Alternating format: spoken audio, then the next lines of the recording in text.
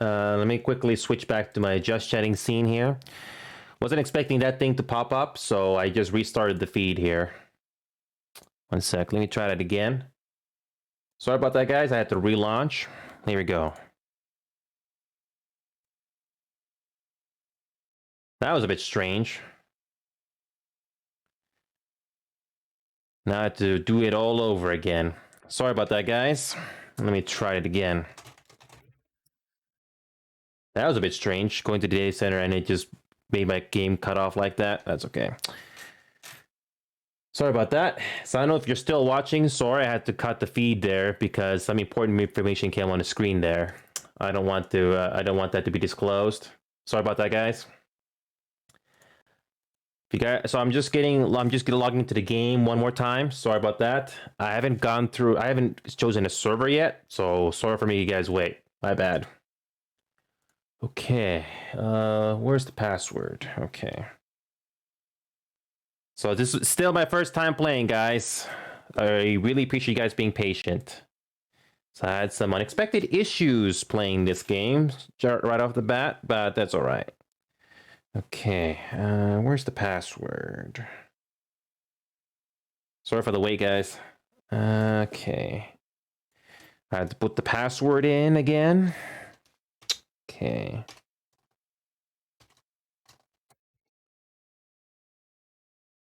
Okay, let's go ahead and the one-time password. I think I got the settings saved in game already, so we don't have to go through that again. Okay. I already did this earlier, so I guess I have to do it again.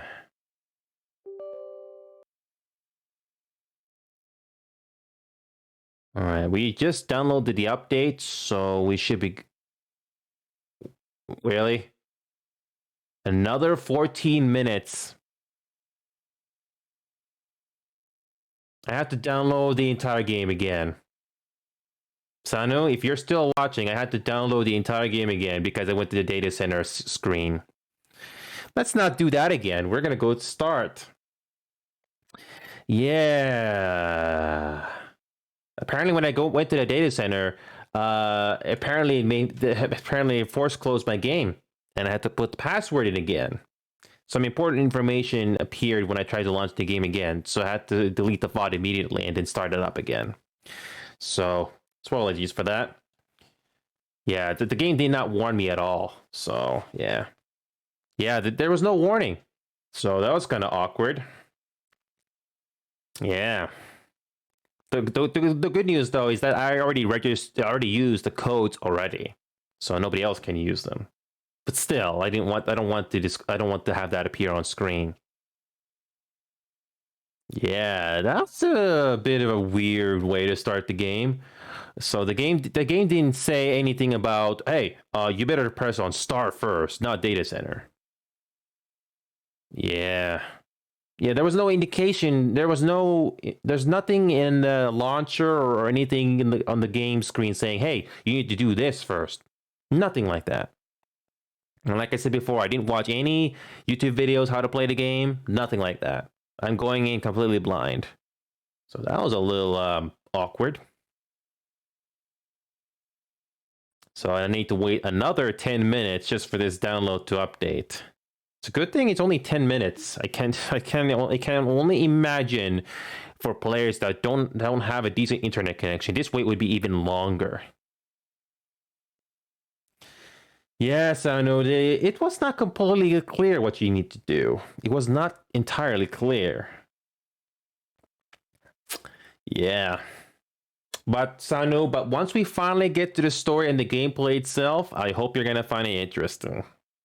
Because I already have an idea how to do it. So it's not gonna be another playthrough. It's not gonna be a regular playthrough already. It's gonna be different.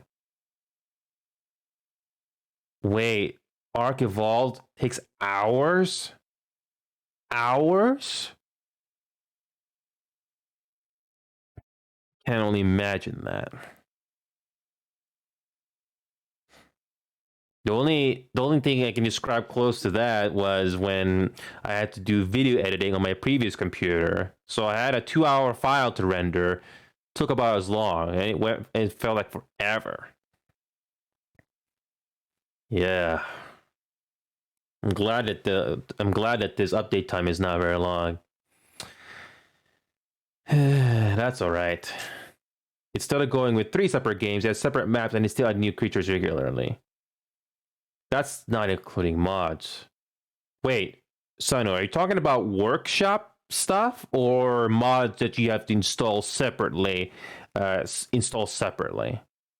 Because when you say mods, like City Skylines, for example, I don't know if you ever played that game, but the game doesn't have mods, but you go to the workshop. Oh, okay, gotcha. Yeah. Orco's Creation Workshop. So Sano, sounds like even if you put one workshop mod into the game, the whole game goes crazy after that. That's what it sounds like when you're telling me that. I can only imagine. Yeah, what boggles my mind on Final Fantasy right now is I already downloaded the update and I have to re-download it for some reason. It doesn't make any sense. It's kind of well. Hopefully, I'm not gonna do that again. Note to self: do not click on data centers when you get to the main screen. I really hope that my settings were saved when it comes to graphics. I had to go through that again. It's funny how it's been almost 2 hours and we haven't even played the game yet. Some mods are slice of life, others spawn massive roaming bosses.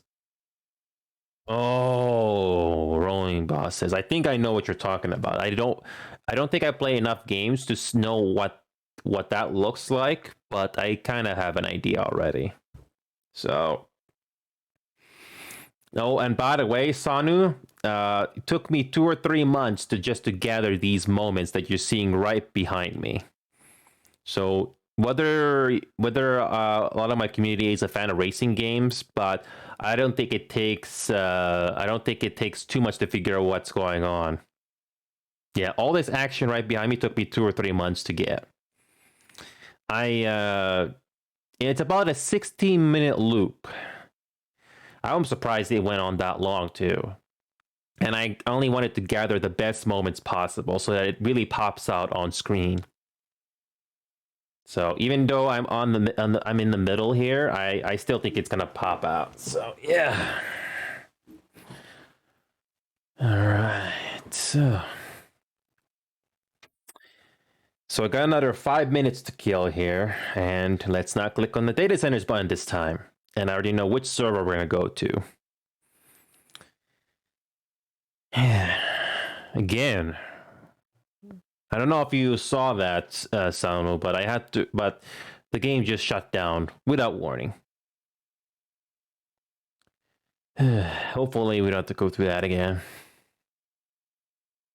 So Sano, you're more than welcome to give your input, or anybody else that's lurking right now, because the race and the character we're gonna create is gonna be the biggest decision I'll make, because like I said earlier, I do not have a lot of free time to go do another character. I really don't, because not only I have to play this game and cover the story if I happen to like it a lot, I have to keep in mind of Goose Goose Duck among other things. That's another thing that to keep in mind, because I still like playing Goose Goose Duck, Planet 2, all those other games. So it's a bit of a bit of a juggling task I gotta do. So I still got another 4 minutes to go for the update here. So fingers crossed. And by the way, Sanu, I feel personally happy that I'm doing this green screen setup, because it looks so good. It looks a lot better than having a big square or rectangle looking box of your face cam, because you can still see my face clearly and you get to see my reaction in real time. I mean, who does not want to see a nice reaction when you when you do see something awesome happen? And like I said before, if anybody's watching, I don't know the story for this game. Nothing. People have already told me that this story in this universe is separate from the others. That's what I've been hearing. But I'm going in complete. But like I said, I'm going completely blind, so this is gonna be interesting. Hopefully, no spoilers. All right, so I think I can make this a little lower.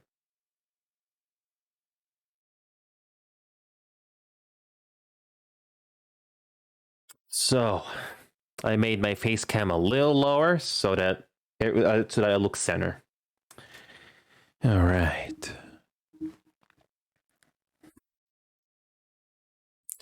Okay.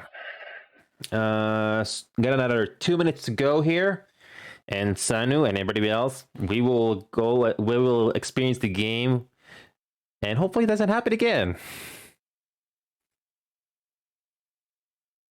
2 minutes to go. So it looks like. So the download speed, if you're curious, it looks like the download speed that I have right now appears to be averaging around 80 megabytes per second. On average, about 80. So it takes about 15 minutes on my end. So we got 1 more minute to go here, and we're gonna go through the whole thing again.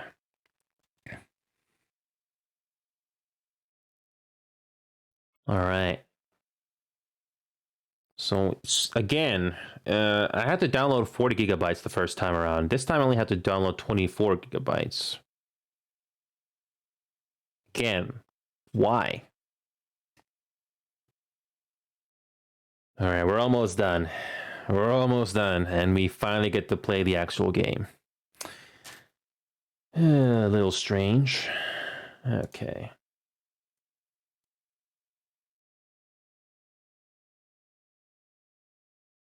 Let's give it another shot, guys. Let's give it another shot. 1 minute.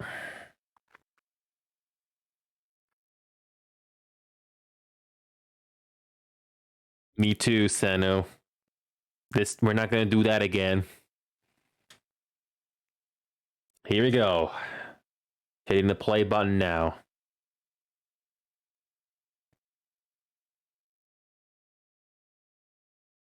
I don't know if the game capture will work for this game, but we'll see.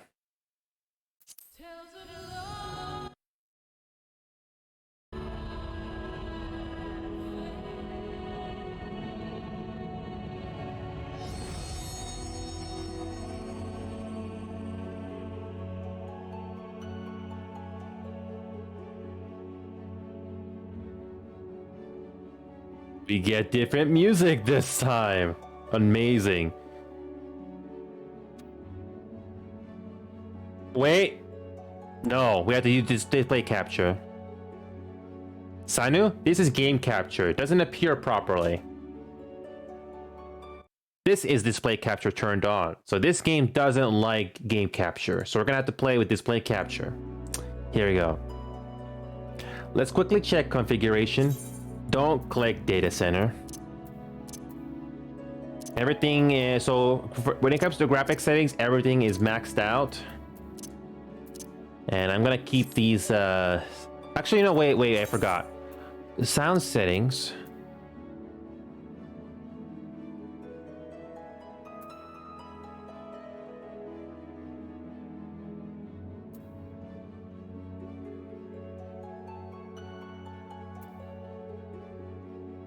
It was expanding the extended stuff? Oh, okay.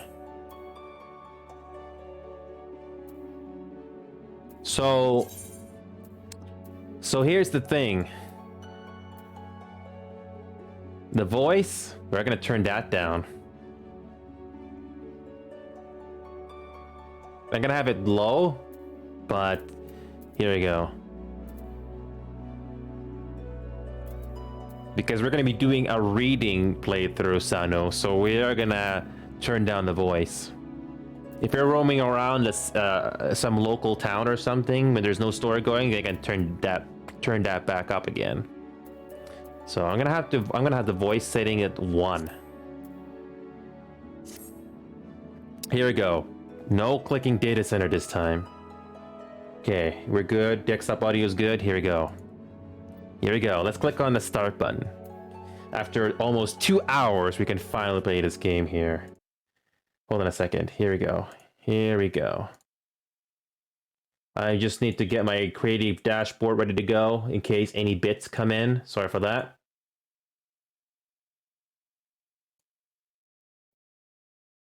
There we go. Here we go. Just click on start.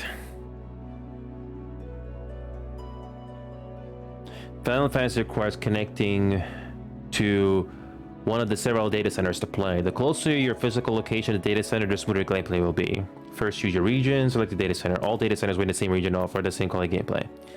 So we're going to North America. So here we go. It better work this time.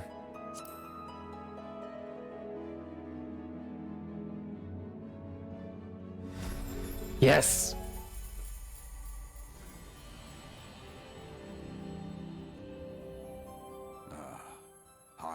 Hydaelyn. A vibrant planet blessed by the light of the crystal. A vibrant planet blessed by the crystals. Seas, encompassing the westernmost Of the three great continents. There lies a realm embraced by gods and Forged by heroes. Her name, Eorzea. The annals of Eorzean history chart the rise of a succession of great civilizations, each one enjoying an age of peace, the astral eras. To date, all have proven ephemeral.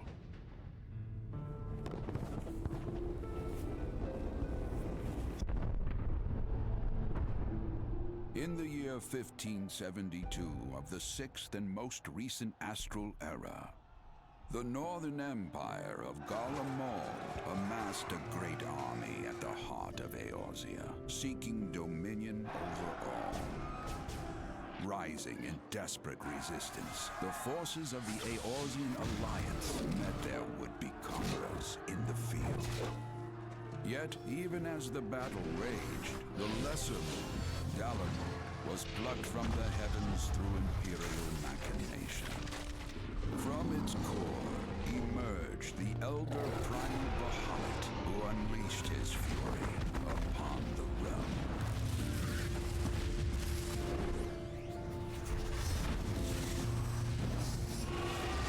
The devastation brought Eorzea to its knees and the era to its end.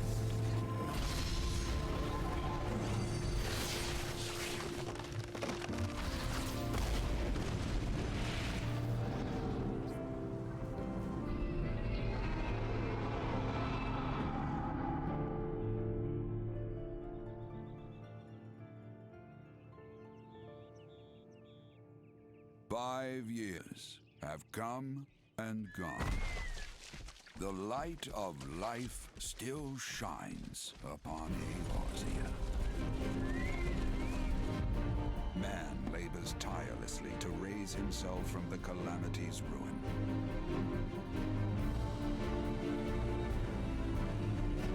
The realm is forever changed, a stranger to him once more.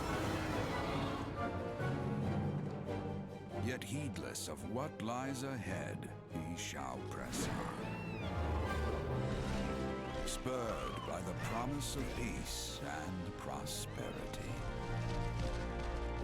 Amid this period of great change, an adventurer arrives in Eorzea, one whose tale is yet unwritten.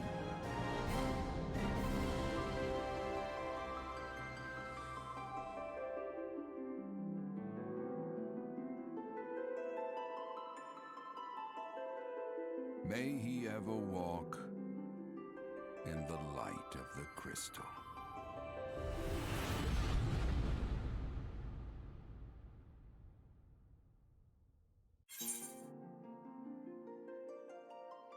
See, Sanu, yeah, that was a lot of exposition, Sanu. I wasn't expecting the voice audio to be that loud.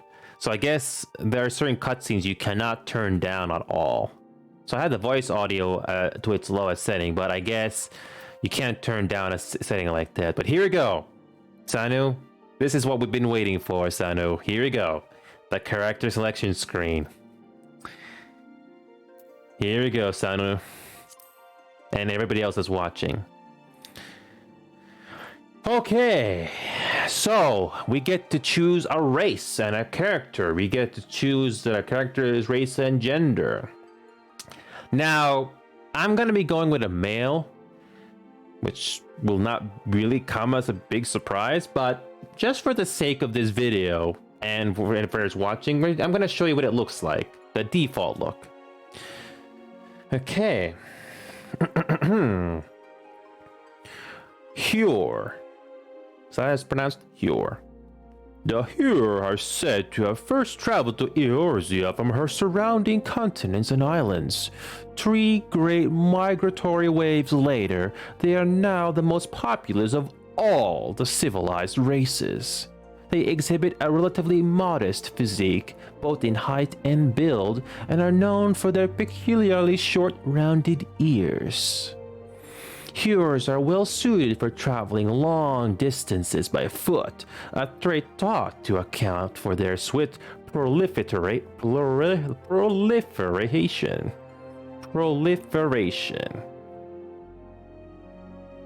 Their espousal of an eclectic variety of languages and traditions is a legacy of their diverse heritage, as is their resulting lack of a unified cultural identity. I'm gonna go with that. I'm gonna do it with each single one because I don't think we're gonna return to this character screen anytime soon. So this is what the male version looks like. Can you rotate it? So this is the graphics settings completely maxed out. It looks pretty good. For a 2014 game, it looks really nice. Yeah, so this race alone does look like a random anime protagonist character. But again, I'm way ahead of myself here, so let's see what the... Yeah, looks like a typical anime character. Of course, there's the fan service shot right there. Yeah. Yeah, and there's of course the typical fan service shot. Yeah, they put it there. Yeah, so the humans are called Hures in this game. So we're gonna go with Elizen next. So they look a little bit taller. Looks like elves. I'm gonna read this one next.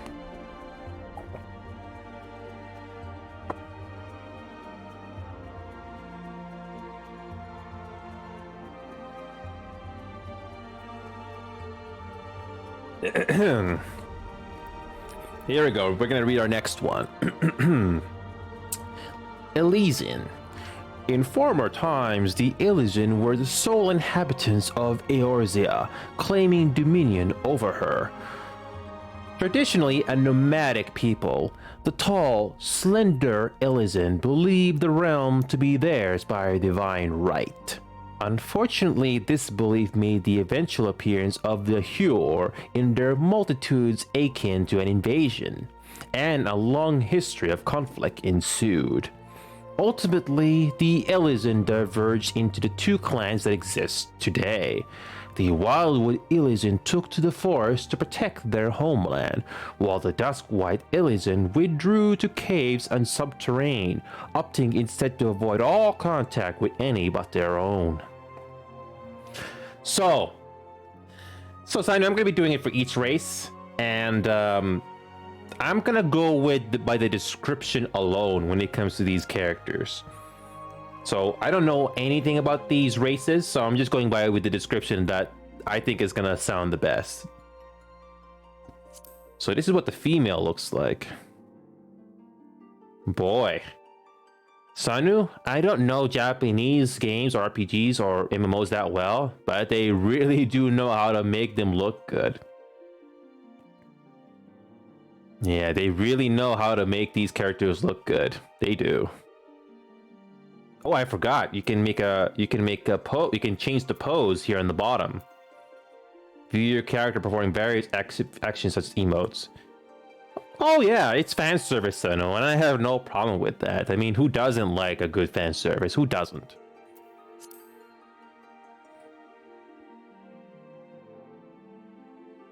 Oh, that looks cute. Let's see that again with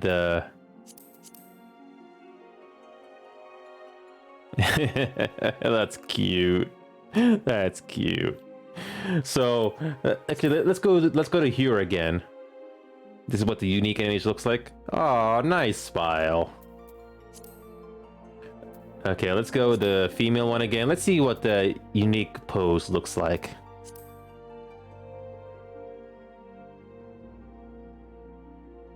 Oh, that's cute. You want to see that again, Sanu? Oh wait, no, it cycles. Oh, that looks so cute. Oh yeah. It's the emotes, yes, but it looks really nice. It plays random emotes. Oh, it looks so cute. Yeah. Ooh, I've seen this happen quite a bit in the game.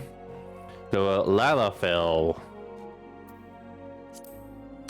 Alright, so the closest thing I can think of the Lalafells are the dwarves. I remember seeing that back in Dragon Age, but I guess this is this game's version of dwarves, I guess. Here we go. Lalafell. A wee people sporting short, rotund bodies, the Lalafell appear as no more than children to the eyes of most. Many of these nimble little folk hail from the islands of the South Seas, where they practice a simple agricultural lifestyle. It was not until the opening of maritime trade routes that the gradual migration of Lalafells to Eorzea began. Now, one of the most well-established races in the realm, Lalafells can be found in great numbers in nearly every city. Though Lalafellian culture places great emphasis on blood relations, individuals are known for getting along amicably with members of all races. The Hobbit type. Yeah, makes sense. So the Hobbit, but a little bit more smaller, I guess. That's what it reminds me of. So let's see what the pose looks like for these characters. Oh, that's adorable. That is adorable. Yeah, I mean, all MMOs have that emote, but it still looks adorable, though. It looks adorable. The facial expressions alone makes it interesting. Aww. Oh, I didn't even talk about the attire. You can change that too. All right, let's go ahead with a unique pose. Aww. I like it when it cycles through the random emotions, so you get a decent idea what the emos look like. It's so cute.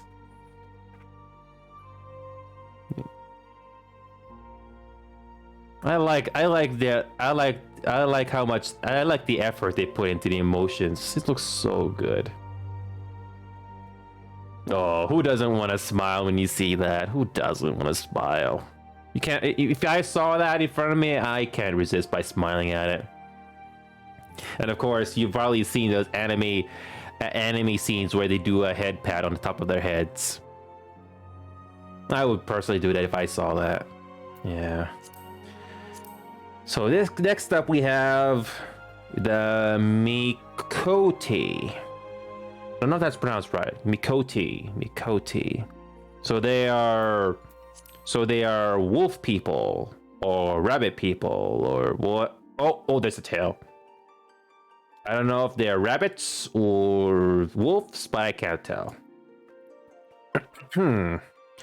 Mikoti. The ancestors of the Mikoti made their way to Eorzea during the Age of Endless Frost, traversing the frozen seas in pursuit of the wildlife upon which they subsisted.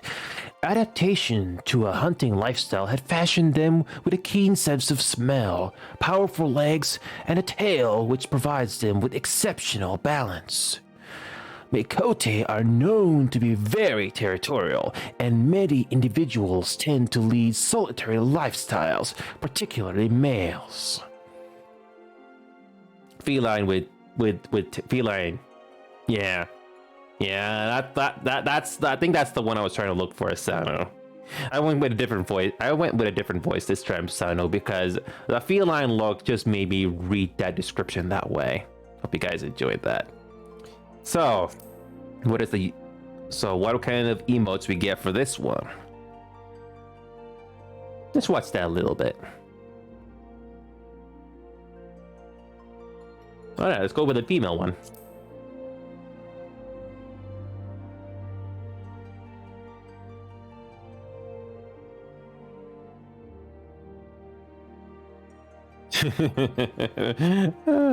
Bad service.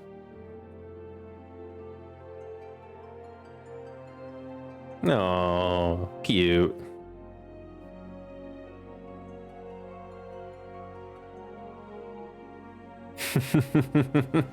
Yeah. And of course, the usual fan service. Yeah. Oh, it's cute. All right. Next up, we have Roigadine. We'll go to the female one in a moment. Roigadine, known for their brawny bills and piercing eyes, the Roigadine are the largest and most rugged of Eorzea's races. The majority of the realm's Roigadine belong to the Seawolf clan, a maritime people who earned their keep on or by the sea, be it as sailors, fishermen, or pirates. Comparatively fewer in number are the Hillsguard, who are known for their more earnest demeanors and can often be found working as bodyguards and smithies. So, I don't know what this resembles of in other media, but I mean, imagine they're dwarves, but they're humans. Strong man tank, dude. Oh, okay. That's the first impression that I got was, imagine if dwarves were not short and they were taller. That's what I was thinking. Yeah, definitely taller. Definitely taller. Yeah. So the female version of this race looks a little bit more masculine, but they do have their feminine qualities. All right, let's do the poses. That's the Superman emote. Mercy Superman.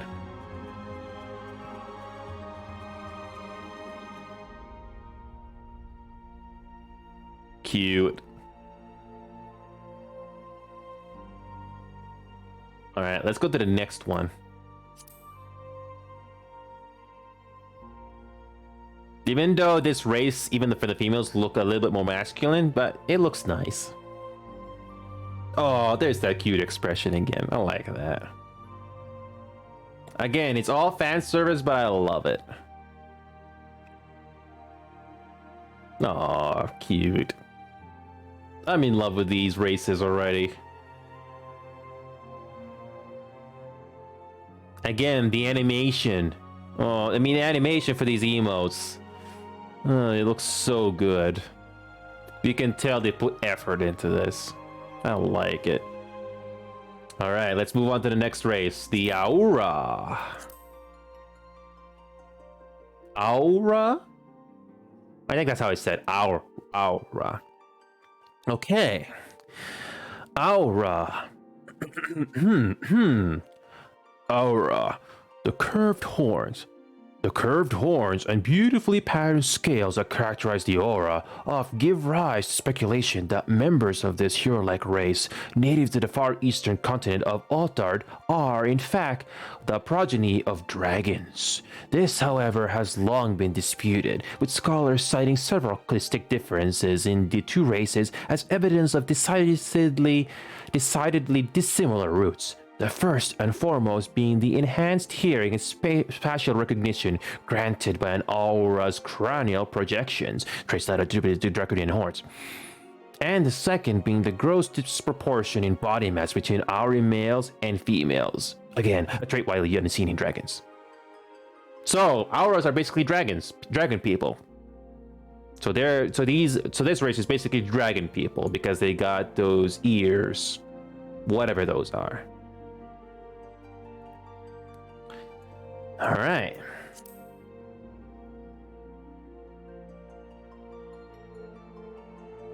So they're dragon people and scaly tail. And oh, of course. Yeah, there's the tail. There's the dragon tail also.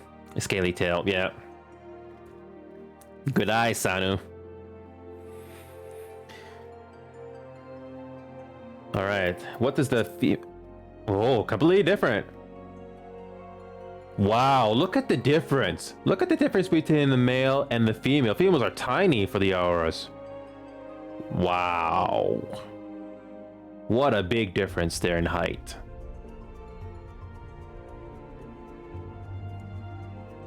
You can also zoom in. I didn't realize that. Oh. Again, I like the fan service. Yeah, he has the fan service. It's there.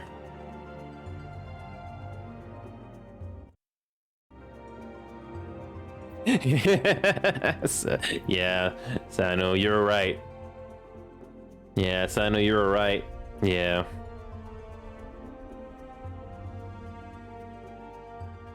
Yeah. Again, they all look adorable and likable. Just judging the looks alone, they all look likable. So the next race only has a male version for it. Okay. Oh, the beast people. That's what this is the first impression I got of this one. Harotgar? I think I don't know if that's the right pronunciation, but that sounds like that's how you pronounce it. Harotgar, Rotgar, or something like that. Rotgar.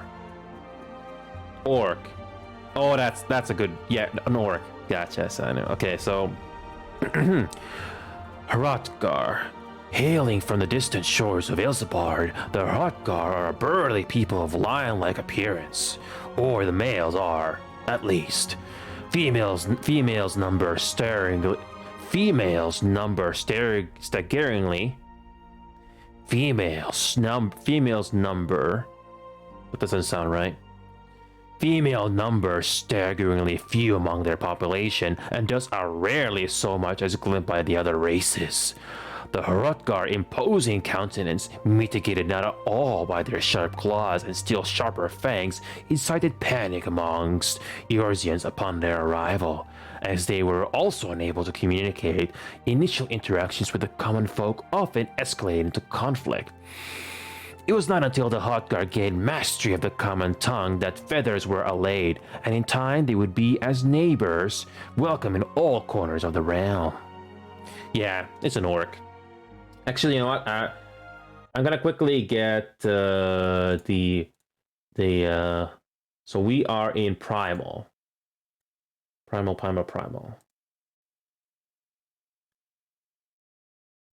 All right. I'm just going to my Final Fantasy Discord. I got the Final Fantasy Discord right now, and I'm just making sure I got the role that I needed because oh,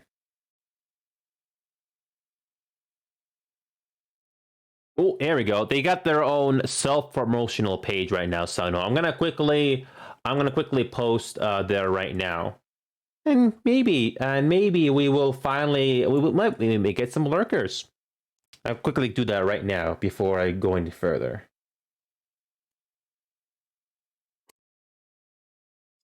Here we go. Here we go. Let's go back into the game. Who knows how many people we're gonna get here? So let's go ahead and do it. Okay. All right. So we got orcs, and we're gonna go for the last one, which is Viera. So the Viera are rabbit people. So this is a rabbit people.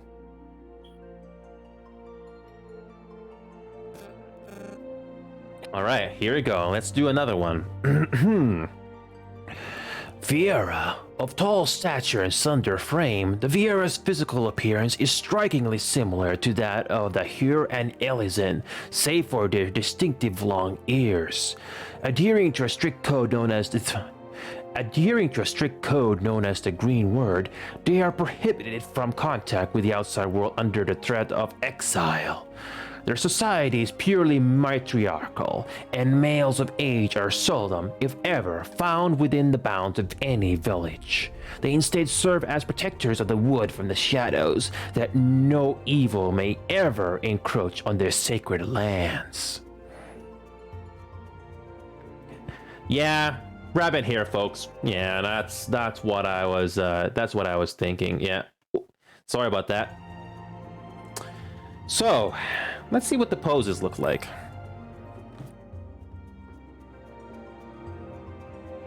So for the male Vera, it kind of looks feminine. Well, I guess with the attire that this currently has, it does look a little feminine. So got the claws.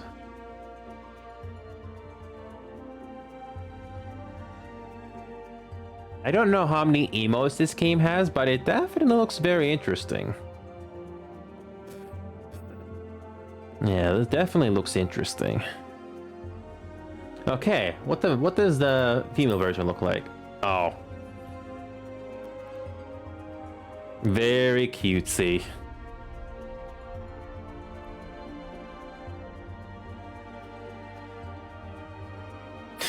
Well, Sana, you're absolutely right. I mean, look at this look right here. It's no doubt. Very feminine looking. I love it.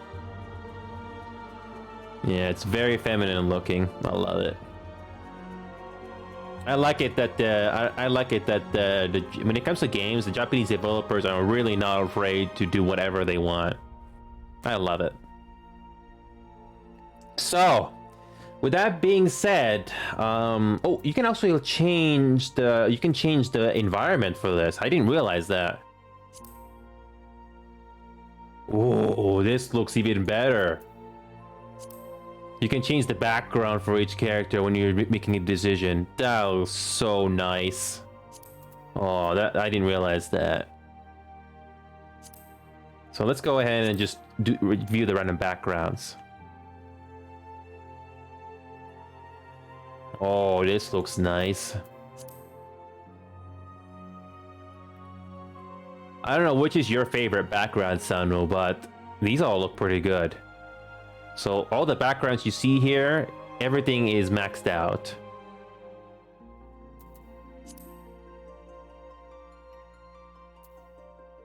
Oh, an ethereal background, La Nocian coastline, Black Shroud, the arid desert of Tunnelland, and the Grenadian residence. Oh, you're a sucker for nature, Sanu. Well, don't worry. This game does have a lot of nature.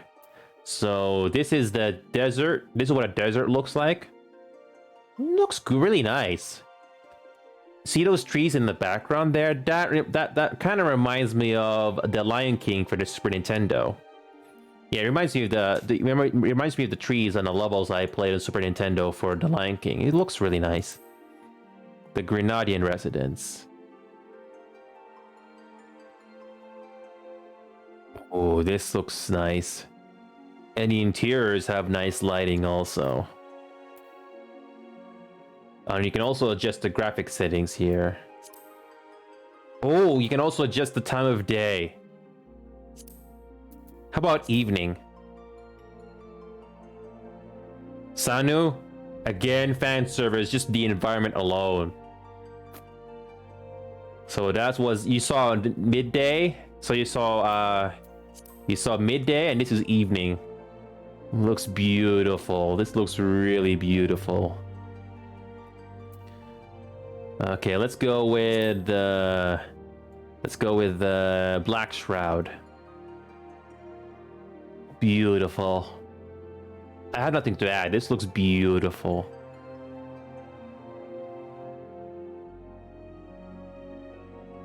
Oh man, this looks beautiful.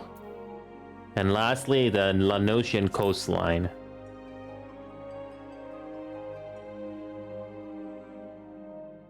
Again, beautiful. If I had to pick a favorite just by these environments alone, I'm I'm probably gonna lean more towards. I have to probably lean more towards the desert of Tanaland. This one probably looks the most interesting out of them all. Out of them all. Yeah. Welcome to the world building of Japanese of MMORPGs. We're not finding to pull off amazing scenery lighting. Yeah, that's the thing about the backgrounds and design and environment design. I love it. So I don't know which is your favorite Sanu, but I like this desert one. I like this desert one in particular. This one looks interesting to me the most.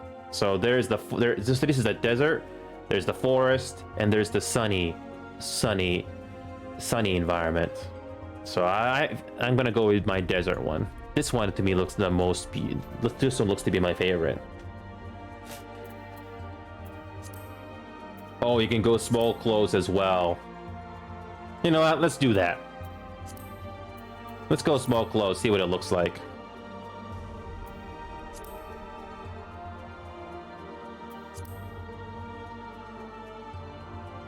Yeah, why not?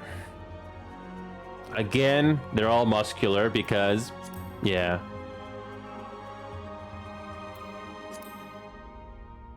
The Lalafels are so adorable looking. I'm just going through these one more time. Just for anybody curious.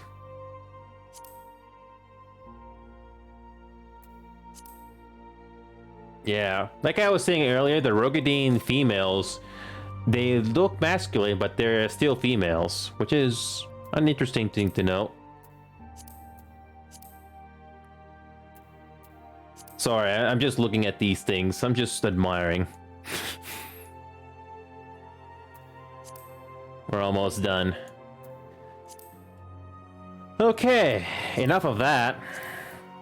So, here comes the big decision. Which race?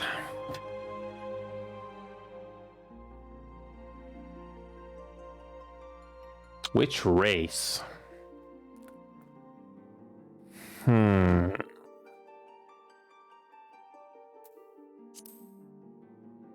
Typical human.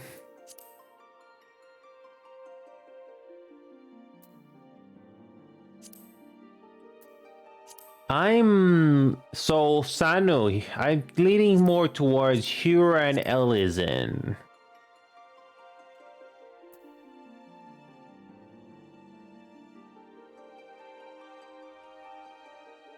You like you would go for the aura? I don't know. I'm just going with my own personal preference on this one. It's this is tough. I mean, they're all likable. Just by the looks alone, they're all interesting.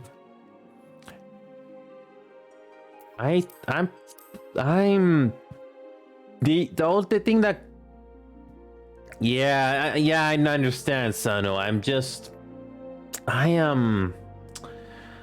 going with my gut on this one because I don't know if you know this fact, Sano, but in real life I am a tall guy. I'm 6'4". So I'm leaning more towards the Elysin. Yeah, that's what I'm leaning towards, the Elysin, because I'm a tall guy. So that's what stood out to me the most. I mean, I know the Rogadine and Auras are pretty tall too, but something about the Elysin is interesting to me. So we're gonna go ahead and do Elysin.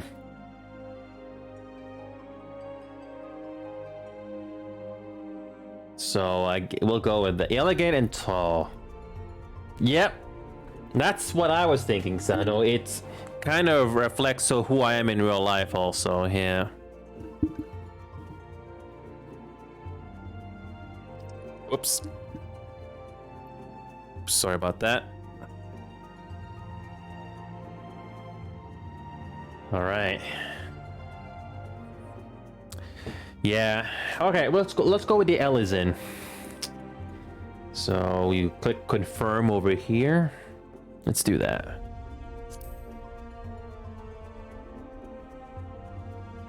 Select your character's clan. Okay. Now this is going to be personal preference again, Sano, but here we go. I think STR means strength, dexterity is DEX, vitals VIT, and I don't know what INT and MD means, but I'm just gonna go ahead with the description alone. So, Wildwood. For hundreds of years, the Wildwood Ellison have lived in the relative safety of Eorzea's lush forest. With the formation of Eorzea's governments, however, many Wildwood ventured forth from the forest, drawn to the exhilarating cosmopolitanism of nearby Grenadia. There is minimal dimorphism between the two genders, though males are generally considered to be milder and more chivalrous in demeanor. Among their dusk-white brethren, Wildwood Ellison are referred to as Greens for their love of the forest. Intelligence and mind. Thank you, Sano.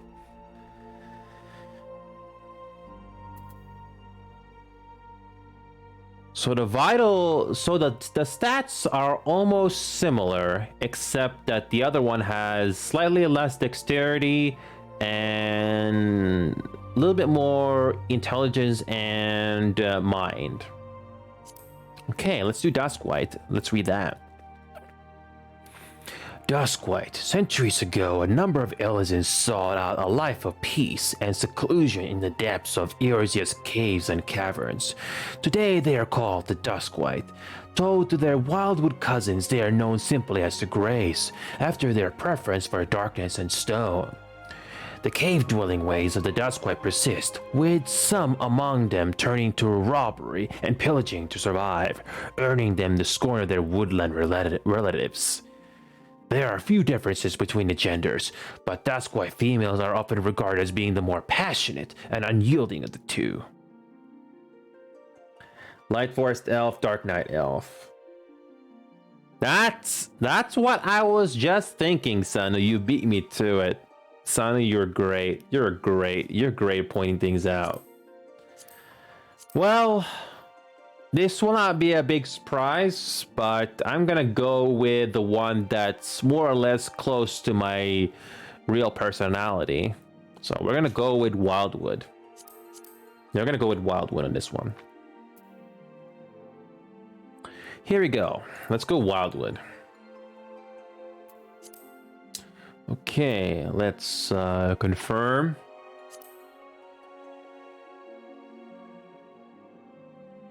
Here we go, Sanu. The appearance. Oh, you can make them taller?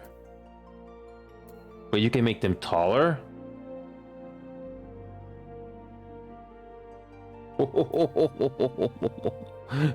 Oh boy.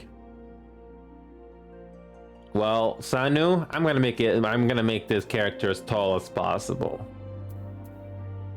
Skin color?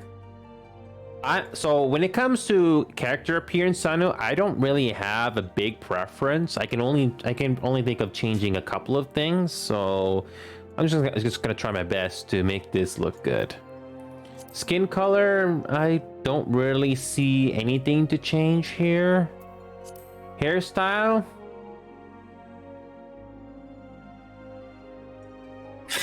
Sanu. Yep. If you're doing a female character, yeah. There's already enough videos of that going around. There's already enough of those going around. Okay. Not a bad choice of hairstyles here. I've definitely seen quite a bit of these hairstyles from anime. Definitely.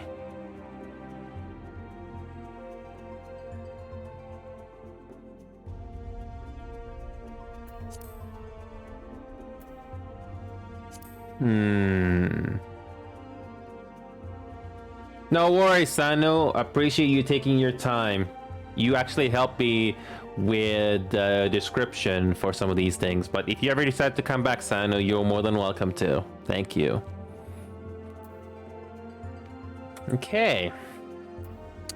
So, let's go ahead. Let's go. I'm just gonna go with my personal preference in this one. What do we got? They're all pretty good looking hairstyles. oh, this one looks interesting. I don't know. I don't think I'm gonna go with that one. I'm just gonna try to go for a hairstyle that's more or less similar to what I have in real life, or at least close to it.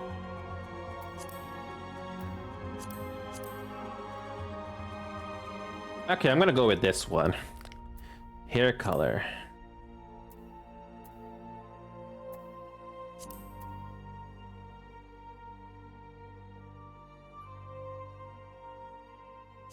All right, let's go with that. Face. All right, keep that. Jaw.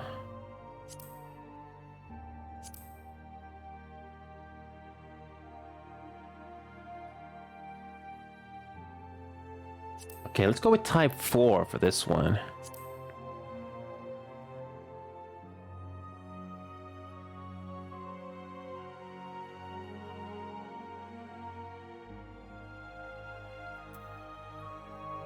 Eye shape.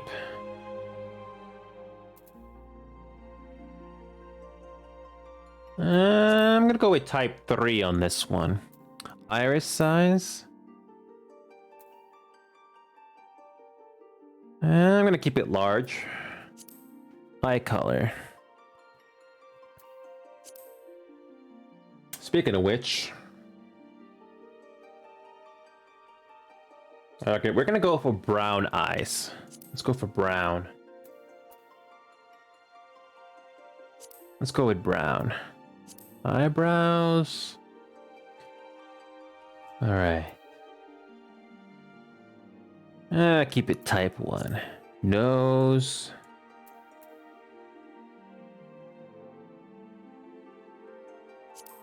Okay, let's go with type 4. I like this one. Mouth. Let's go with type 3.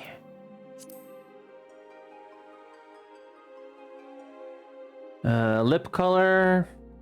I think we're gonna keep the lip color the same. Ear shape.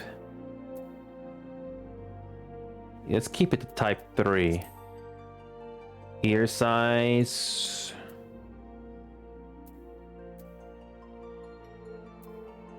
I'm gonna make the ear size a little smaller. I'm gonna go with 14.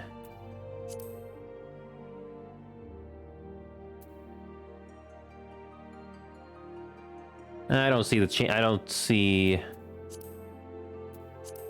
I'm just gonna keep the ear claps the same thing. Ear claps color. All right, let's keep that the same.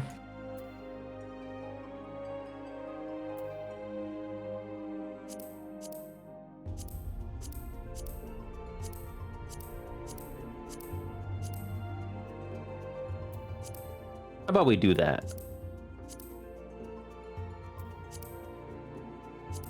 And you know what? I'm just gonna keep it nice and plain. Face paint. What should we do for face paint? Ooh, this looks nice. I'm just gonna not add any face paint. We think we're good.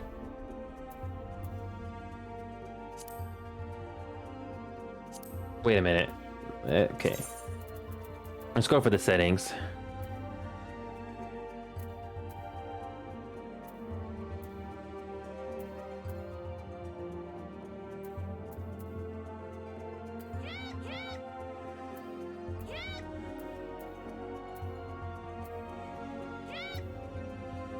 Why can I not change?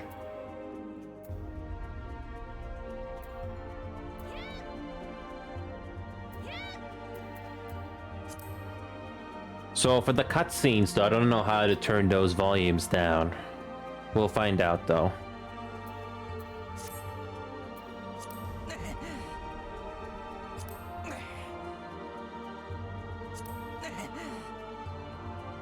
So we got an angry, crying, happy emotes.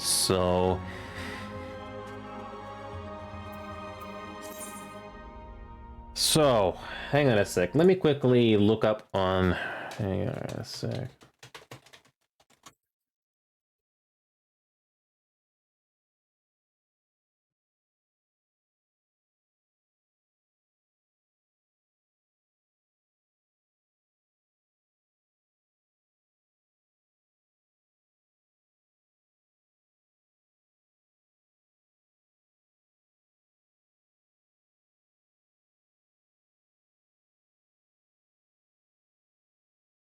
I wonder if he can turn... I wonder if you can turn down the cutscene voices. I don't know.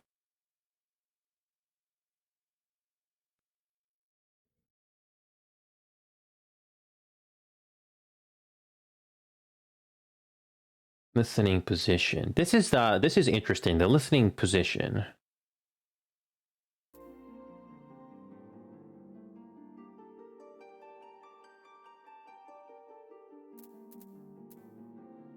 Listening position.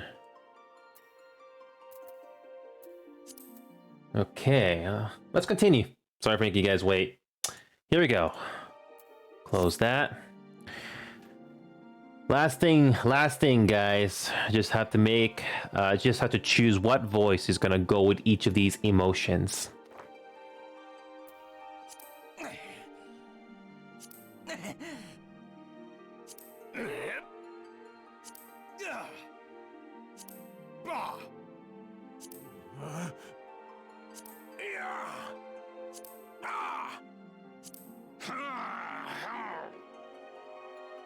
That made me chuckle a little bit.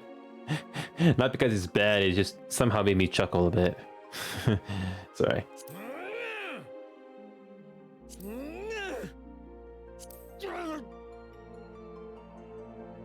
I think the first few ones from the top I like the most.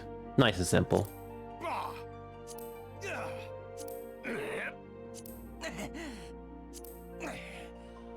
I want to keep it nice and simple.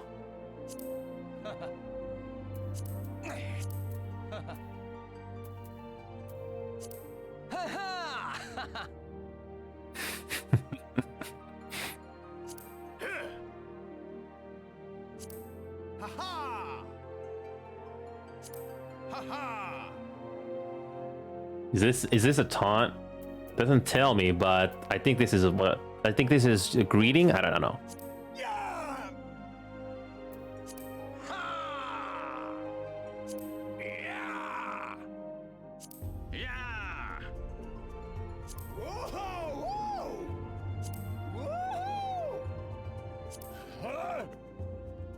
I like this one.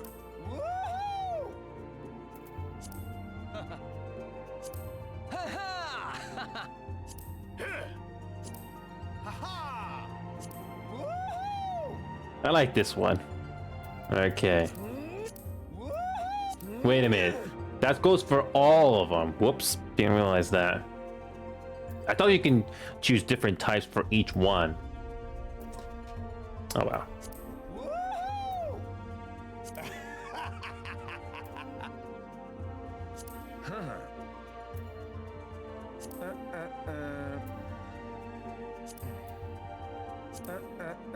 I like type 11.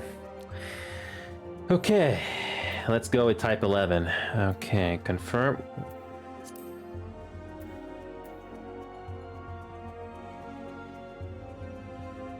Okay, I think I selected them all. Okay, let's confirm.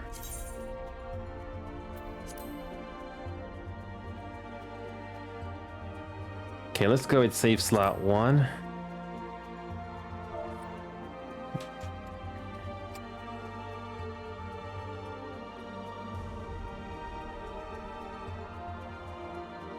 Let's go with this.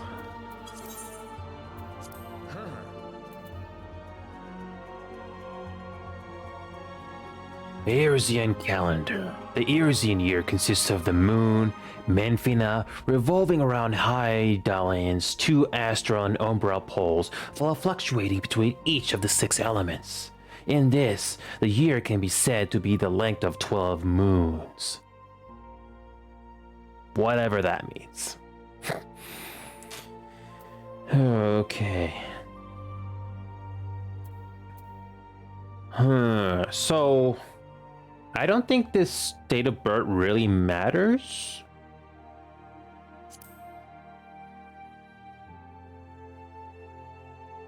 Interesting variety. I'm not sure if any of this means anything, but it's like a standard Earth calendar.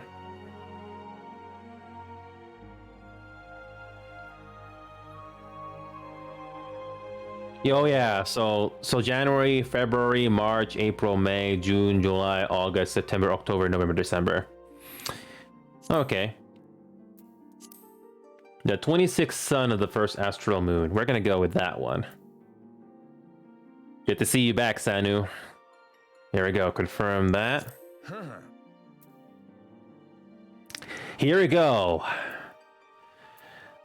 We have to select our character's patron deity. Ooh, we got quite a few of these to go through. Here we go. Halone, mover of glaciers and goddess of war, is the guardian deity of Ishgard. She commands the element of ice and is associated with the first moon of the Arisian calendar. Halone is the daughter of Ragar and a bitter rival of Nufika. She is most often depicted as a relentless warrioress armed with a bronze great shield. Her symbol is the three spears. Menfina is a keeper of the moon and the goddess of love. She commands the element of ice and is associated with the second moon of the Arisian calendar. Menfina is the sister of Azima and the divine lover of Oshon. She is most often depicted as a maid carrying a round skillet. Her symbol is the full moon. We'll go to a decision on this one here in a moment. I just like reading. Taliak, the ruler of rivers and wisdom, and a god of knowledge, is the guardian deity of Sharlian. He commands the element of water, and is associated with the third moon of the Arisian calendar. Taliak is the father of Limlin, and the teacher of Byragot. He is most often depicted as a reserved scholar holding an ashen staff. His symbol is the scroll.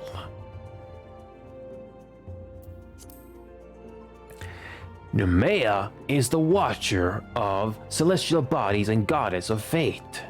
She commands the element of water and is associated with the fourth moon of the Arisian calendar. Nimaya is the younger sister of Altic and master of Ragar. She is most often depicted as a weaver donning a white silken veil. Her symbol is the spinning wheel. Limlane, watcher of the seas and goddess of navigation, is the guardian deity of Limsa Laminza. She commands the element of wind and is associated with the fifth moon of the Arisian calendar. Limlane is the daughter of Taliak and the elder sister of Nufika. She is most often depicted as a strong fisherwoman wielding a long-bladed harpoon. Her symbol is the wave. Quite a bit of these things to go through.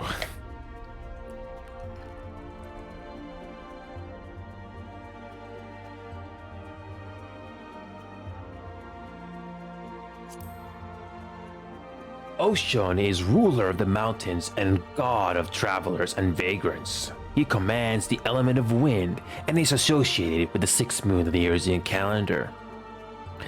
Ocean is the brother of Naldatal and the close companion of Halone. He is most often depicted as a carefree ranger wielding a bow of yew. His symbol is the walking stick. Byragot. Byragot is the purveyor of architecture and industry and god of the arts. He commands the element of lightning and is associated with the seventh moon of the Arisian calendar. Byragot is the elder brother of Halone and a pupil of Taliak. He is most often depicted as an ardent smith with a two-headed hammer. His symbol is the hand. Bear with me, guys, we're almost through this. Ragar, Breaker of Worlds, is the god of destruction and the guardian deity of the now fallen nation of Alamigo. He commands the element of lightning and is associated with the 8th moon of the Eurasian calendar. Ragar is the father of both Baragat and Halone and serves as an attendant to Nimaya. He is most often depicted as a magus carrying a staff of bronze. His symbol is the streaking meteor. Azima is keeper of the sun and goddess of inquiry. She commands the element of fire and is associated with the 9th moon of the Eurasian calendar. Azima is the daughter of Altic and the elder sister of Infina. She is most often depicted as a noble lady holding a golden fan. Her symbol is the radiant sun. 3 more to go. Naldathal, the overseer of the underworld and god of commerce, is the guardian deity of Ulda. He commands the element of fire and is associated with the 10th moon of the Eurasian calendar. Naldathal is the single manifestation of the deific twins Nald and Thal. He is most often depicted as a discerning merchant holding a balance. His symbol is the cowrie, an ancient shell currency. Almost done, guys. Nofika, tender of soils and harvest, and goddess of abundance, is the guardian deity of Gridania. She commands the element of earth and is associated with the 11th moon of the Eurasian calendar. Novika is the daughter of Azima and the younger sister of Limline. She is most often depicted as a jubilant farmer holding a scythe of steel. Her symbol is the spring leaf. 1 more. Altic is the surveyor of change and space and god of time. He commands the element of earth and is associated with the 12th moon of the Eurasian calendar. Altic is the father of Azima and Minfina, an elder brother to Nimaya. He is most often depicted as an austere emperor wielding a mithril great axe. His symbol is the hourglass. Whew, sorry about that, guys. That took a while. So basically, you get some sort of attribute or something that's going to help you in combat or something. I think this is what this Patron's Deity is all about. So I'm not sure if you're still watching, Seno, but I had to make a decision for this one.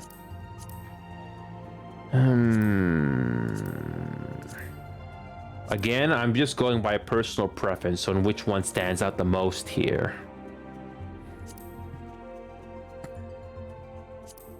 Nothing much stands out here, so I'm just going by the description alone. Hang on a sec, I need more water.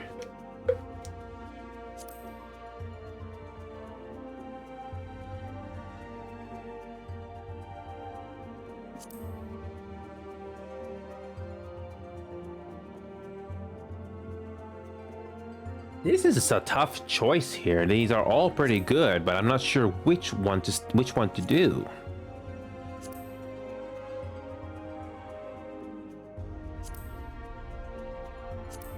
Yeah, these are all pretty good. For some reason, this one stood out to me the most. I don't know why, so I'm just gonna go with that. Alright, here we go. Select your starting class and city-state.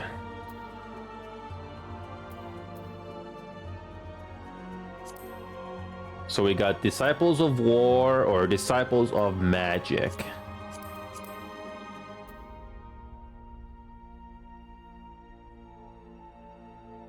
Oh boy. This is a lot to go through. I said I would do reading, and I will do it. Here we go. Gladiator. Gladiators specialize in the handling of all manner of one-handed blades, from daggers to long swords, be they single or double-edged, straight or curved. A defining characteristic of the art is its emphasis on diverse combat tactics, training its members to bring them martial skills to bear in any situation. As such, there are practitioners who marry sword with shield, seeking to defend their fellow companions. Others opt for an empty offhand, choosing instead to focus entirely on their sword arm. In all instances, the ages-old art of the sword makes the gladiator a formidable adversary in any encounter. I'm gonna go with this one on the bottom. How many of these do we have? We got only one of them spawns at Limsa. Interesting. Okay, let's go ahead and I'm gonna read Olda.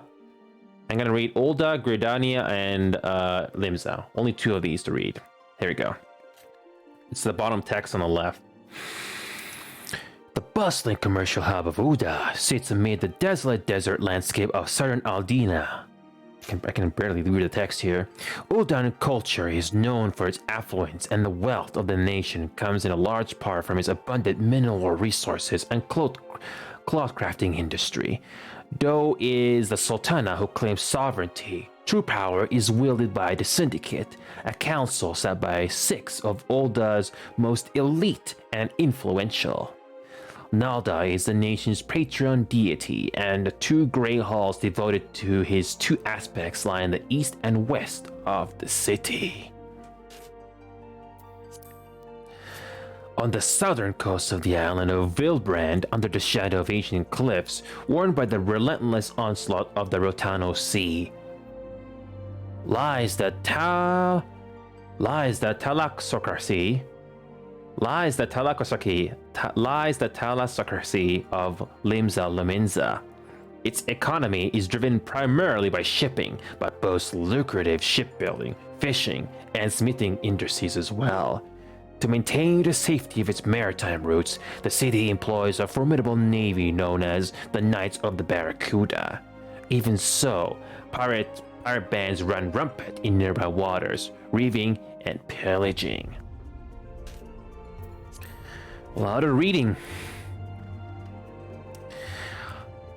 Pugilist. The path of the pugilist is one of incessant training aimed at mastering the traditional techniques of hand-to-hand combat.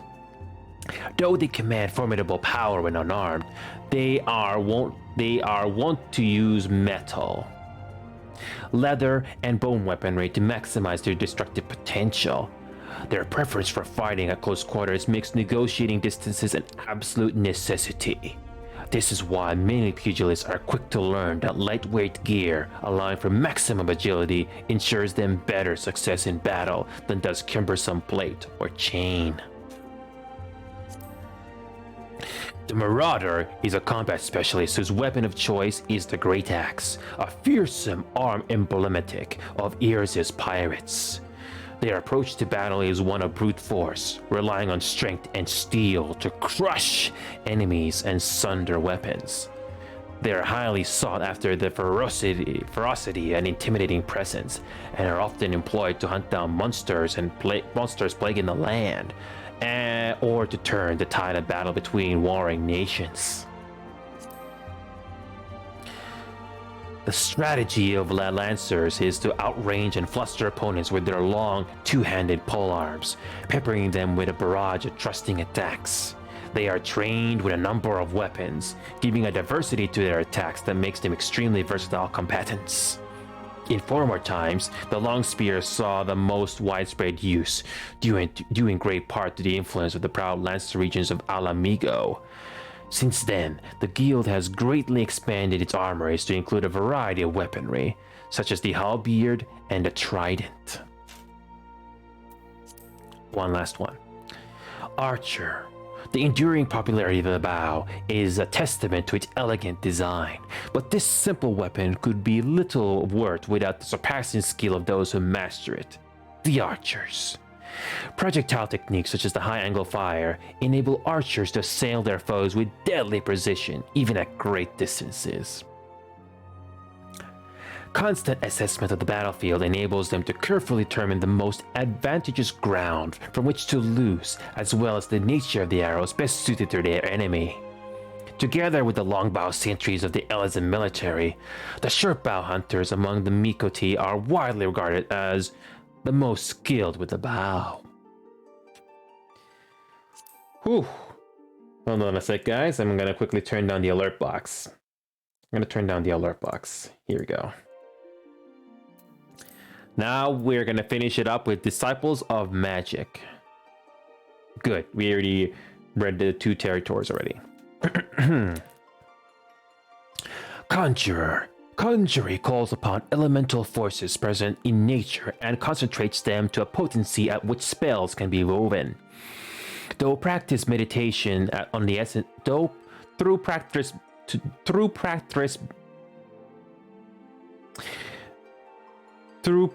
meditation on the essences of creation, conjurers draw forth and absorb aether from their immediate surroundings.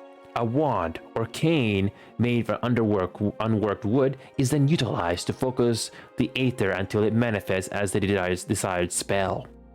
The seat of the Conjurers Guild lies at Stillglade Fane in Gridania, where the voices of Eorzea elementals are said to be the most powerful. Thaumaturge. In the hands of a skilled practitioner, thaumaturgy can be a force of terrifying destruction. At the heart of this school of magic lies the ability to call forth and command the latent aether within oneself through deep introspection. To then mold that aether into sorcery, the thaumaturge makes use of a scepter, or staff, within which is housed a medium, a natural stone imbued with magical properties. Arcanist. Adepts of the art of arcanium derive their might from symbols of power, born of geometric techniques hailing from across the southern seas. Held within occult grimoires, these symbols lend shape to the arcanist's aether, thereby allowing him to produce myriad powerful spells. Using the self-same symbols to unlock the latent power contained within gemstones, arcanists are also able to summon forth the familiar known as carbuncle to carry out their bidding. Whew, that was quite a bit to go through. I hope there's no more of this. So, the one that really stands out the most to me are the Disciples of War. Either a gladiator or a pugilist.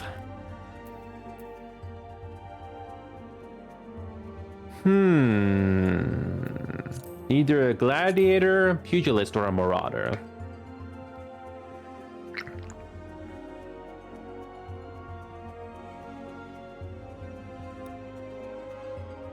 So, it's between these two. I don't know. You get a nice sword as a gladiator.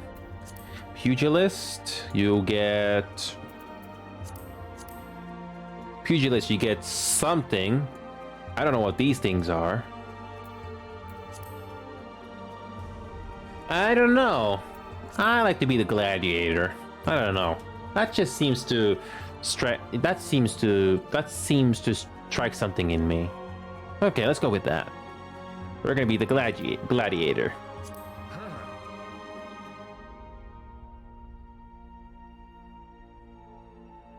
Good. Famfrit. That's what we're gonna go to. Let me just quickly double check it. Yeah, we're gonna go with Famfrit. Hopefully the description from the article is exactly as it sounds. So here we go. We're gonna go Famfrit first. This will be the world we're gonna be playing in from now on. Here we go.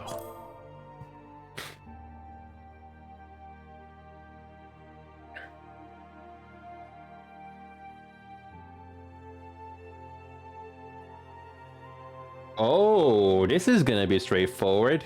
I already know what my forename and surname are gonna be. I like the sound effects that play here. Enid's gonna be my first name, Hubby's gonna be the last name. Both forename and surname must be between characters, only letters hyphen can be used. The first character even must be a letter hyphen can be used as succession or placed immediately after the first piece. Generates a random? No, we don't need it. We need to generate a random name. I like to do this. Confirm.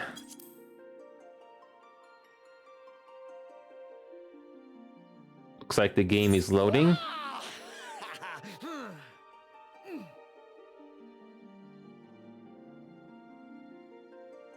Ooh, that was appropriate game. I like that. That was appropriate. Here we go. I guess we finally begin our adventure with this one here, guys. Here we go.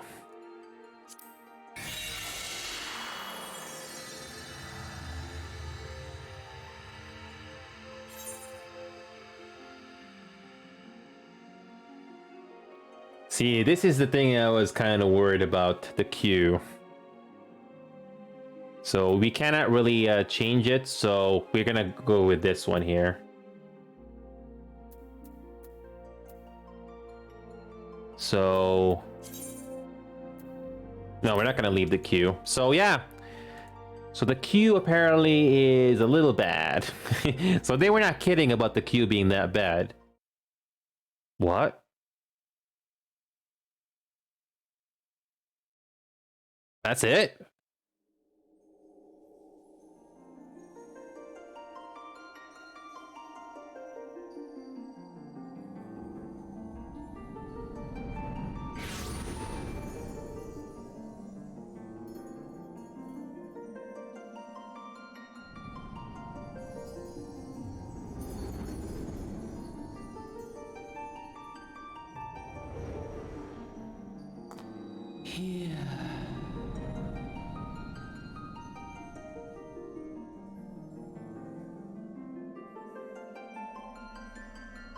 Here, feel.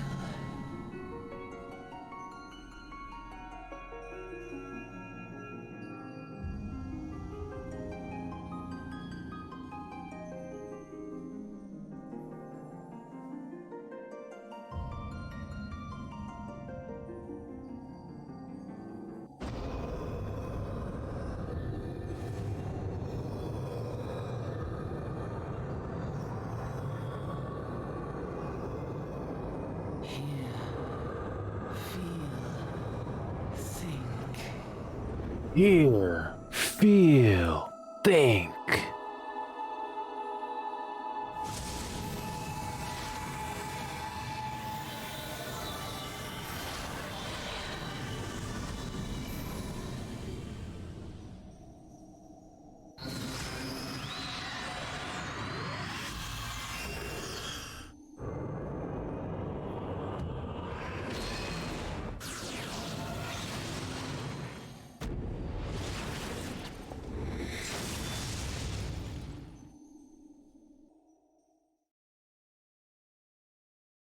What just happened?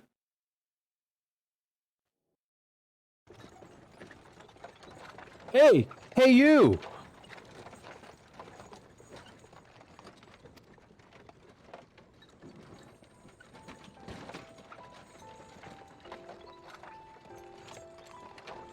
You alright, lad? You were moaning something fierce for a while there. Feeling the effects of the Aether, I reckon. You'll get used to it, though. Don't worry.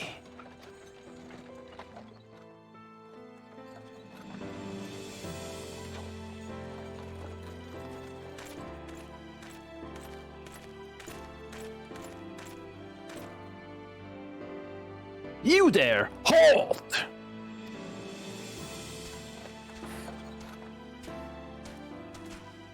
What's this? What's all this about?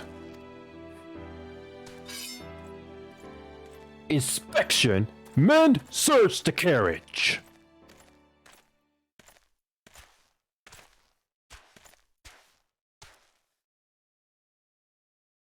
I'm just an honest peddler, friend, so don't be too disappointed if you don't find nothing, eh?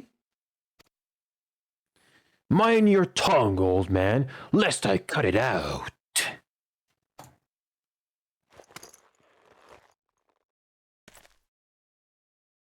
Sir, look! Somnus!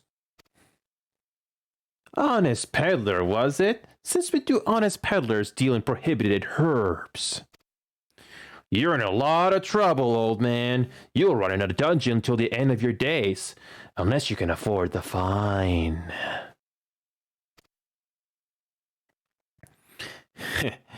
Business as usual.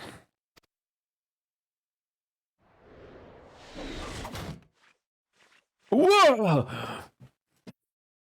Amalja! Amalja! To arms! To arms!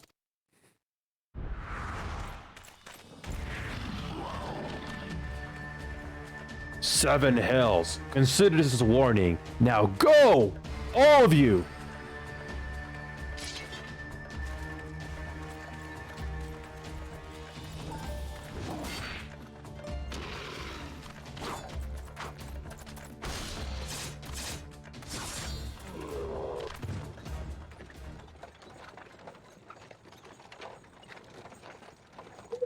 That kind of excitement ain't good for the heart. You be careful around them brass blades, lad. Bastards have the shirt off your back before they fancy it. Like common bandits, they are only less honest. Thank the gods for sending some beastmen to the rescue, eh? Hey, seeing as we still got a long ride ahead, you mind keeping me company till we arrive? Them youngins don't much care for a conversation, see?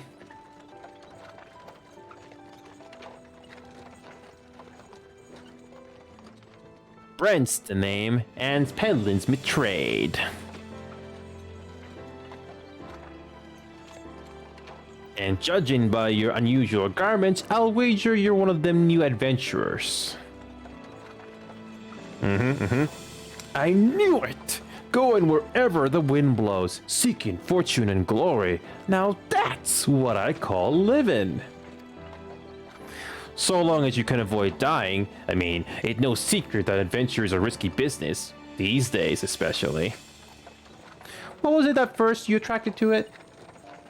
What was it that first attracted you to it? What was it that first attracted you to it?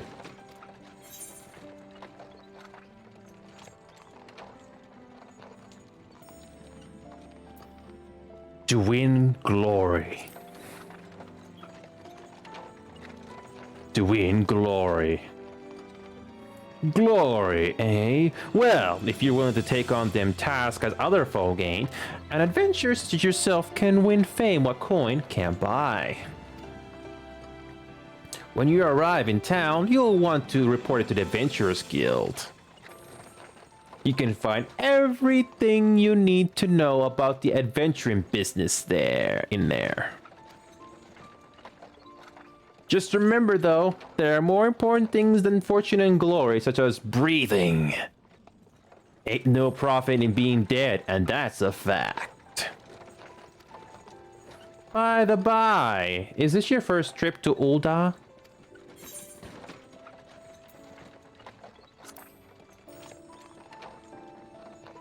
Yes, it is? Well then, let this journeyed iterer tell you the ins and outs of your destination.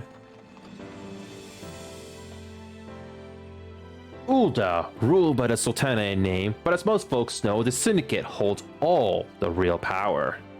Them and their monetarist cronies would happily get rid of her grace altogether, but that won't happen while she still commands the loyalty of the Royalists, and the Royalists are nothing if not loyal. These factions have long fought over power, throwing the weight of their wealth against each other, and they show no sign of stopping.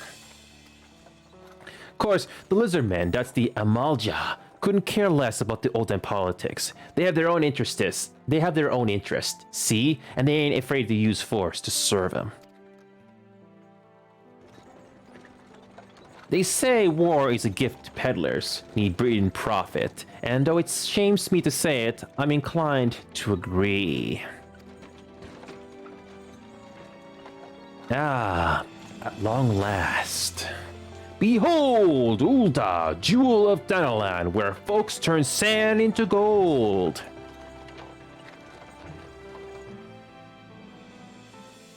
Deep in the sun-baked south, surrounded by the shifting sands of an endless desert, she rises. A solitary rose amidst the dust and rock, a symbol of defiance. Her name, Ul'dah.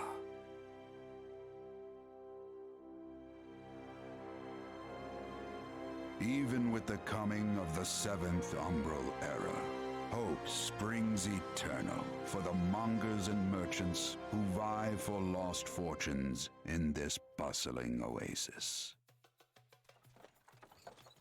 As the twin faces of Nold Thal maintain their vigil over all that has been and shall be, the present proffers a brave soul.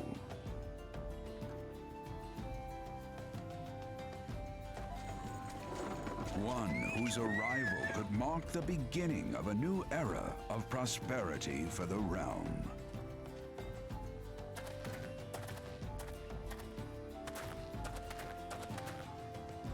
And here's where we part ways, lad.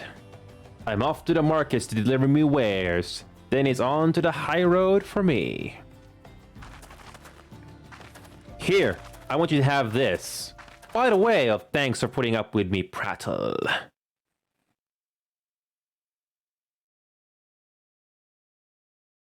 You never did tell me your name, though. Hey, but here's an idea.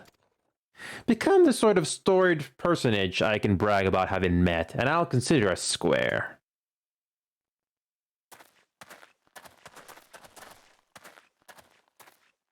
May the traders nurture our fortunes as they kindle the flames which burn within us all. For by fire are we reborn.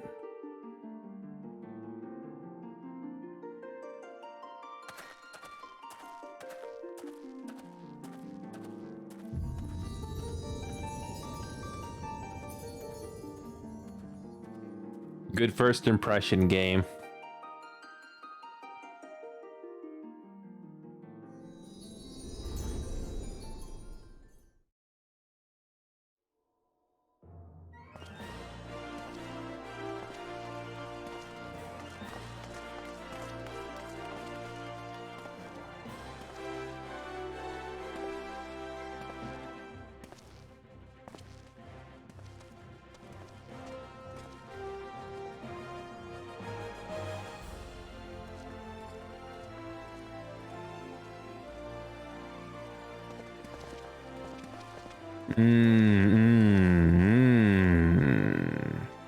Oi, adventurer, over here!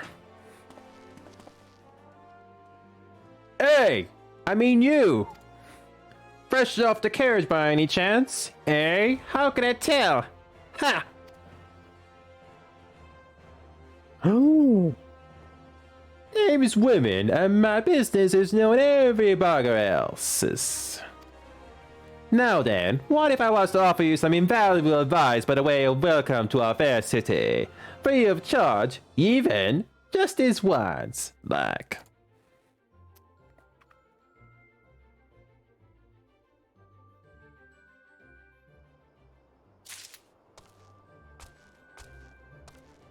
Alright.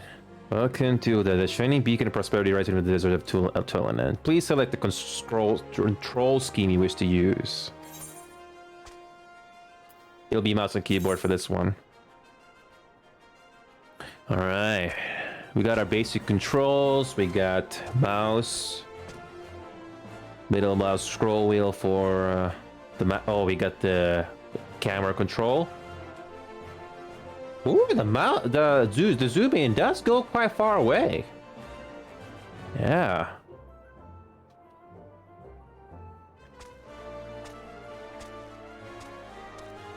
Move character, but for some reason it's not letting me move.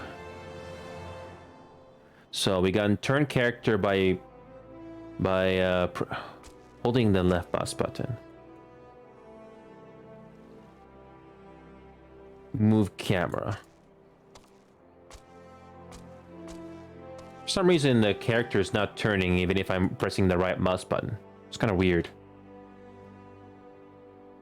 Jump is spacebar, but it's not jumping at all. That's weird. I can't jump. I cannot jump.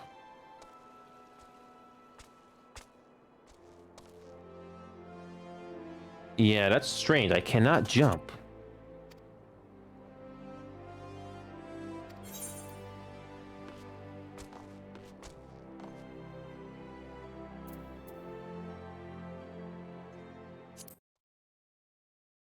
The play guide. Oh, the game was generous enough to give me that. Oh, I'm definitely gonna bookmark this. I'm gonna have to know this. All right, one sec, guys. I'm just gonna get this thing ready to go here. Yeah, I'm probably gonna have to read up on these things just to understand how to play this game. Okay, put that there. I'm gonna quickly log in.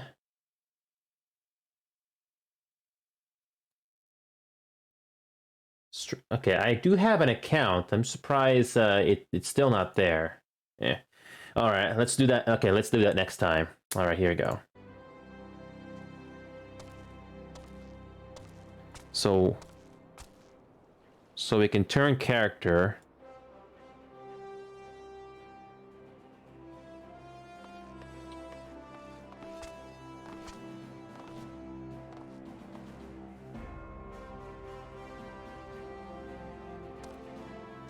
So the turn character move camera are basically the same thing.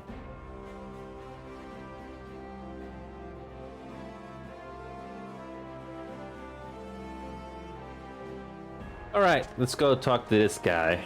So we do have our character slots. We do have our fast blade weapon. The blizzard attack with potential potencies of 150. We got play guide.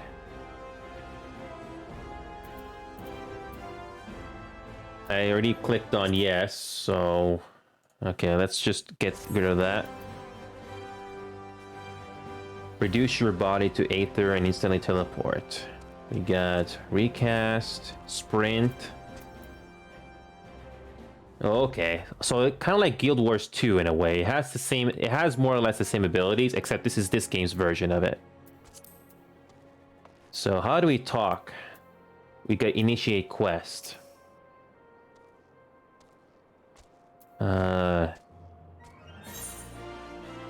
So you right click to start a quest, okay. Once you've initiated a quest,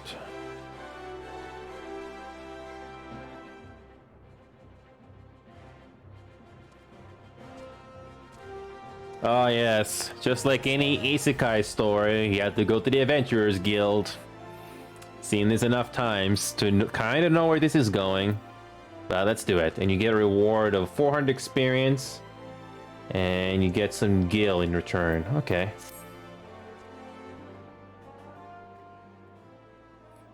Displain to anyone with eyes that you don't know your way around here.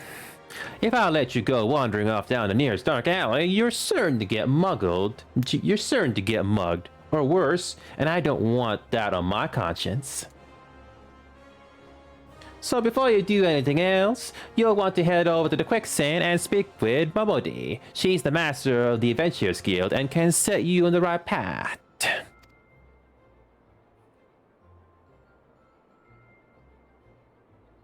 Just take those steps over yonder and pass through the double doors. You'll find her inside. And that's as much as you're getting for free. Good luck with the adventuring, adventurer.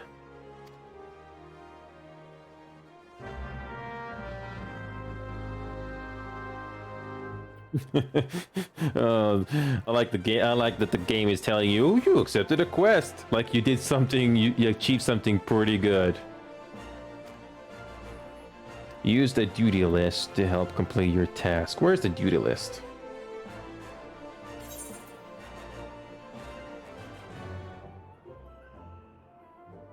Alright, so appears on the right. Okay, okay. A maximum of 5 quests. Okay.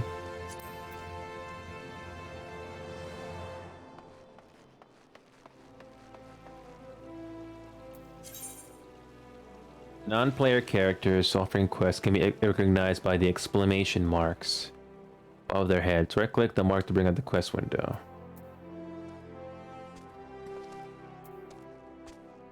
Right-click. Alright, this UI is definitely going to take some time to get used to. I'm a little slow to this, but here we go.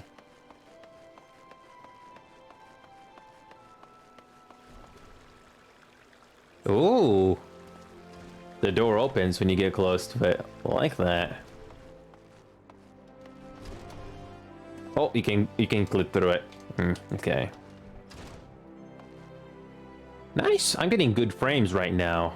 But then again, once we get once we get into an area where there's a lot of people, I think that's going to be the real test of our performance. Here we go. We talked to the Adventurers Guild. Complete a quest by right-clicking on the NPC with a check mark displayed above his or head. Completing quests will prepare a run. Okay. Alright.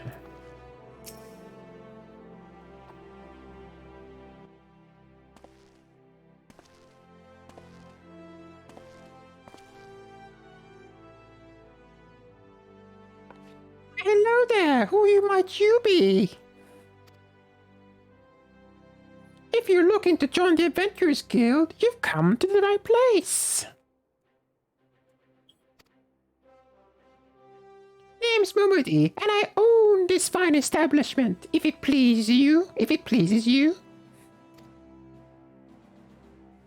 I also manage the Adventurers Guild here in Uda, so you might say that looking after great adventurers like yourself is my vocation. And lucky for you, that is, without someone like me to steer you right, you'd soon find yourself out in the middle of nowhere, caught up in business you don't understand. Like our conflict with Nimaya, for example, they've been plaguing the Sultanate for nigh on forever now. Then there's the Garlean Empire. None can say for sure what they're planning these days, only that they are. Aye, the people drink and make merry, but underneath it all there's worry and lingering feeling of loss. And little wonder, it's scarce been 5 years since the lesser moon cracked open like a giant egg, releasing an abomination intent on turning the realm into an 8th hell. So much was lost in the blink of an eye. 'Twas like the end of the world had come at last. But then things begin to get foggy. Everyone's got their own version of what happened next. Some of them 2 or 3. You'd think people would remember something like that, but the fact is, they don't. Nobody does. There is one thing the survivors agree on, though, the part played by a band of adventurers who laid their lives for a realm that wasn't their own. They fought valiantly, and like so many others, they never returned. Deeds worth remembering, I'm sure you'll agree. It's just a shame our recollections of those brave heroes are as jumbled as those of the calamity itself.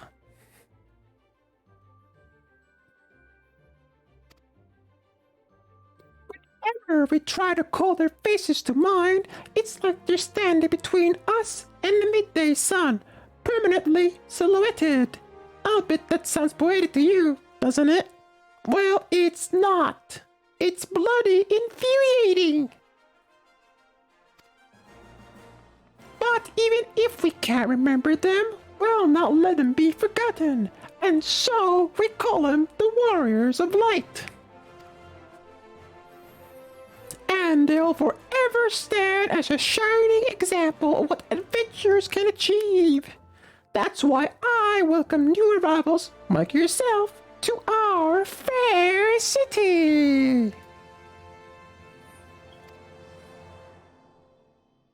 All I ask is that you lend a helping hand and try to leave Uda in a better state than you found her. If you can promise that, I'd be happy to let you join the guild. Alright then, a promise is a promise now. I'm counting on your help to put the past behind us. We need people working and spending and bickering like the old days. And a happy and prosperous Ulda means more business for the quicksand, too.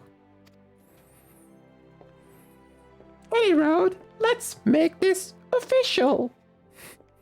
Go ahead and write your name in the register, neat as you can.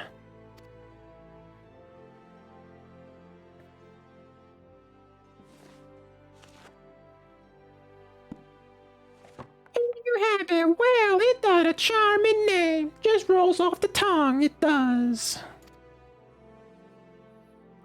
Mr. Habib, on behalf of the Adventurers Guild, I officially... please. Please, sir, be merciful. 12 is my witness. I swear to you, I'll bring you your money. In the East, it is said that even a merciful god might be driven to vengeance if tries blaspheming. I'm not doing that high voice again. It's hurting my throat. Be grateful you were given a fourth chance to offend. You two, attend to this scum. No, please, mercy.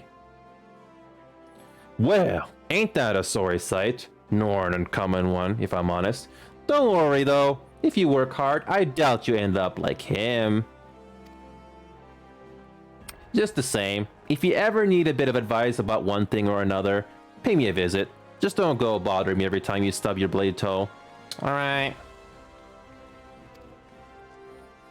Of course, I do enjoy hearing tell of a gentleman's woes with the womenfolk from time to time. Any road, welcome to Inyo. Take a moment to catch your breath, and I'll teach you a little bit about our fair city. Oh, you don't say. I do need to catch my breath.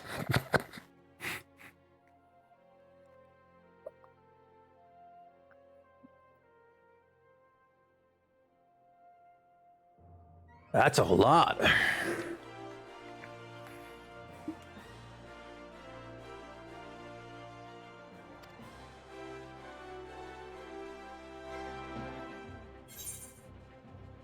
Ooh, not doing that high voice again anytime soon.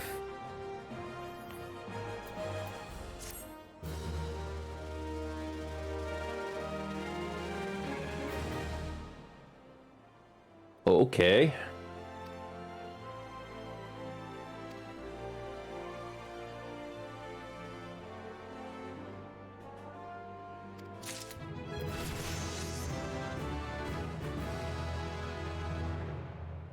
No, I like that level up sound. I like that.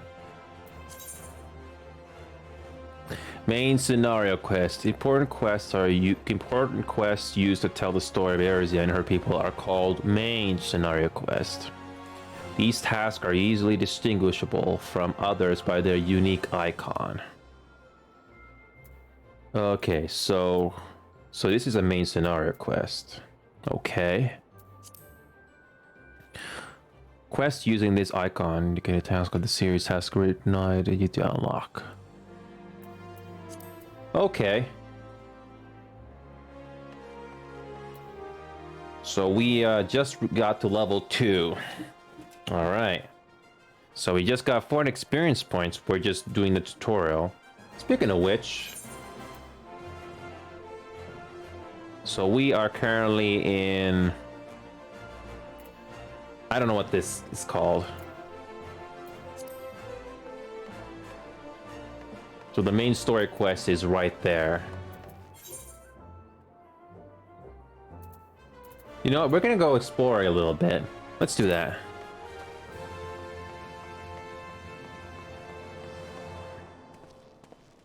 Can't go that way. Which door will we come in?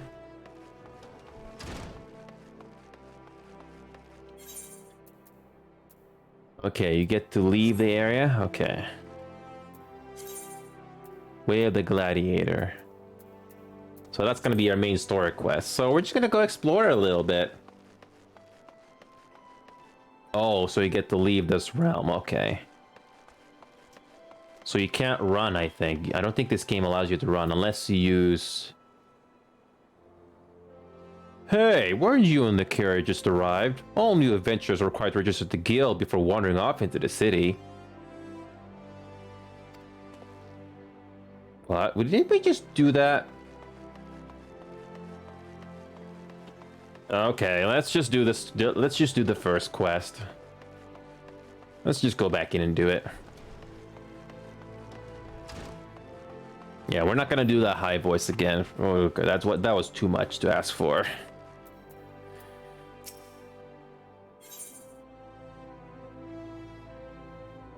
Alright. Let's do that. Before you go charging off to find your fortune, I have a few basic tasks I'd like you to perform so as to help you get to know the place. First of all, I want you to visit the Theodate Plaza. To get there, head west from here till you reach the Emerald Avenue. Then look to the north. You should see a giant floating crystal called an Aterite. If it weren't for Aterites, traveling around Eorzea would be a damn sight more troublesome than it is. Of course, you still need to attune with them before you can use them. So be sure to do that with that one in the plaza. You ever tuned with an Aterite before, you? If not, just lay your hand on the thing, and you'll see what I mean. When you've done that, I want you to pay a visit to the Gladiators Guild over at the Coliseum. Assuming that sword ain't just for show, you might consider training there. And finally, I want you to visit the Sapphire Avenue Exchange over on the steps of Thal. Goods from all across Eorzea and beyond turn up there every day. You have no trouble finding armor, weapons, or anything else a fledgling adventurer like yourself might need. You might say that everything's for sale here in Ul'dah, as long as you've got the Gil. Just make sure you don't pay more than you thought of, There's plenty as won't scruple to swindle unsuspecting foreigners like yourself, especially if they think no one's looking out for their best interests. Which is why I'm giving you this letter. When you visit the exchange, find a gentleman named Ciceroga and give it to him. He'll be happy to tell you about the markets once he's read it. In short, visit the Aterite Plaza, the Gladiators Guild, and the Sapphire Avenue Exchange. Simple. Oh, but before you go, a word of advice.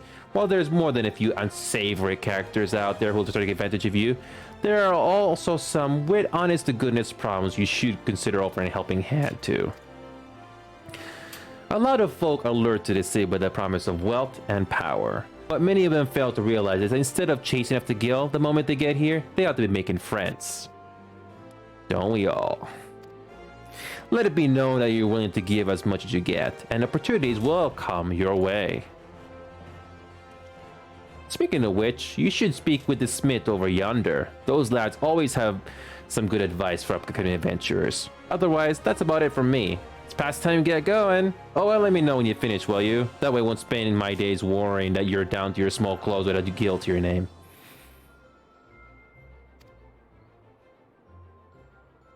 Hi.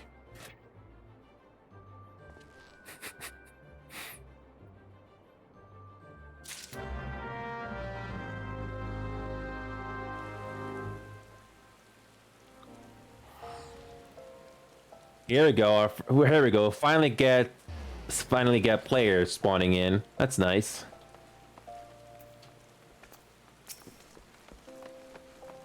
Greetings, I am one of the smiths, a stoker of fires and forger of futures. As a dedicated member of the Adventurers Guild, I have been entrusted with the task of providing assistance to new adventurers. I see you have but recently taken up the adventurer's mantle. The possibilities stretching out before you must be positively daunting. In the Adventurers Guild, we see new adventurers as fledgling heroes. You are our champions of tomorrow, our nascent stars of limitless potential. My fellow smiths and I are here to provide you with guidance, but the guild also enlists a cadre of veteran adventurers who will be happy to share with you their accumulated wisdom. You can recognize these helpful men and women by the title of Mentor. Mentors stand ready to advise you on any aspect of adventuring. They have hundreds of quests under their belts and will likely have a solution for whatever dilemma you might be causing you for trouble. A mentor may even offer to accompany you on your ventures. I highly recommend that you take advantage of Mentor's aid to enrich your experience in Eorzea. Pray do not hesitate to ask me if you would like to know more. Okay, the new adventure status is applied to all players who have recently begun their adventures in Eorzea. Is this the status here, right beside our name? I don't know. Among Eorzea's population, there are seasoned players known as mentors who have taken upon themselves to assist these new adventurers. So when a new adventurer and a mentor form a party, they both receive a bonus to experience points earned. A good incentive. Upon invitation by a mentor, new adventurers are also gain access to the Novice Network, an exclusive chat channel where they can consult with mentors and share their experiences with other beginning players.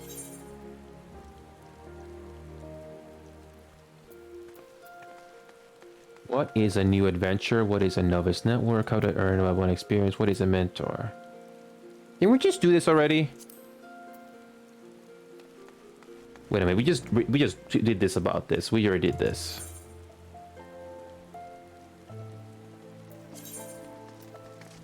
Sanctuaries, a crescent moon icon will appear at the right of experience by whenever you enter a sanctuary.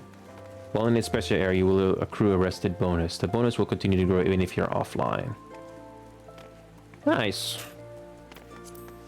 All experiences earned through battle, crafting, and gathering while under the benefit of the rested bonus will be increased by 50%. Your current rested bonus is displayed on top of your experience bar. The orange bar shows how much more experience can be earned before the bonus fades. The bar indicates your bonus will carry with the next level. Inns and cities, as well as various outposts and settlements, are classified as sanctuaries. To maximize your experience earning potential, make it a habit to always log out in one of these areas. So this is a sanctuary, I guess? Okay. The main menu grants quick and easy access. For example, select a character into character windows. Oh, there it is. There's a character menu. The main menu.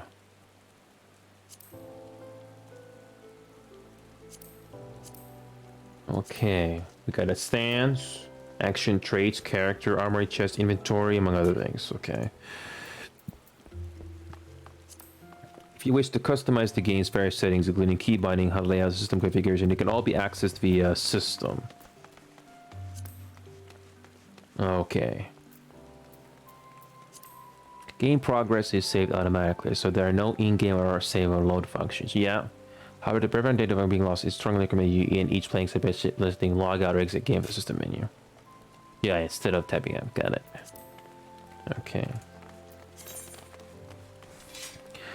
Pressing M on your keyboard. Keyboard, select the mini-map and or selecting map.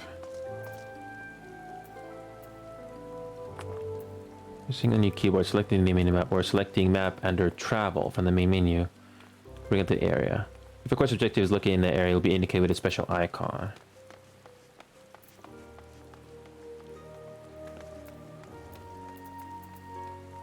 Okay. So there are many different quests you can do, I guess. The location of quest objectives can also be confirmed by clicking on the objective in the duty list.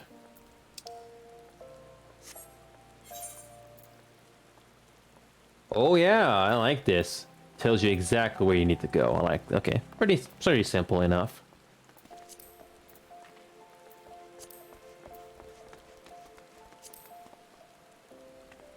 Thanks, Smith.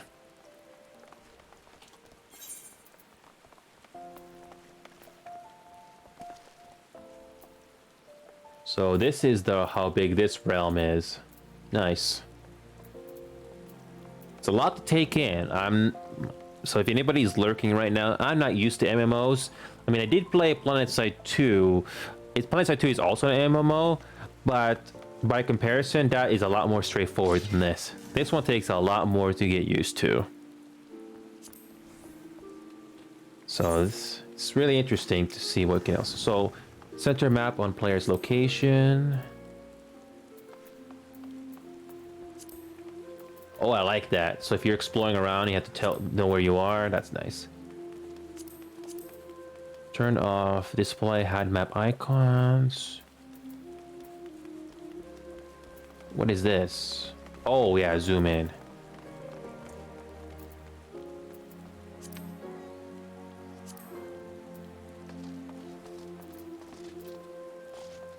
Oh, this looks big. We're just in one area. Oh, wow. Wow, I can only imagine how much more you can explore.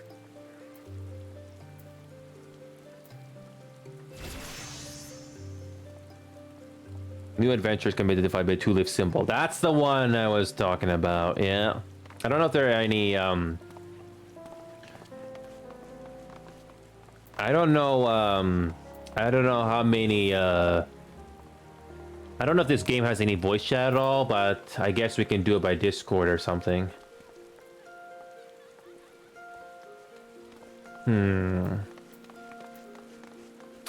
Okay. Lock maps so they cannot be closed. Well, that's pretty nice. Okay, I think I got it. Okay.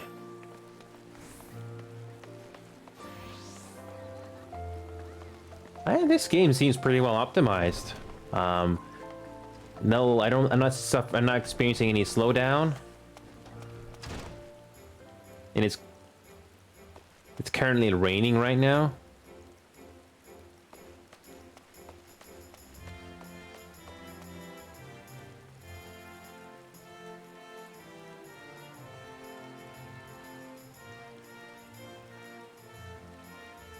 These guys talking.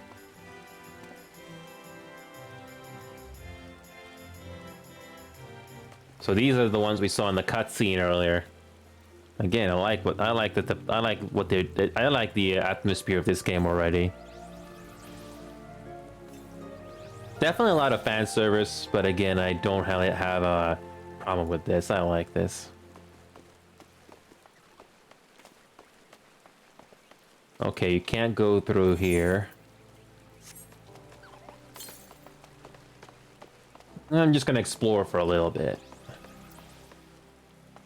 I don't know too many players in this game, but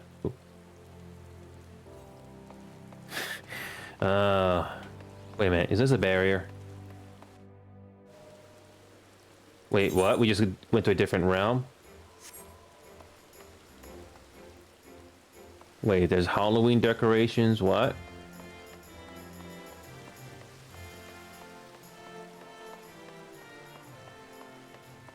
Oh boy, this...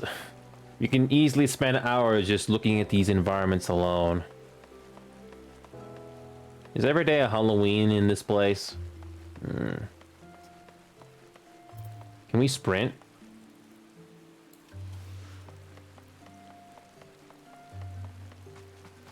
Oh yeah, I like this. Jesus, how big is this place? I like the hotkeys.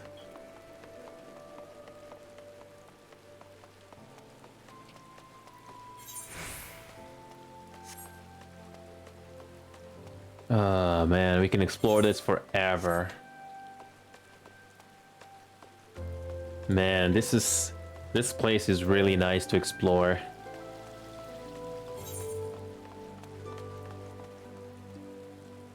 I'll probably go to this residential area. It's not that far from here. We'll do the quest though.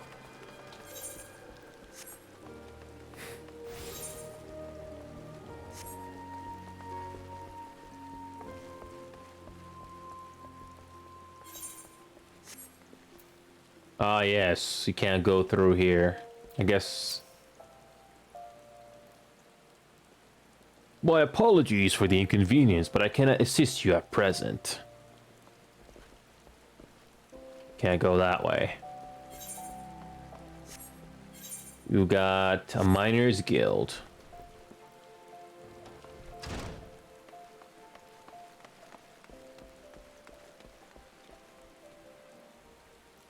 Since we... Oh, there's the guild master. Actually, no, I'm not gonna overthink it. I'm just gonna explore. And you can... I guess you can repair your stuff.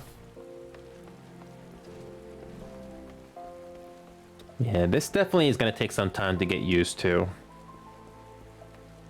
We're starting off with just a few things. And... Alright, here we go. Where are we?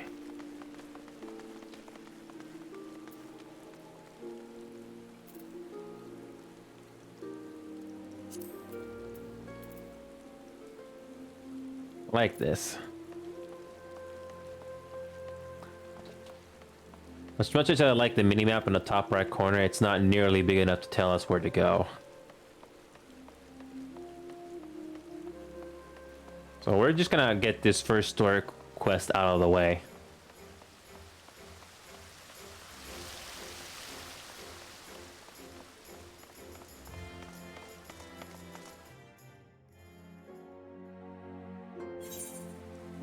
I have left the sanctuary, entered the sanctuary. Hang on a sec. Before I do anything else, let me quickly check. Okay, I look good. All right, good. Good. All right. Okay.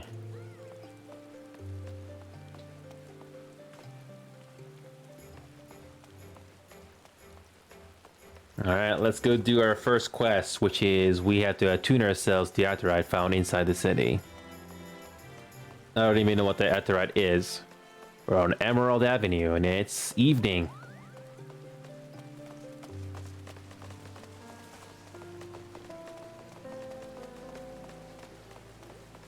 Whoops.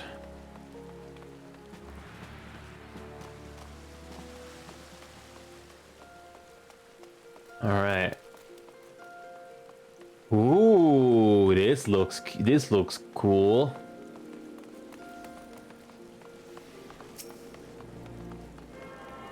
Attuning. Whatever that means.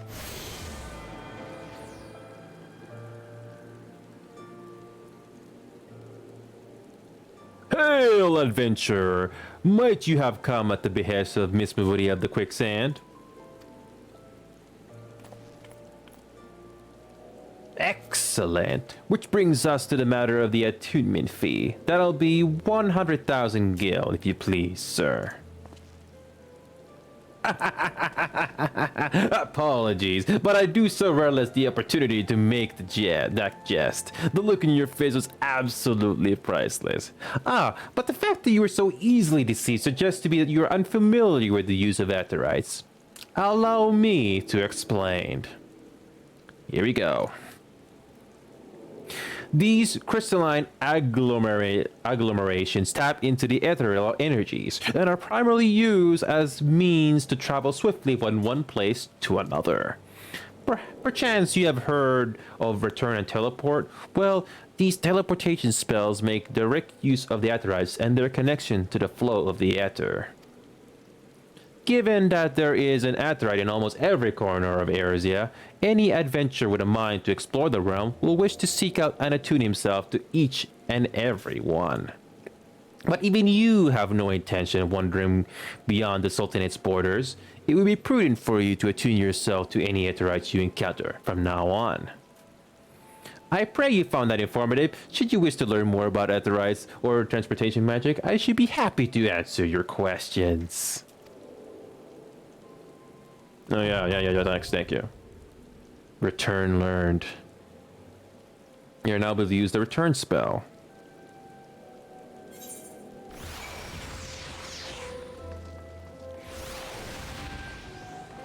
So the spell return can be used to instantly travel back to the other side of your home point. Casting the spell does not require any PKSS by selecting return and their travel from the main menu. The sole limitation of the spell is that it can only be cast once every 15 minutes. Makes sense. Spell return. Nice. I like that. Only one home point may be set any time. To make an Aetherite your new home point, right click on the crystal to bring up the Aetherite menu.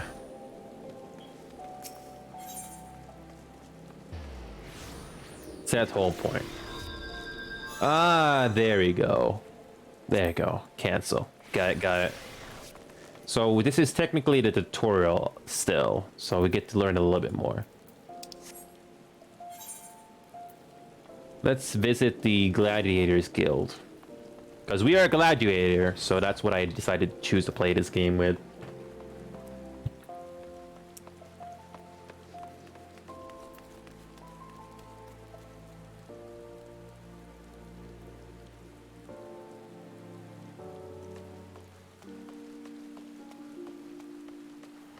Already, the game is very generous in helping you try to learn the game. I'm not very familiar with MMOs, so this is gonna be interesting. So here you go.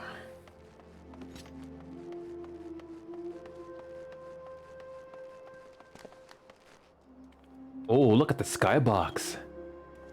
Looks pretty. Can barely see it, but it looks nice. Okay. Can we go through this door? Yes, we can. Wait a minute. Oh, wait. No. Can't go this way.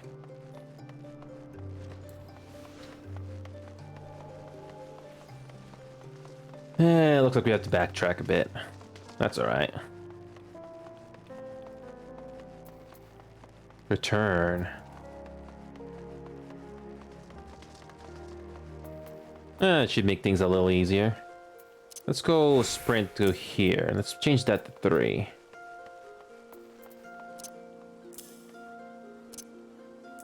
Okay, let's do that.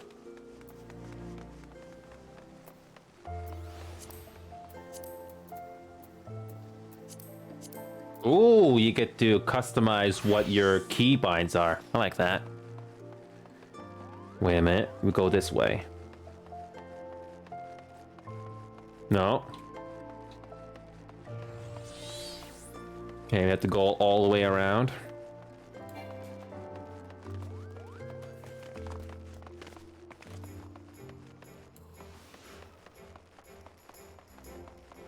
I like this lively world already.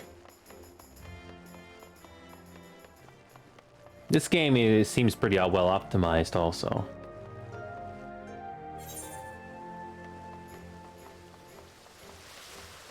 Alright, we go this way, and the Gladiators Guild should be up ahead.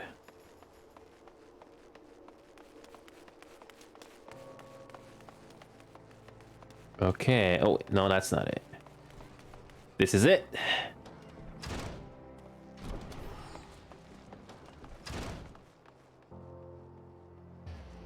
Okay, we speak to...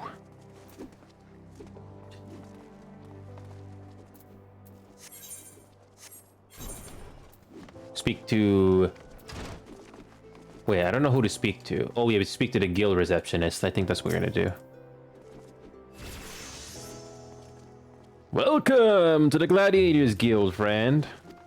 Tell me, are you new to the thrills of Mortal Kombat? I see what you did there. Well, whether you are or not, you are new to us. If you would take your place in these hallowed halls, you must be willing and ready to undergo the most rigorous training. You must endure cuts and bruises beyond counting, and act and like not as far, not worse. A daunting prospect, I concede, but there's no other way if you mean to take to the Blood Sands one day. And why wouldn't you? The Colosseum is only the most celebrated place of public entertainment in all of Ul'dah. Where else could a poor man amass a fortune so vast as to one day allow me to claim a seat on the syndicate? Ah, there's not an Ul'dah alive who isn't inspired by the rise of an self-made man. And there is no truer embodiment of this than the gladiator who wins riches and fame with his sword. Throughout its long and storied history, this guild has nurtured countless champions. Our training methods are second to none, and our members ever strive to develop new techniques. If you desire true glory, to fight and triumph midst the roar of 10,000 voices, then this is where you belong, adventurer. Think of it. Think of your legacy, and if your soul steers, join us.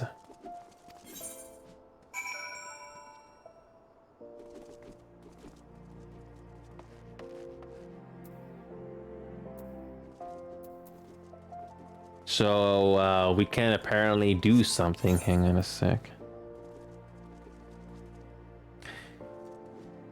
So, since we're at the Gladiators Guild, let's... Oh, actually, no, wait a minute. I think we should,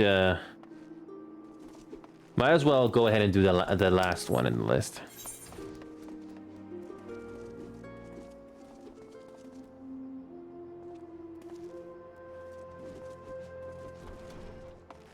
Yeah. We'll visit the Gladiators Guild after we do this last quest.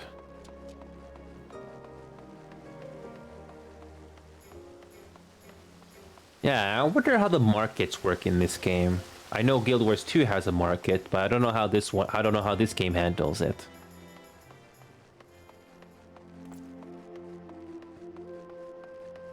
Let's go check it out.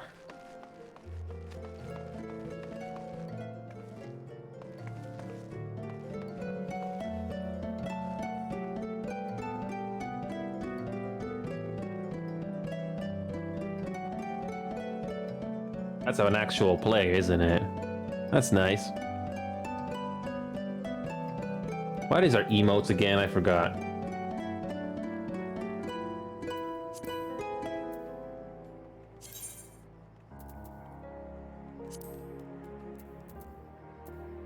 What is our emotes? I forgot.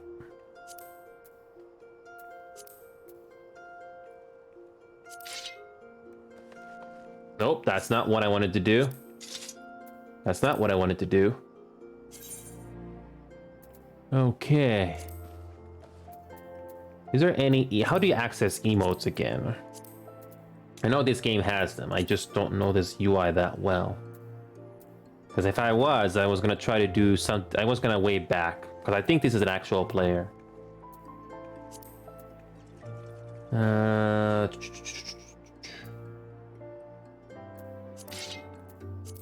No, that's not what I wanted to do. Emotes, there we go.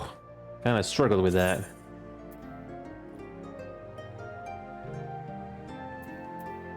Standard, yes.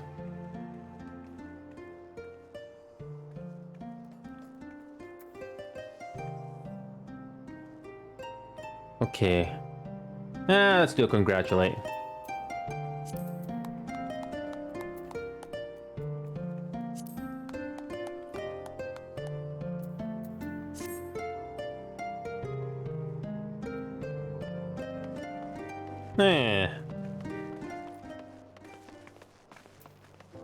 Decided to greet that guy and congratulate that guy.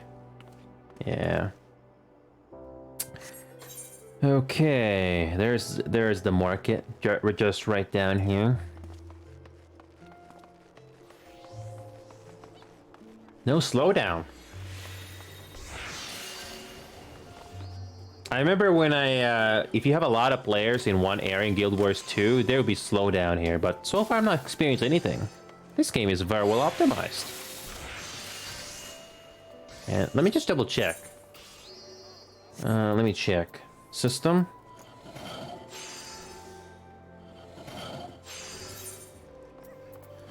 So these are our graphic settings. No. Here's our graphic settings. Everything is maxed out. So yeah, absolutely no issues here. This is great. Here we go. And you are... Oh! A newly come adventurer. But of course, yes, I am Ciceroga. What can I do for you? Ah, you would have me to teach you the ways of the marketplace. Very wise. As for my fee, what? You expect me to do it for free? Surely you jest. My dear adventurer, when you ask an old man for a favor, you should at least try to make it worth his while. Judging by your garb, I rather doubt you could afford my services.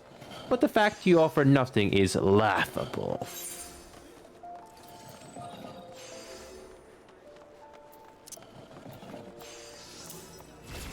And over.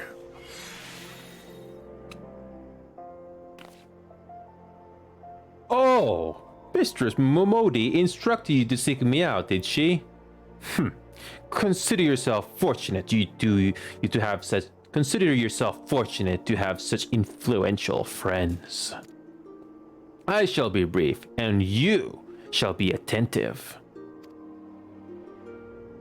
You stand in the Sapphire Avenue Exchange, the busiest and most profitable marketplace in the Sultanate.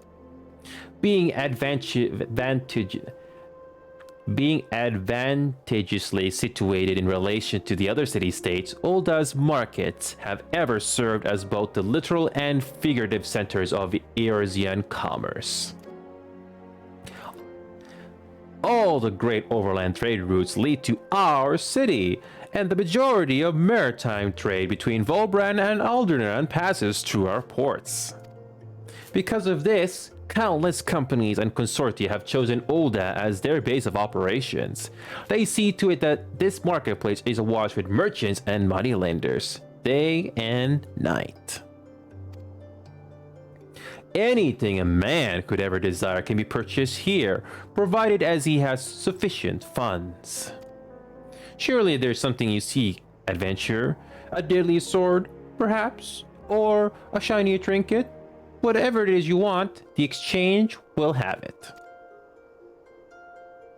To the north, you will find merchants peddling armor and accessories, curatives, and crafting materials. And to the south, you will find weapons, tools, and an assortment of other useful items for sale. Seek out a particular merchant or browse to your heart's content, but do try to remain aloof should you find something that piques your interest. Decisions made in the heat of the moment are usually unwise, especially where coin is concerned. That is all the complimentary aid you shall have from me, and far too much for my taste. My regards to Momodi. Now, off with you!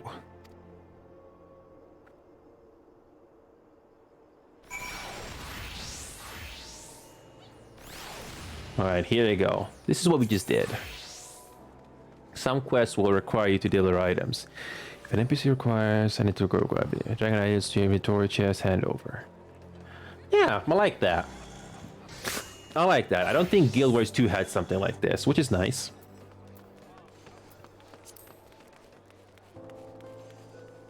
This is really nice. Yeah, this is definitely gonna take some time to learn. Hold on a second. Let me just quickly adjust the title here for a bit. Hold on, let me just check.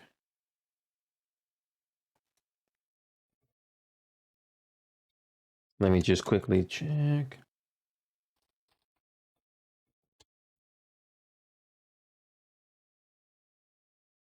Okay, adjust that, and we're good. All right. All right, so.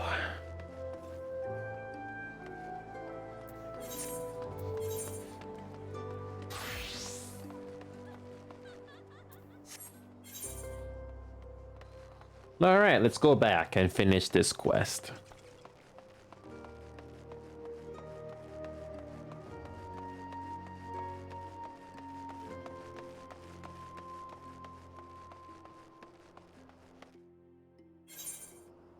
So every time you see that, you instantly go to a different realm, I guess.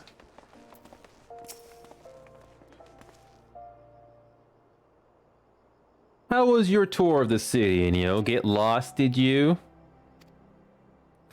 Hey, well, Ulda's a big place with lots to see and do, but wandering around aimlessly don't pay the bills. If you're serious about making a living here, you'll need to remember where things are. So when you go exploring, explore like you got a purpose, eh? Alright then, all that's left is for you to work hard, make money, and spend it here at the quicksand.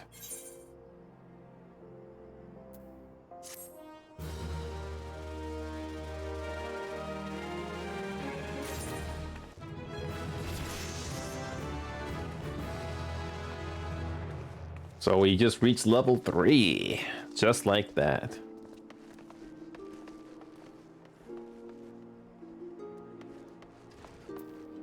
Oh, and it's 8:15 p.m. local time. Thanks for reminding me, game.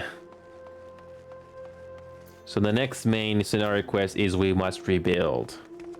Okay. So let's go ahead and explore a little bit. So actually, where is the mentor anyway? I don't remember who the mentor is. I don't know who the mentor is. Let me just quickly remember. Okay.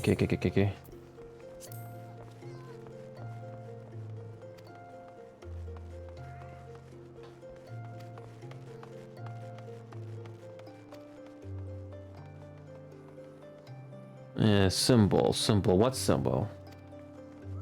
Here we go. This is the one I was asking for. Mentor symbols are as follows. Expert in PvE combat, experts in V6 businesses gathering. Mentors marked by the symbol can be considered masters of all fields.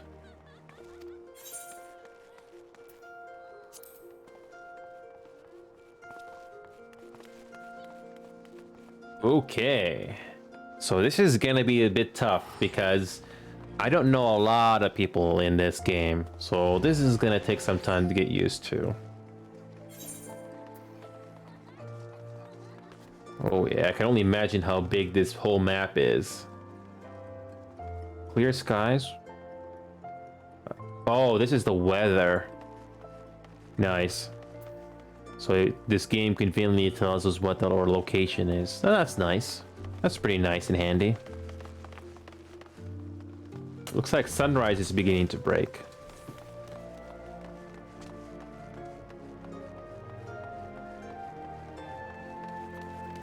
So we get to go to a different area or instance with this. Okay. The Steps of Dal. Chat log settings. This is something I've been wondering about. We got mouse mode, item settings, hotbar.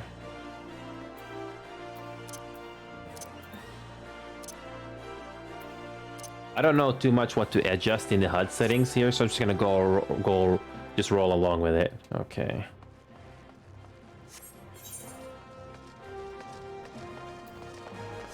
There's a lot of stuff to do here.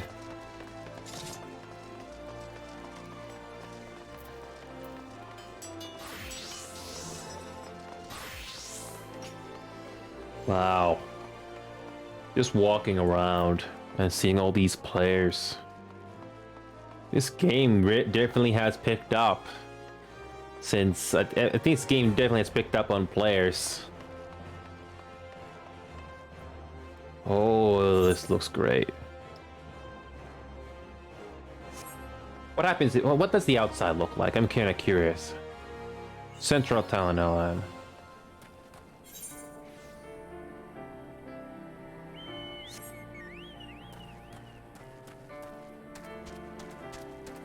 Oh, this looks beautiful. Wait a minute, achievements, what we got? Our first achievement. Achievements earned. There are some rewards granted, okay. Okay.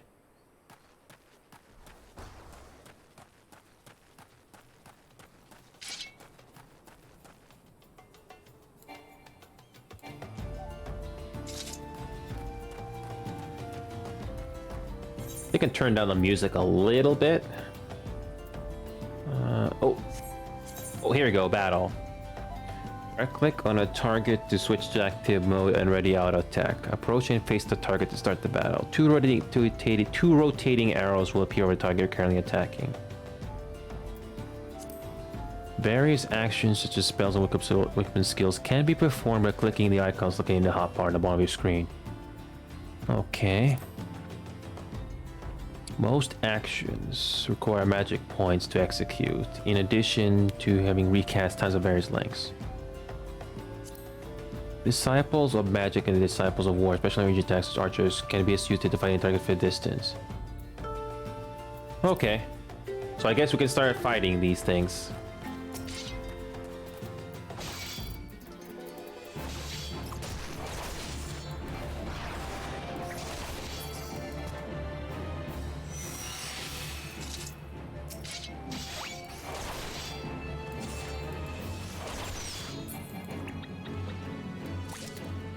I need to turn down the music a little bit. In the event multiple solo players attack the same target, the player who attacks first will always receive 100% experience point drops. The players who will follow receive based on their... Okay. Okay, that's nice and useful. An item you have equipped is now bound to you and can no longer be traded and put up for sale in markets. Most items can be sold. This is true regardless whether they're equipped. Okay. Alright, I have to turn down the music. It's way too loud. Where's the settings again? No, that's not what I want. Settings. Where's... Oh, it's system configuration. There you go. Background music. We need to turn it down a bit.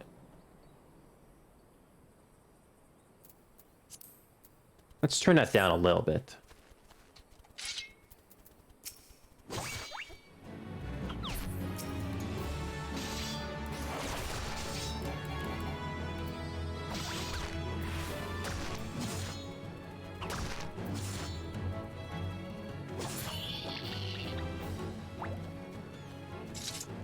So we can change to a fighting stance by pressing Z.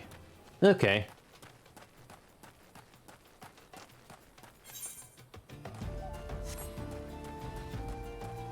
I think the music is still too loud. Need to turn it down a bit more. Still too loud on the music.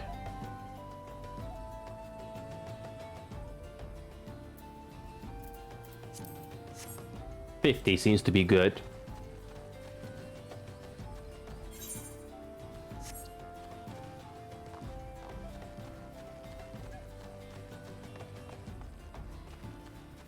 That's nice. I'm just admiring the scenery here. I mean, it looks really nice.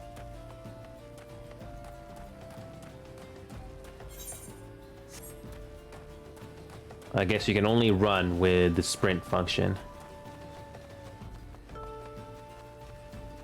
Yeah, definitely reminds me of Guild Wars 2, except the way how this game executes the MMO style.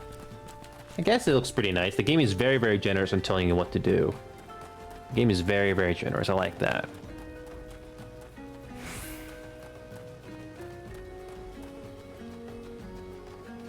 It's nice that these hornets are not attacking me immediately. Beautiful looking environments. Look at the weather changing also. It gets a little foggy. That's a level 12 giant tortoise.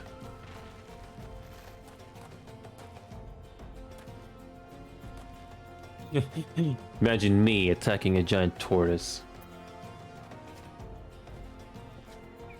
Oh, it's not... You can go through it.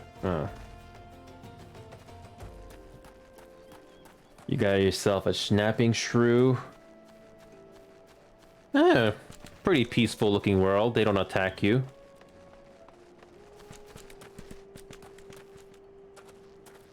Nice. Okay. What are these things on the map?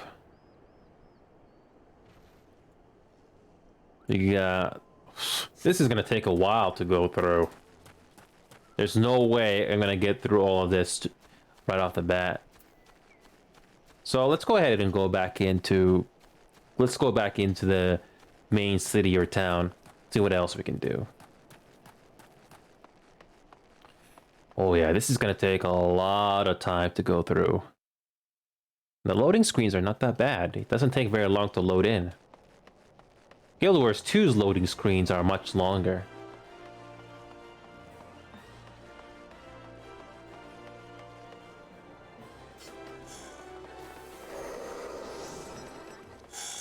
No slowdown. I like this.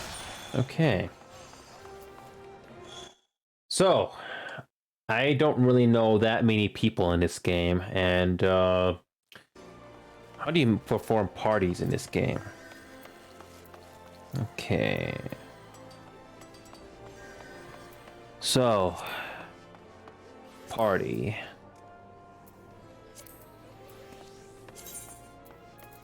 How do you form parties in this game?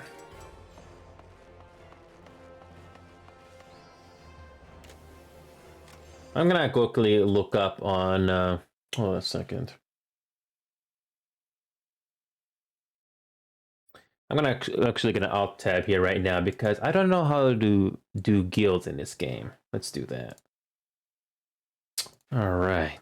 All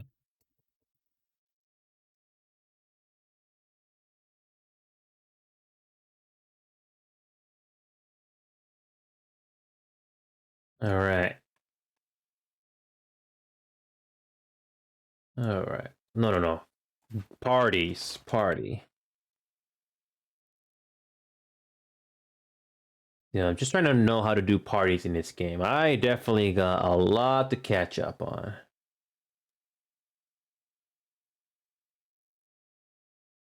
Recruitment.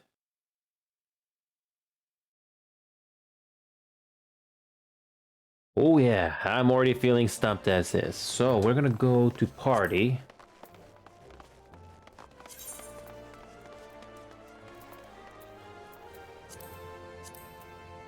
Sort party list. Friend list.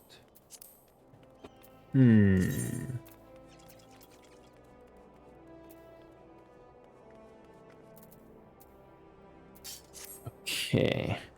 Definitely gonna take some time to get used to. The player search feature found can be used to look at other logged in players. Searches will list up to 200 results. Okay. There are many players on the list. Looking for a party.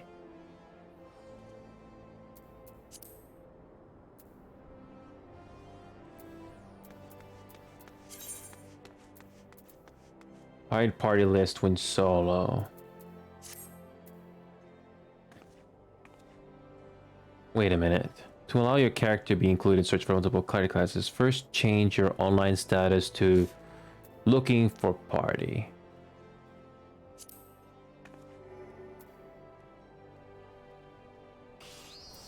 This definitely has changed.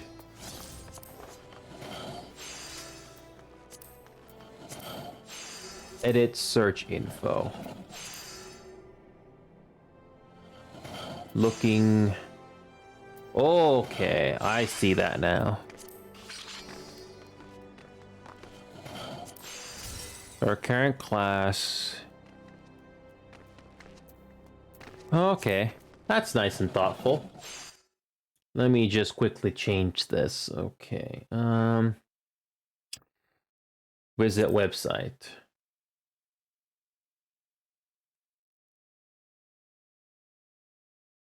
Okay, I have a character in this game now. It's kind of strange why it's not letting me log in.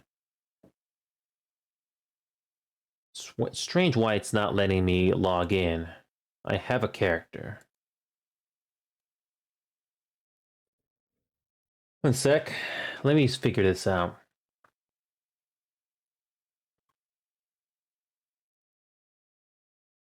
I do have an account. Why it's not loading though? I don't know why. Okay, let me just log into this thing again. One sec. One time password. Okay.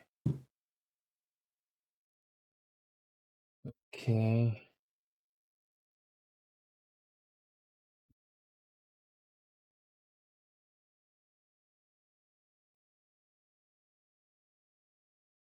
Yeah. Services and options. Okay.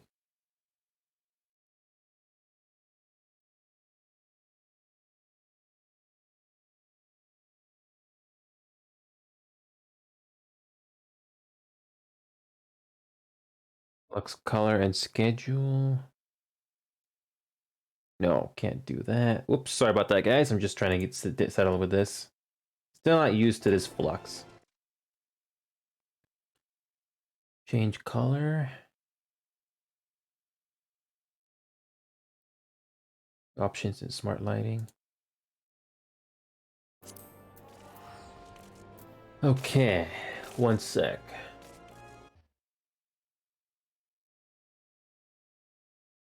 Okay, what do we got here? I do have this community finder, but for some reason it's not working.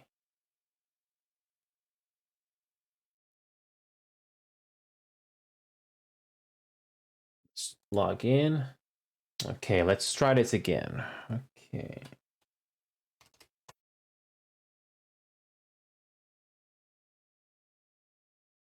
There are no characters on this service account. That's strange. Yeah, I do have a character here. I don't know why it's not showing up. Strange why it's not showing up. It's very, very weird why it's not showing up like that. It's kind of strange why it's not showing up. Yeah, I don't know why it's not showing up properly. Let me try this again. This community finder should work, but it's not showing up at all.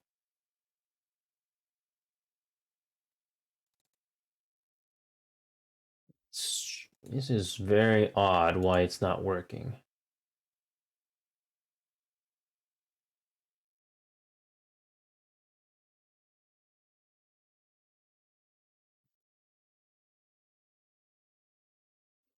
Let me try this again. It's really odd why this is not working. Sorry about the technical issues, guys. Just like when we first started to play this game, I had to do it all over again. One sec. Let's try this again.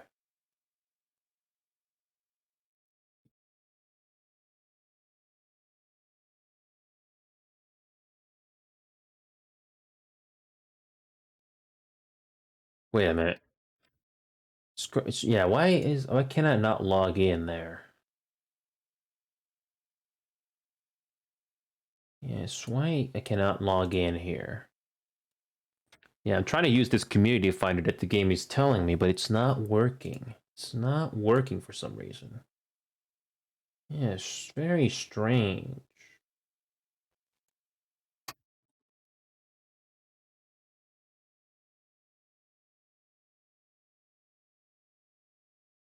Okay, let's try this. Okay, let's try this again.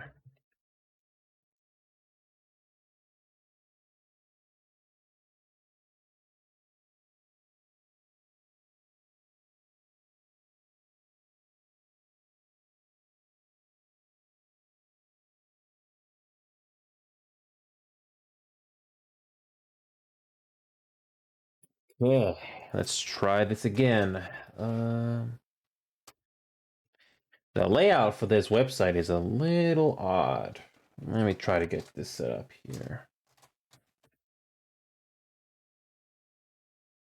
Whoops. Oh, whoops. The one-time password.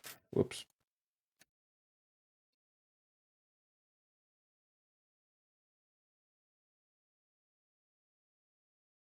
Okay, hopefully this works this time. All right. Here we go. Finally got it working. Okay.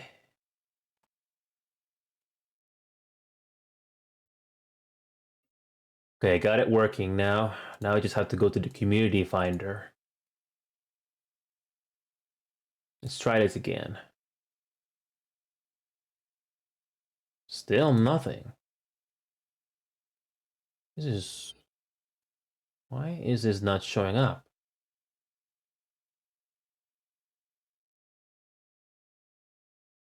This is really odd why I cannot access the community finder. It's not giving me that chance. Yeah, this is odd.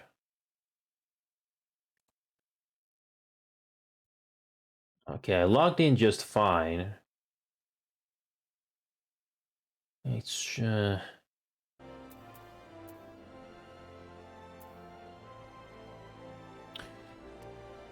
this should not be that difficult.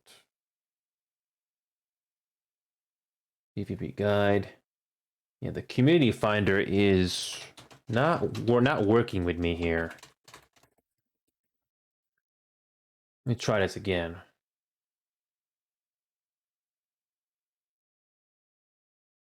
Character must be selected in order to manage privacy settings and utilize certain loose communication servers. Oh, this is a little confusing.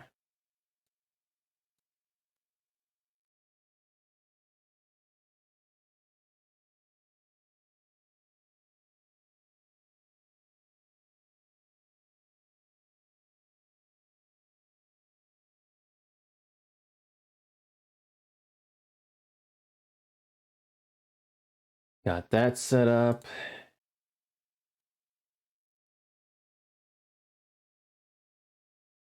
And that's good.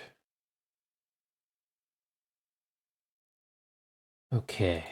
Why is it still not showing up here? So if anybody happens to be lurking, I'm just trying to get this community finder going. But so far, it's not working in my favor here. Okay, let me try that again.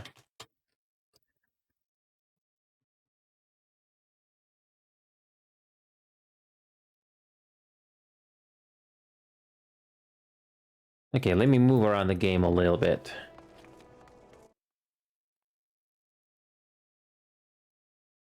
Okay. Yeah, there are no characters on this server's account. Alright, I already have a service account. I already have a character here. This is strange.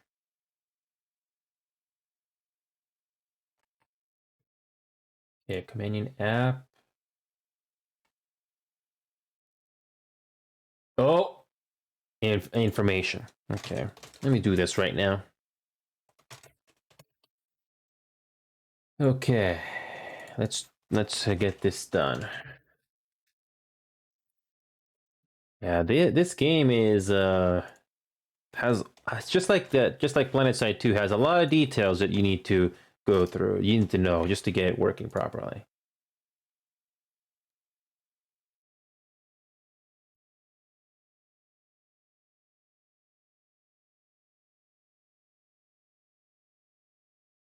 Okay, I got it.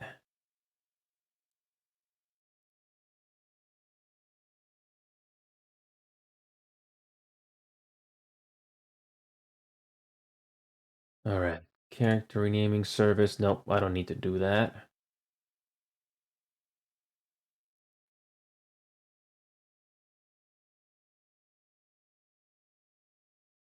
Yeah. So I have to go through I have to go through the Square Enix account page just to see what I need to see. Okay. That's good.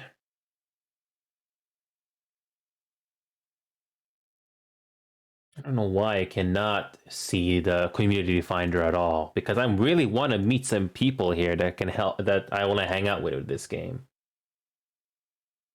All right, let me try this again. Sorry for the wait, guys. You can probably skip ahead if you're watching this spot right now. I have to select a character, but I cannot select a character. This is very odd.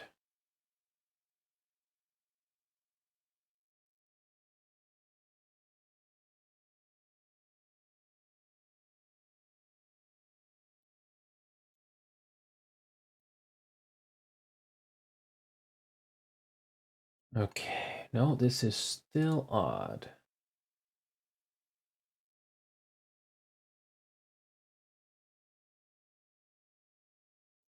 Why can yeah, this is very odd. This should not be that difficult. Okay, I'm gonna go back to the Final Fantasy third place here, see if I can do something about it.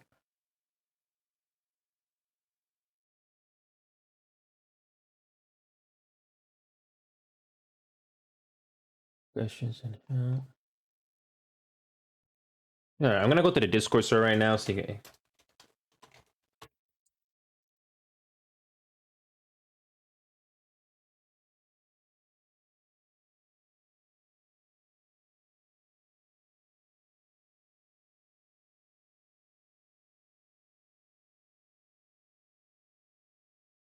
this is strange. Let me try this again. Yeah, this community finder is. I'm really struggling to get this thing going.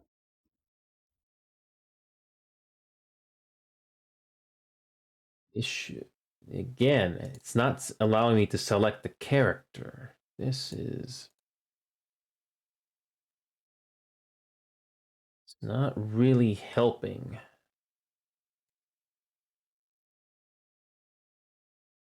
This is very strange. Got the account all set up. It's just that the no characters are appearing in this service account. Character must be selected in order to manage privacy settings.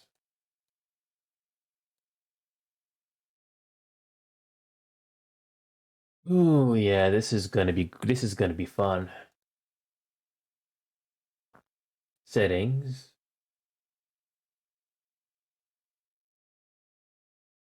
Email is correct.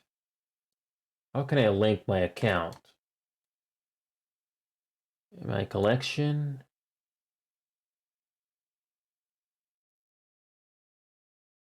Oh, that doesn't seem to help either. Payment methods. No, that's not it either.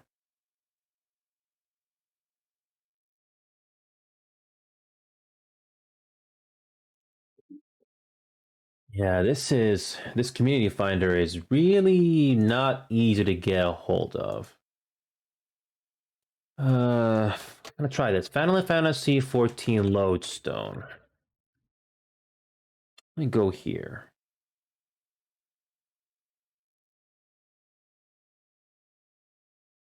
Again, it's not letting me.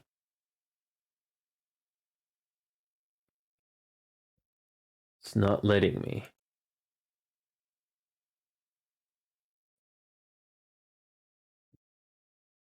For some reason, it's not letting me do not letting me view anyone. Okay. Oops. Let's try it again.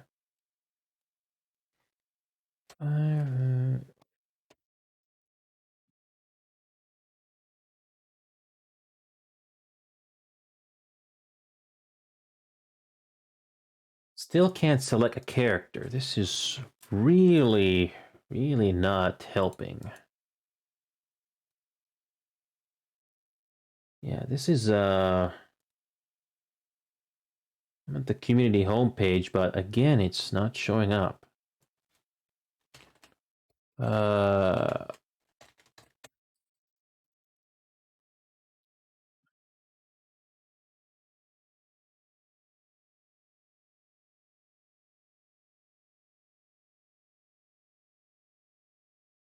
Character not showing up on the log station.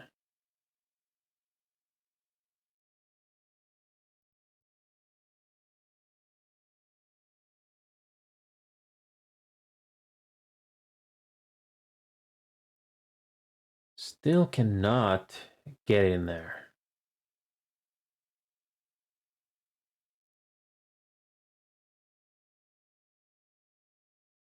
This is very strange.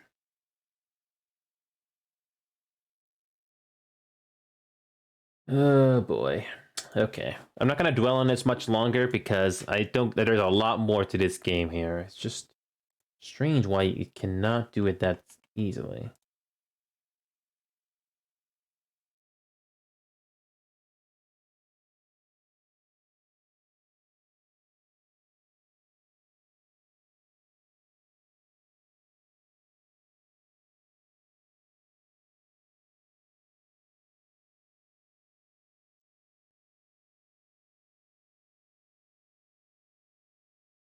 So yeah, the community, for some reason, I cannot get in there for some reason.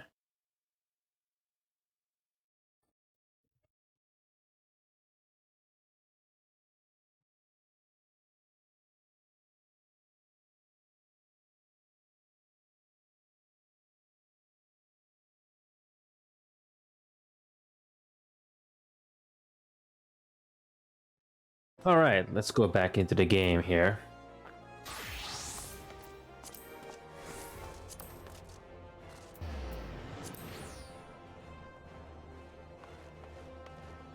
I think I got this set up now.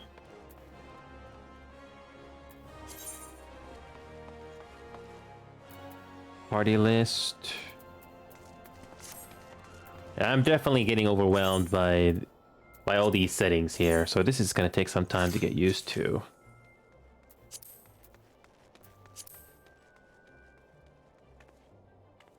Yeah, this is a lot more difficult.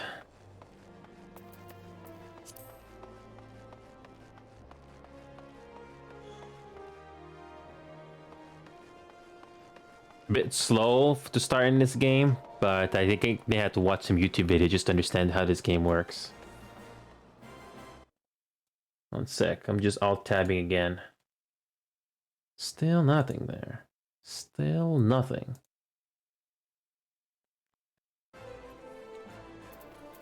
Let's go to the character.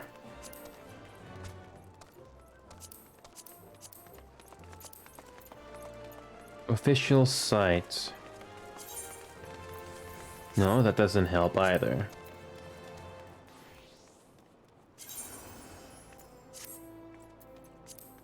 Hmm.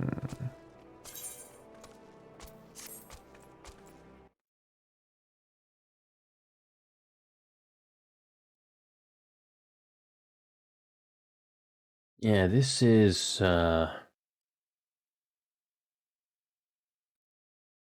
Hey guys, this is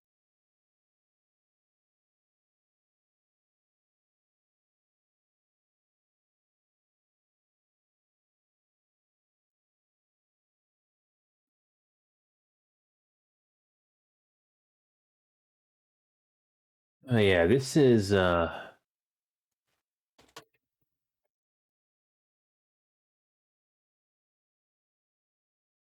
this is really not easy to figure out.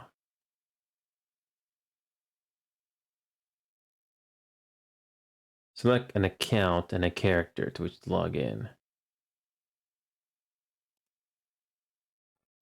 There are no characters.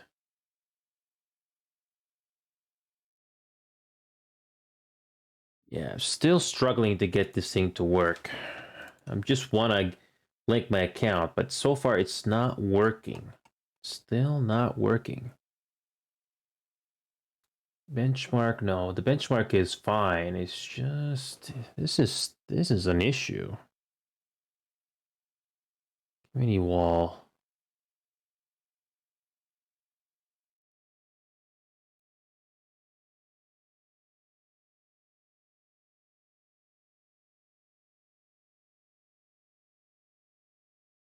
This is it's not letting us do anything at all. Yeah, this is really being this is being very problematic here. I'm logging in again, but I have a feeling the result is going to be the same thing. This is really a big issue.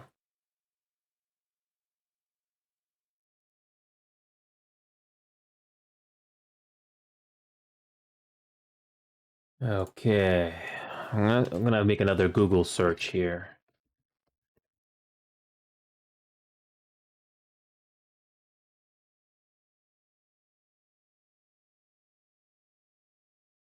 This is this is very this is very strange. I can't seem to figure out what the issue here is.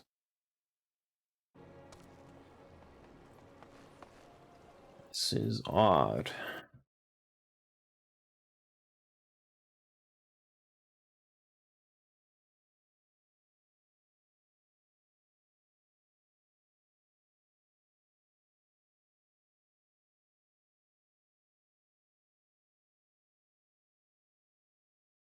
Yeah, this is odd. So soon, Sanukuni, if you're not sure if you're still here, but the community finder for this game, I'm having a struggling to get this thing to work. So far, I haven't having a lot of responses. I guess everybody's getting overwhelmed.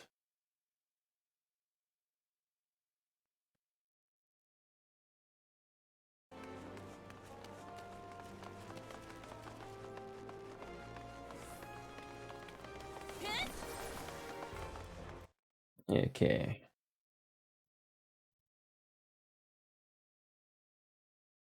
There we go. Got that. But I'm enjoying the game so far. It's just that I try to party with other people. It's just that this game is not letting me easy.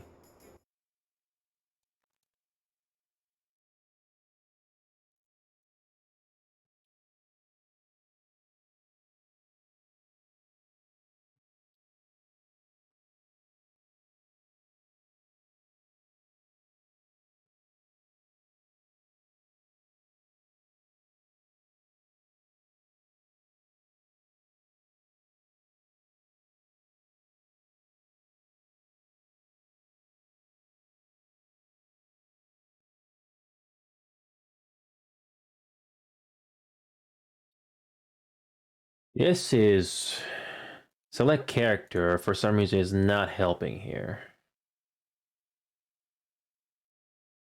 This is definitely not helping. It should be sure I should be able to log in just fine, but something's wrong. Yeah, I'm logged in here just fine.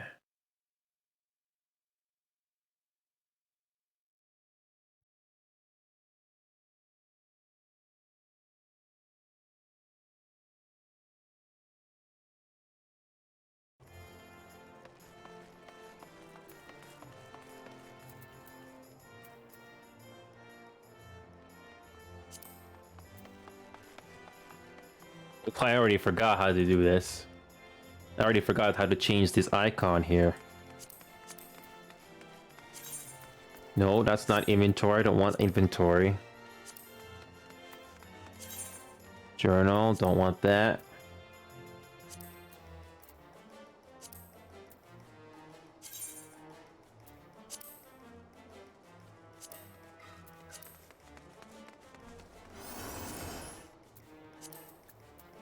Oh yeah, this is gonna take some time.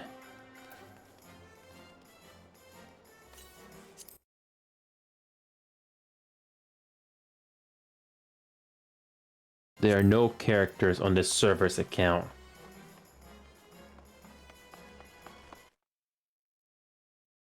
Oh man, this is really not helping. Yeah, I'm not getting any response to this. I'm not getting a response to this issue here.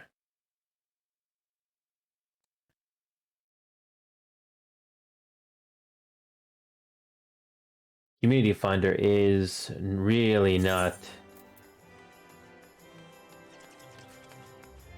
I wish I could go in there, but it doesn't let me. This is a really big problem. Yeah, I wish I knew how to fix this issue here. This is really a shame. I was hoping to meet some new people here, but this thing is really an issue. Okay.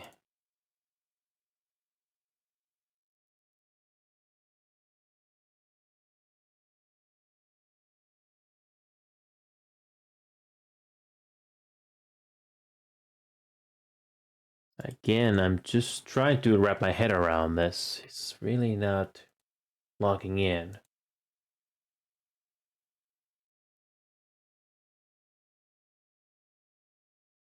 This is.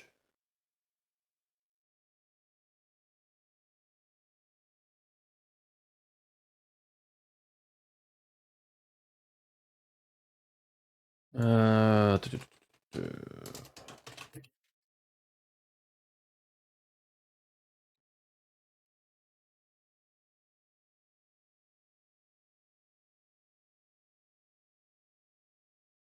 Okay, you know what? I'm gonna turn the game off. I'm gonna try launching it again. Hold on a sec. Let me try that again. This is very strange why it's not allowing me. Okay, there we go.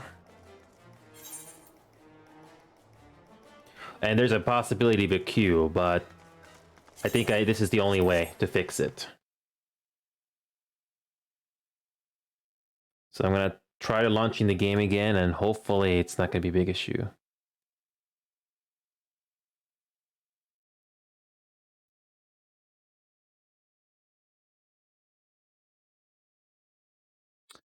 Here we go. Got the account up and running.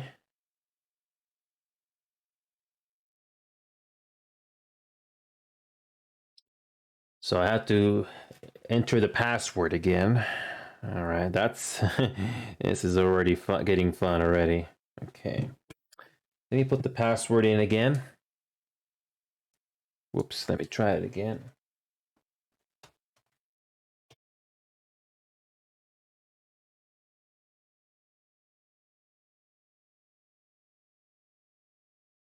Okay, let's try this again.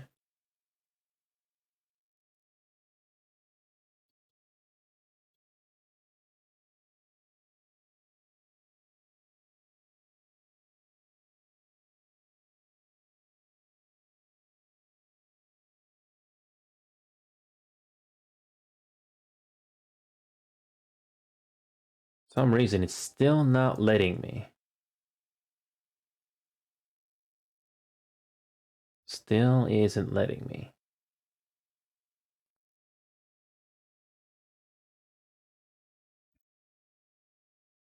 Yeah, this is still not letting me.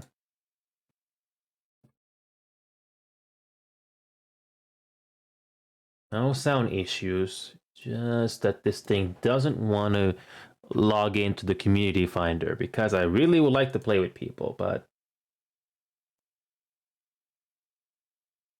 still no characters showing up on this server's account. It's just, I'm just wrap my head around what is causing this issue. Ooh, this is unfortunate. Okay.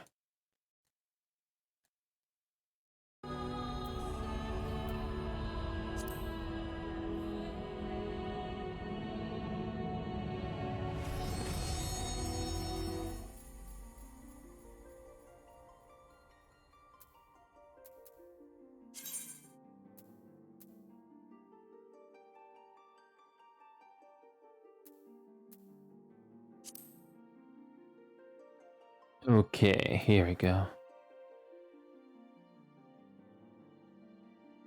Got the game up and running again, but something is wrong. No.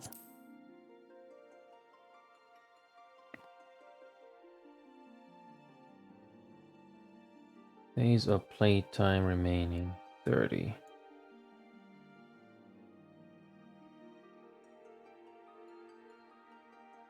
Okay.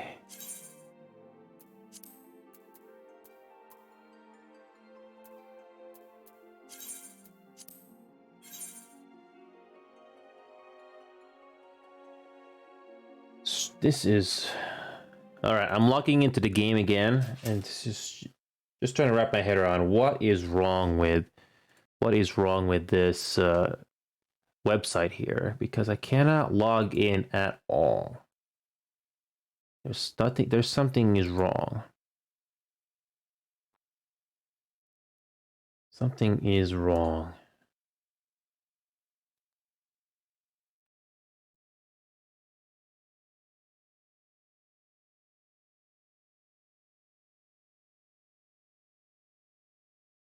Yeah, this is really odd.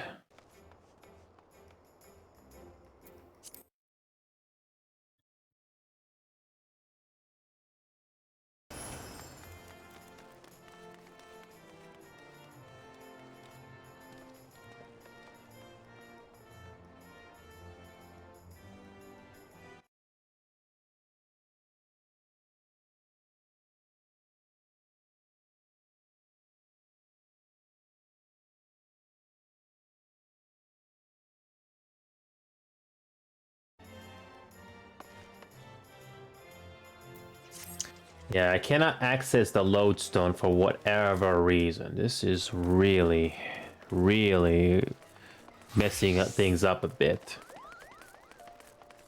Because I'm just trying to play this game with other people, but for some reason it's not letting me. Okay. Nothing's happening there.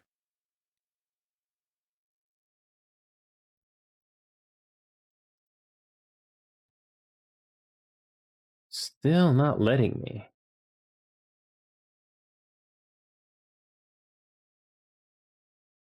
No characters, even though I created one.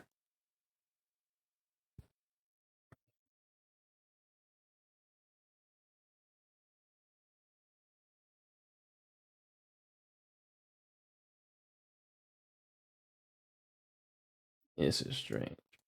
Yeah, so far nobody has been helping me answer this question here. Okay.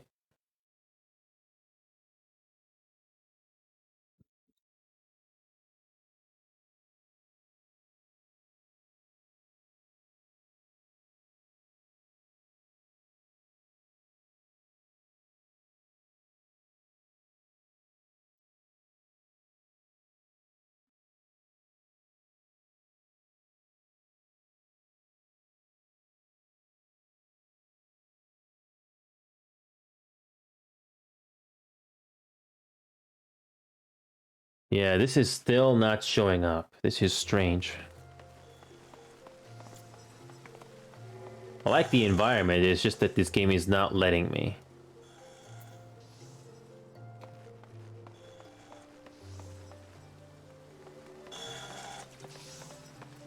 Yeah, this is very, very strange.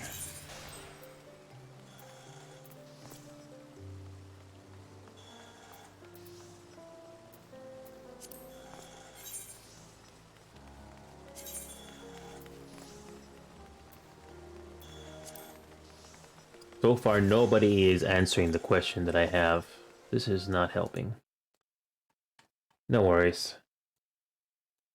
Okay.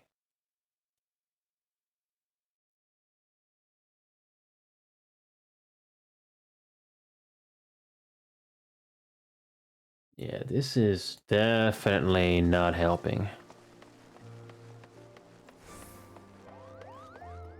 Okay. What? I wonder what this is. Oh, this is our character stats. We're the gladiator, and we got these things to do. Okay.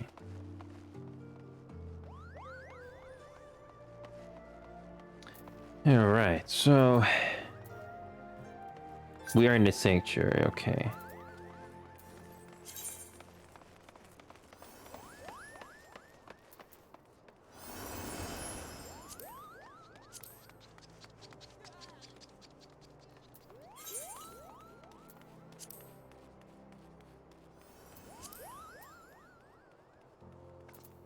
Chat mode.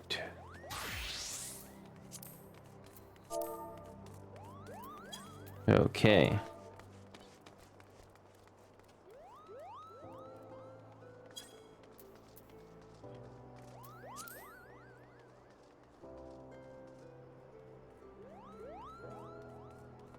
Various levels.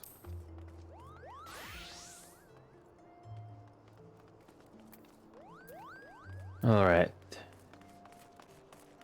Just trying to understand this free company mode. This is very...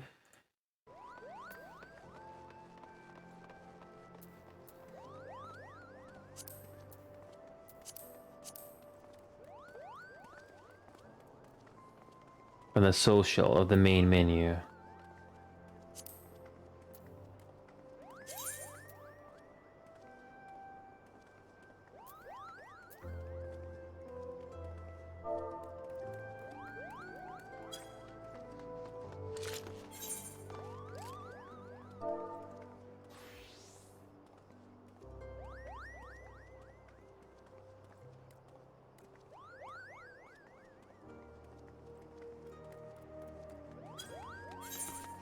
Whoops. Whoops, didn't mean to do that.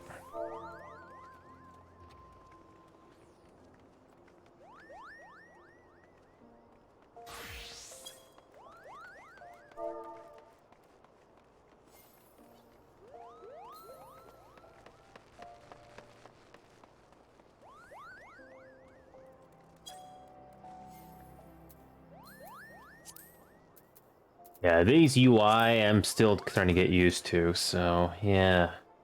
So this guild is rank 30, so yeah.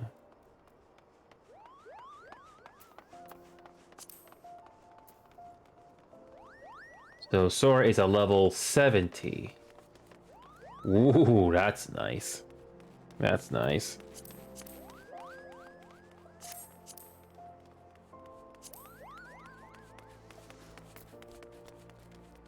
Okay, each member assigned a rank. Put in your rank. Okay. Joining a free company, okay.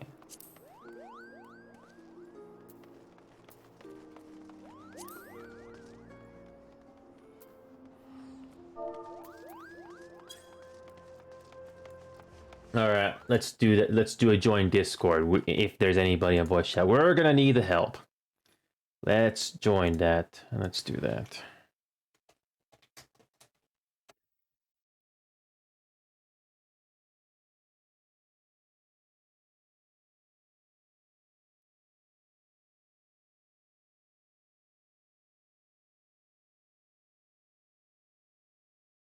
Okay, https discord.gg.dmdw.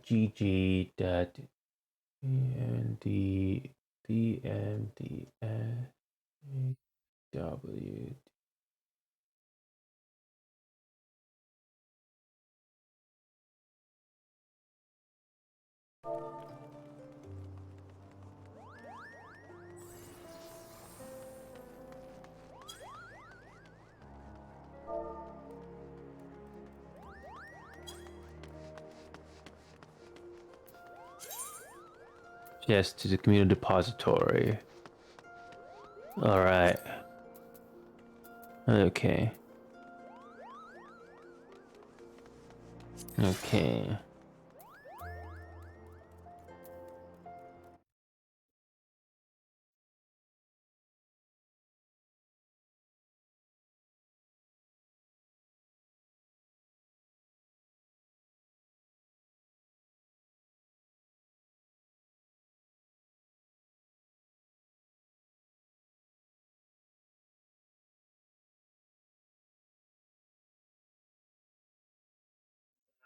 Got a courteous.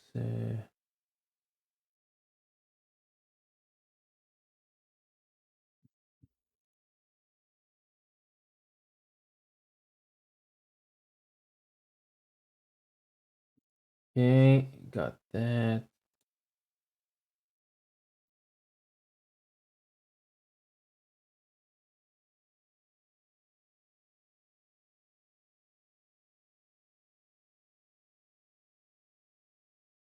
Gladiator. Gladiator.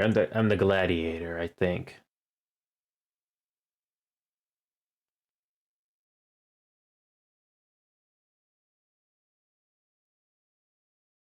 Okay, one sec.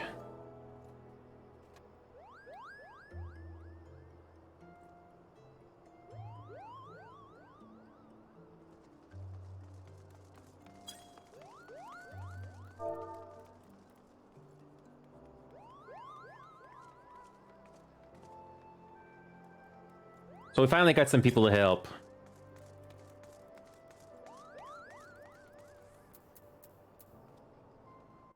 Might as well.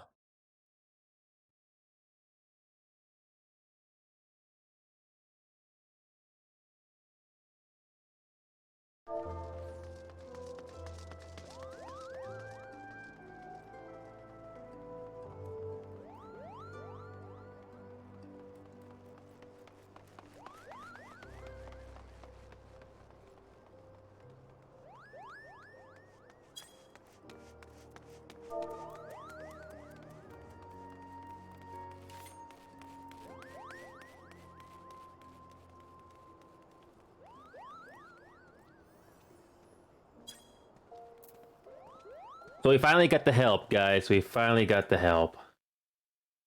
We finally got some help. Yeah. So yeah, we finally got some help. So yeah.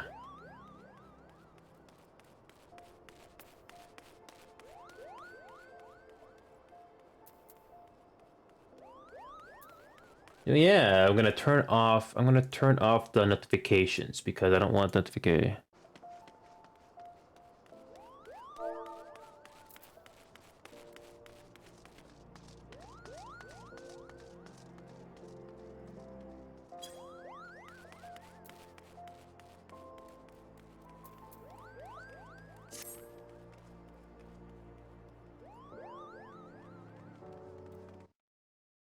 Okay, set it server profile. Let's change that.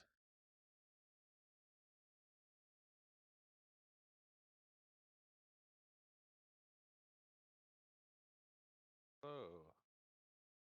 Welcome. Hey guys. How's it going? Oh, not much. Just a fair warning. I got a broadcast going. But anyway, I'm overwhelmed. Oh no. Well, how can we help?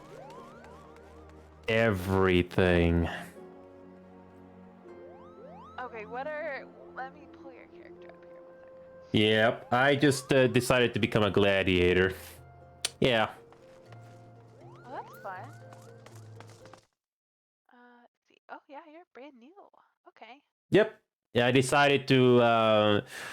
So the thing is, just to give you a heads up, I got a broadcast going, so live broadcast. So that's just want to give you a heads up. But anyway, I decided to get the complete edition, Sora, because I heard that this game had its sales suspended because of server congestion. So that's why I got the complete edition, is the starter edition. Yeah.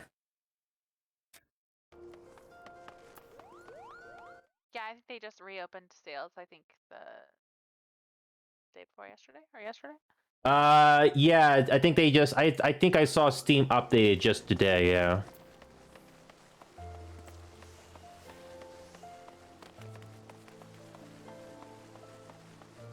So, and so in other words, Hattori and Nora, I'm gonna be here for an interesting adventure. It's gonna take a while to go through the whole story and everything else.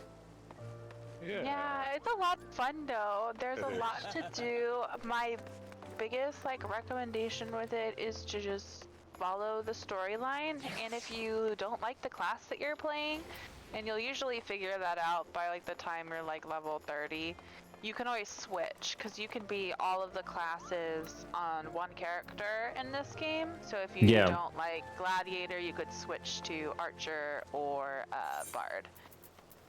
Gotcha. Or really any of the other classes. But Gladiator is a pretty fun class to play. Yeah. They usually, just like any other game, they're upfront and personal.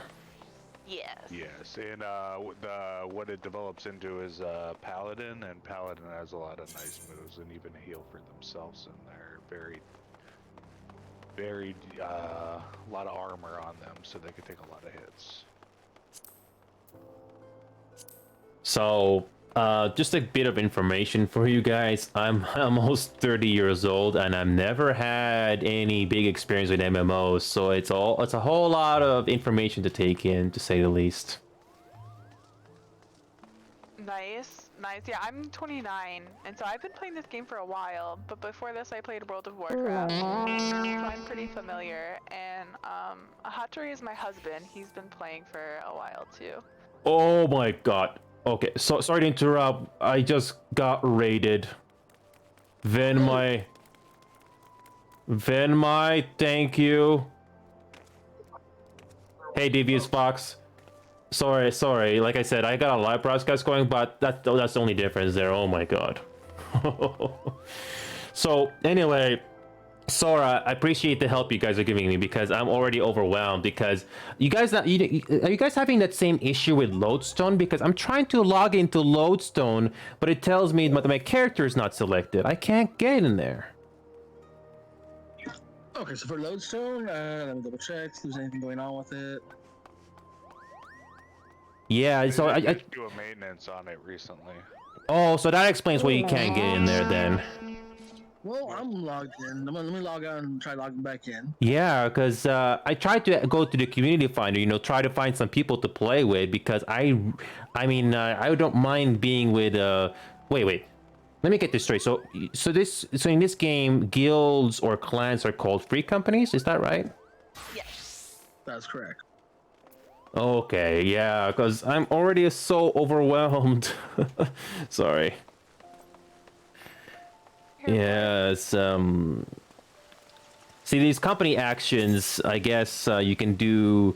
You can have a community chest, quartermasters. Yeah, I think I did Guild Wars too. So yeah, I still learning. It's my very first day. Yeah.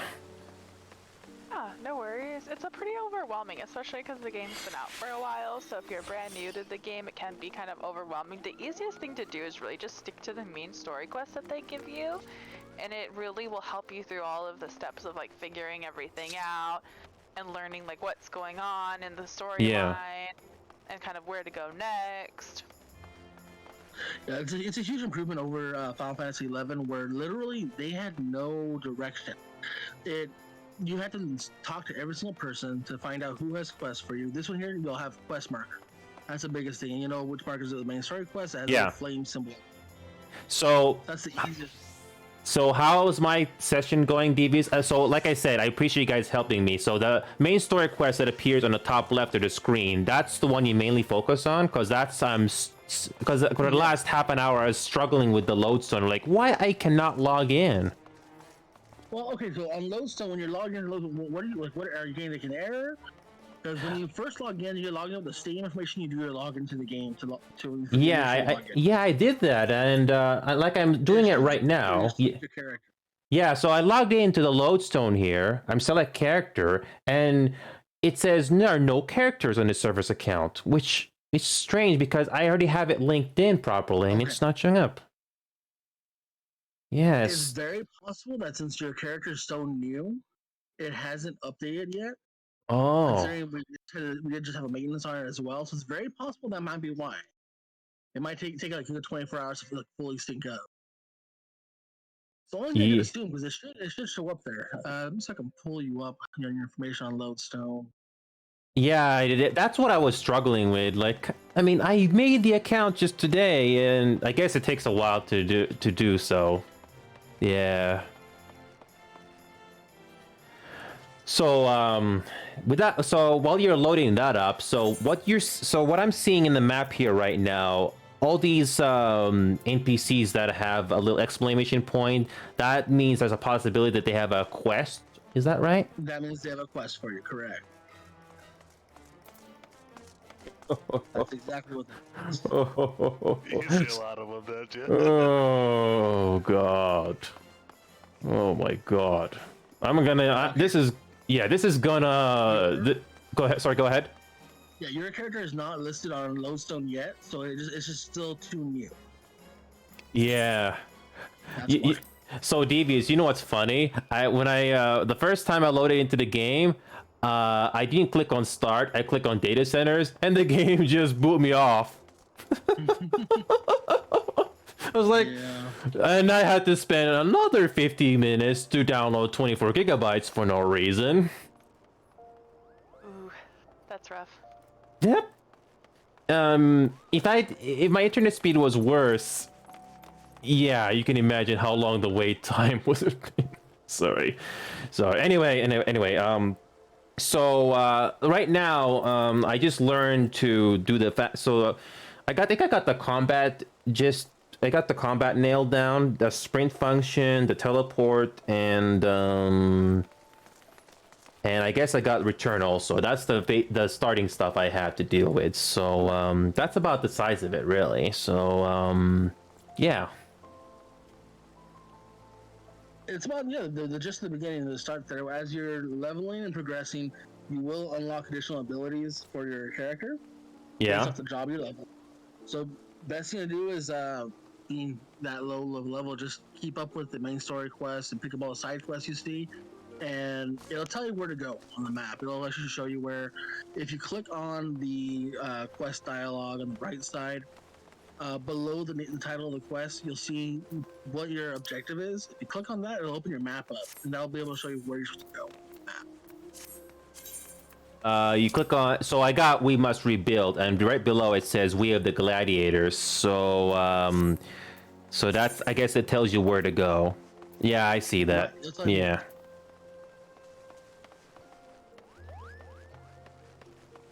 So, I guess I guess it is optional. I guess for the first few story quests that I can do on myself, and I don't really need assistance on a party until much later into the game, something like that. Yeah, I think your first dungeon you would do where you would need any kind of assistance would be by level 15, around that area. Okay. And that'll be at the earliest you'll see anything. You'll actually need to have a party. And at that point, you'll be able to either go into a party finder where it actually helps group you with people, or you can select people, you can ask people to come and help you with it. Yeah. It's really nice it's really nice to get an invitation from you guys. I've been desperately trying to get some help. I tried to go to the official Discord as well, but I didn't really get a response there. So it's really nice. It's a breath of fresh air to finally get the help. Oh, no Yeah. problem. Yeah, it's yeah, like I said, I got the complete edition because I did not want to worry about waiting for the sales to go back up again if they decide to suspend it again. I didn't want to wait, so yeah. So, Devious, I'm just curious, what level are you? I'm level 90. So, go ahead. Max level on Machinist and Red Mage. Nice. I'm more DPS, magical DPS. See, Devious, a lot of the terms you just threw at me, I'm not even gonna remember the next day. No. Yeah, the different jobs that are there. I have right now myself 2 jobs at max level. Everything else is 30 plus. So I have a little experience with the early levels of most of them. Yeah. And I have to say, the other thing why I got this game, which is not really a big surprise, Devious, is the fan service. I mean, who doesn't like fan service?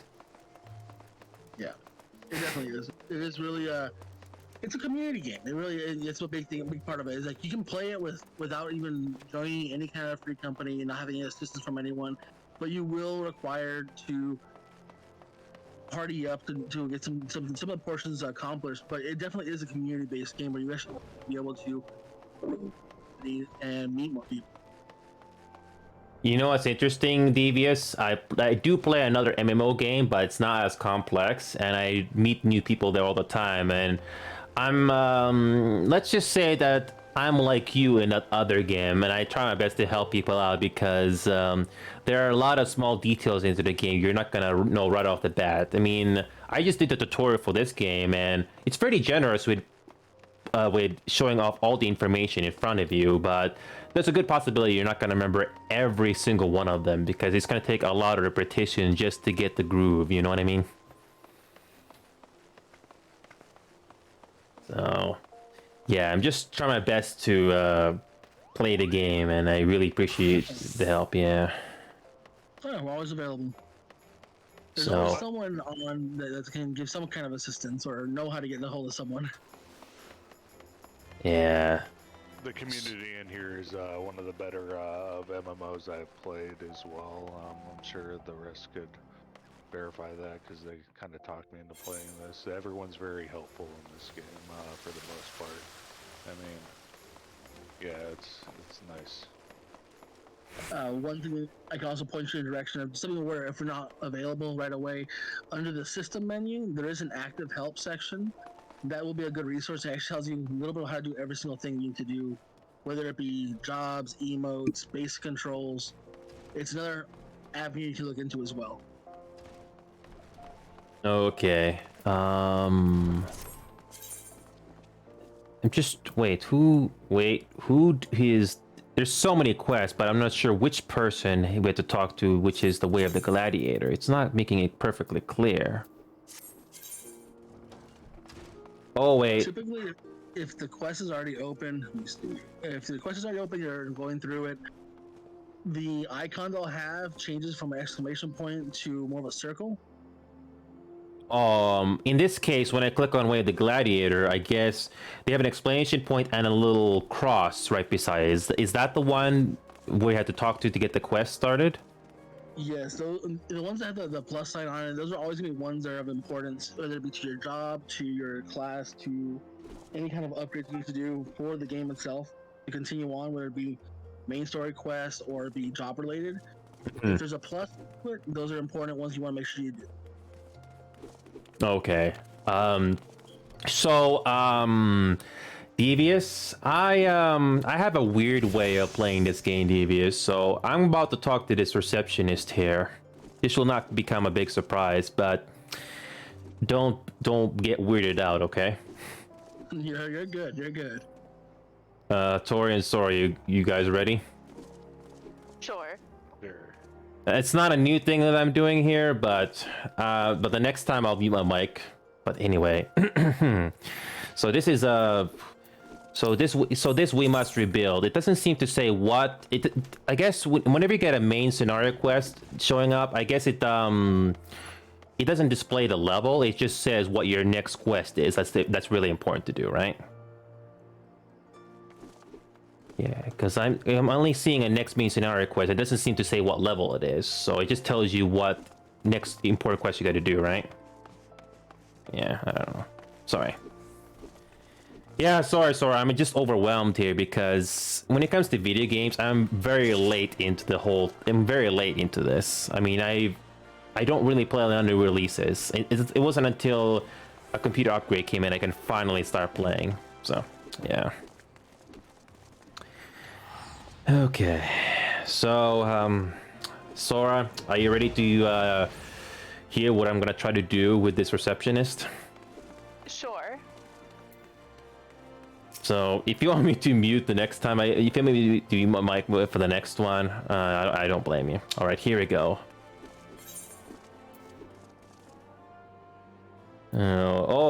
Which is to reaffirm your desire to join the Gladiators Guild. What? Oh, okay. What will it be? Will you rise above the masses and inscribe your name in legend? Or will you resign yourself to mediocrity and die in obscurity? You can see where this is going, Sora. Yeah. Join the Gladiator. What did you say, Sora? It's not too different than other streamers. No, but I like to do it in my little charm. Yeah. I'm gonna tell you right now, it worked. It worked. A lot of people do stream or they do record their own playthroughs and give their own dialogue. As long as it brings you enjoyment, go for it. Well, this is just I'm not an actor, but I find it kind of hilarious. It's like I'm telling a bedtime story to somebody. That's how I do it this way. Nothing new, but I thought it's fun. A decision you shan't regret. One moment, make way, for you have a fresh me coming through. Yeah, I'm over-exaggerating. Now then, before your enrollment can be considered complete, you must present yourself to First Lord Mila, seek her out, and obtain her approval.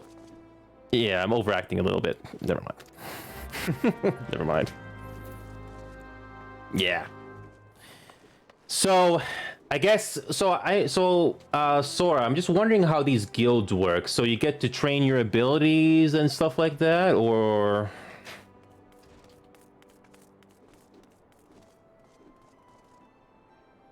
So yeah, I don't know if I'm disturbing you, Sora, but I'm just trying to know as much as I can about MMOs in general, so... Yeah, no worries. Ask all the questions you need. What can you do in these guilds, Sora? Do you get to train your abilities, or... So in the class guilds, that's where you get all of your quests to gain your actions. So like on your action bar on the bottom of the screen, Yeah. that's where you get all of your abilities, is doing quests through your class guild. Okay, so yeah, I currently got the Fast Blade, Fighter Flight, and Sprint and Teleport. I know those pretty much typical stuff you start off in the beginning, yeah. So I guess, do you have to do quests to get more, or you have to talk to these people here that have an exclamation point on them or something? So you'll need to do quests, and then you'll level up. So I think it is every 5 levels you get a new quest with your class guild, and then you can go in and get a new ability. So you're gonna want to do quests along with the ones from your guild, so that way you're gaining more experience points to level up faster. Because if you go like you do your first one with Marauders Guild, the next one won't be available to you until you're level 5. So you want to make sure that you're doing enough quests in the meantime with that first one from the guild to make sure that you're level 5 when you turn it in, so that way you can just pick up the next one right away. I hope I can remember that for later. I hope. No worries at all, we'll be here. Okay. Yeah. So, what else am I trying to ask?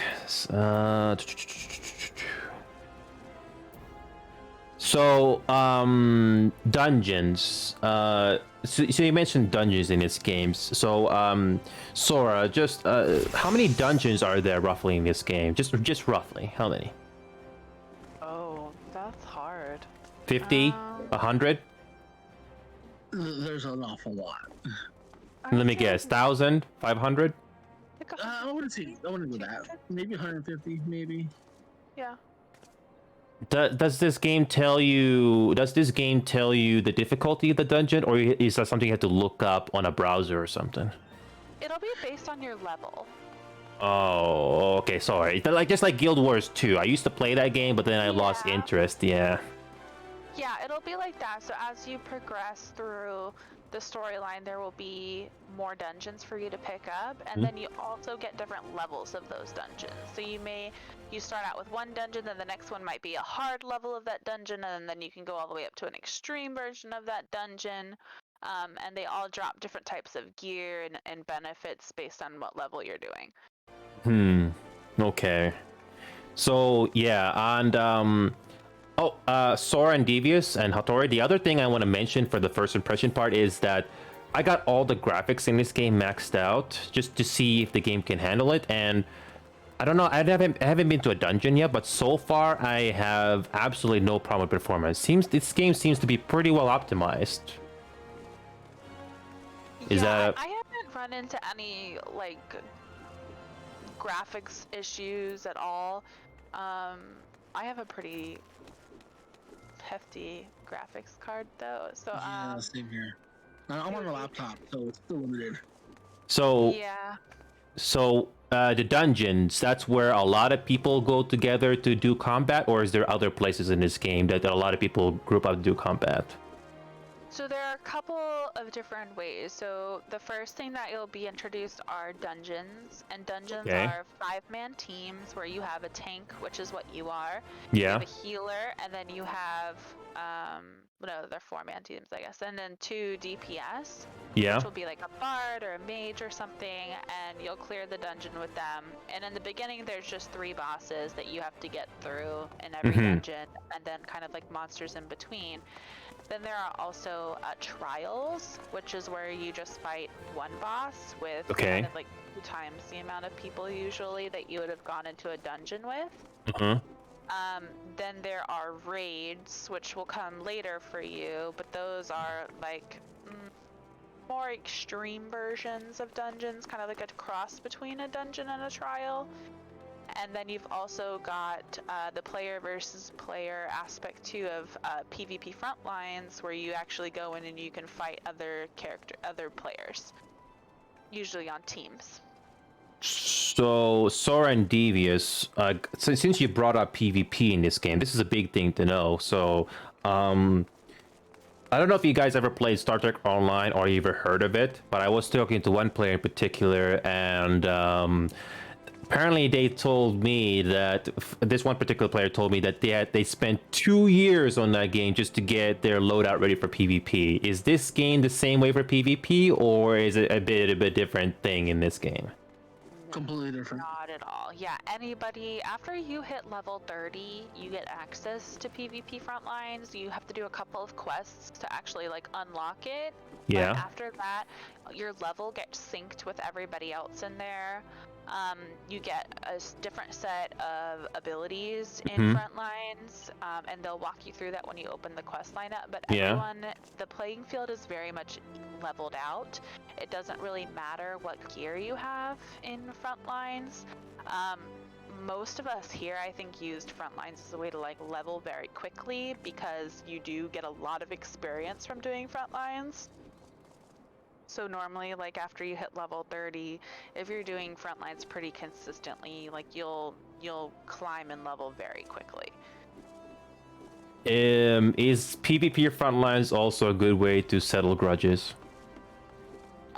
Not really, because you don't get to pick who you go in there with, and nobody's names are visible if they're not on your team. Oh, What okay. you can do is if you have someone that you want to just duke it out with in game and do a duel, in the Wolves Den, you can go into a training area there where you can actually go against each other. Okay. So it's an option as well. So the way I'm gonna handle this game, Sora, and the rest of you, is I'm gonna resist the temptation to go looking at YouTube videos on how to play this game. I would rather experience this game hands-on from players like you that you have gone through this game, and I'm just gonna go with that because I think that's gonna work a lot better for me. It's because I really am interested into this story, and you know that I don't know. So here's the thing about the story. Regardless which class or character you choose, is the cutscene at the beginning the same, or does it differ depending what you choose? Opening cutscene for the most part will be the same. The only variation will be based on what area you start at. So there's the initial cutscene's the same, and then it continues on slightly. Yeah. Sorry if I'm asking you guys a lot of questions. It's just you're good. yeah. So you know that masked character that was appearing at the first cutscene? I think everybody's reaction was, "Who are you? Who are you?" I mean, I'm pretty sure I'm not the only one saying that. So yeah. You know, when you start a new game, it's all brand new. That's a big thing. One thing you'll see if you've ever played any other Final Fantasy games itself, you'll see similar names, similar styled people as well. So you might see someone like a familiar face every now and then. Yeah. With regards to the NPCs itself. Mhm. But for the most part, it's a completely entirely different game. So here's the thing about me, just let you guys know. When it comes to Final Fantasy, I've never played any Final Fantasy from beginning to end. Only thing only experience I have with Final Fantasy is just seeing some reviews or gameplay footage of Final Fantasy in Super Nintendo. That's it.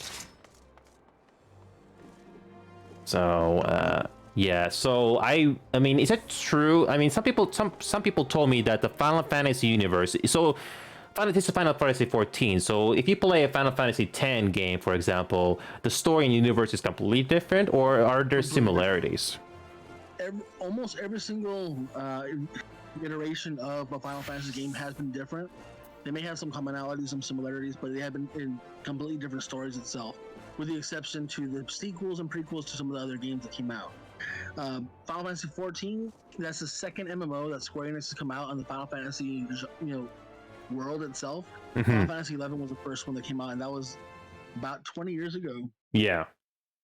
And, I started on that one myself, and then came over to 14 right when it first launched. And like most people, they started day one, initial launch, and then never touched it for a good year.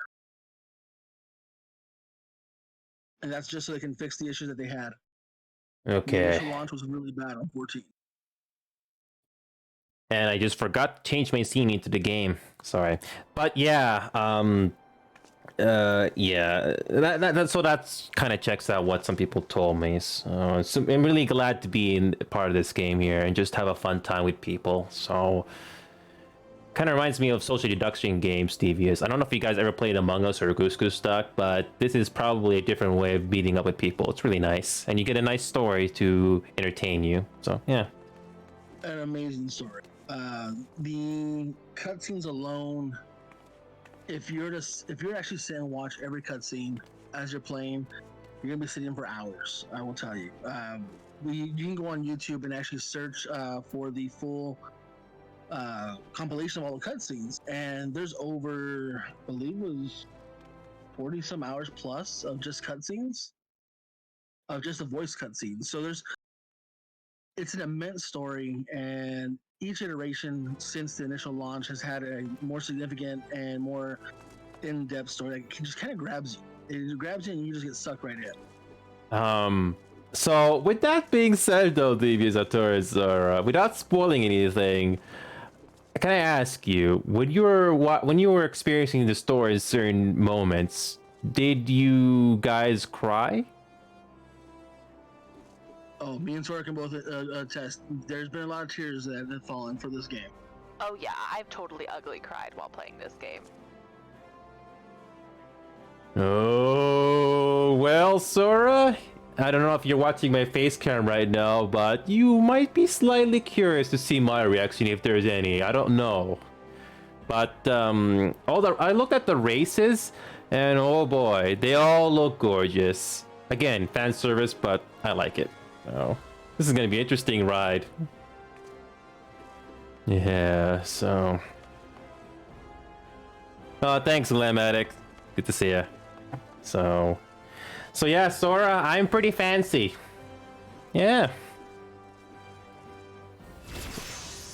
Yeah, so, I guess that's about it, really. I guess I'll just go ahead and talk to this guild master. Well, Sora, I don't know. This isn't a new thing I'm gonna say here, but it's as if the story for this game is just like any other anime manga in an isekai setting. Is that right? No. No? Because, you know, in isekai anime and manga, you always see that storyline where, oh, they go up to the guild master and get a quest done or something. Something like that, or I think I'm going way too far ahead of myself. Sorry. Never mind. For a while it is. After a certain point, though, that you don't really go back there too much after a certain Okay. Yeah, again, sorry if I'm asking a lot of questions, but I'm just curious. Sora, and Devious or Hattori, the other thing, last question before I finally play the game. I'm sorry for asking so many questions, but is it true, or would you agree that this game starts off a little slow, but it does pick up the more and more you play? Is that a true thing to say about this game? Yes, 100%. Absolutely. It's gonna feel like it's gonna drag on. A Realm Reborn was probably the slowest moving storyline, just depending on how your playstyle is and how fast you go through it. But I'm gonna tell you right now, it has so much character building. That's a big part of it because it is building your character itself and the development of everyone else around you. Okay. It is very slow. This first one is probably the slowest one you're gonna go through. All right. Without spoiling anything, Devious and Sora and Hattori, just roughly around what level you think the story finally begins to pick up? And don't be afraid to be honest. 30s plus. Really? 30? I'd say like 50. Yeah, I was 30 to gonna say 50? 30s is where it starts to pick up, but 50s is where you actually get past A Realm Reborn after that point. So you'll be going for quite a while at 50. Okay. Honestly, I think I'll be in this for the long haul because the cutscenes alone is very interesting to look at, and they actually bother to do facial animations even if some of the characters don't speak. That's one thing I noticed. Yeah. Oh. Speaking of levels, sorry to ask another one, but what's the highest level you can be in this game, or did they increase that or something recently? They just increased with Endwalker to 90 from 80. Oh, okay. So that's the thing about expansions I was just gonna get into. You can do any expansion in any order, or are some expansions better to be done in so that it goes in a chronological order? Yeah, it's a linear chronological order, so you'll keep going from one and progress till you get to the end. Okay, so the game tells you what to do next, basically. Right. Yes. Okay. All right, enough talking. I'm gonna talk to this guild master here, and it's a so if they don't have the pointy ears, then they're just a human, right? Correct. Mm-hmm. Yeah. All right, let's see what this guild master has to say. That first guild master I talked to, I did with a high voice, but then I stopped because it was starting to be a little painful. But I tried because it was dragging on. How much more I have to do? Anyway. Just feel free to let me know if you want to mute my mic if you don't want to hear it. So here we go.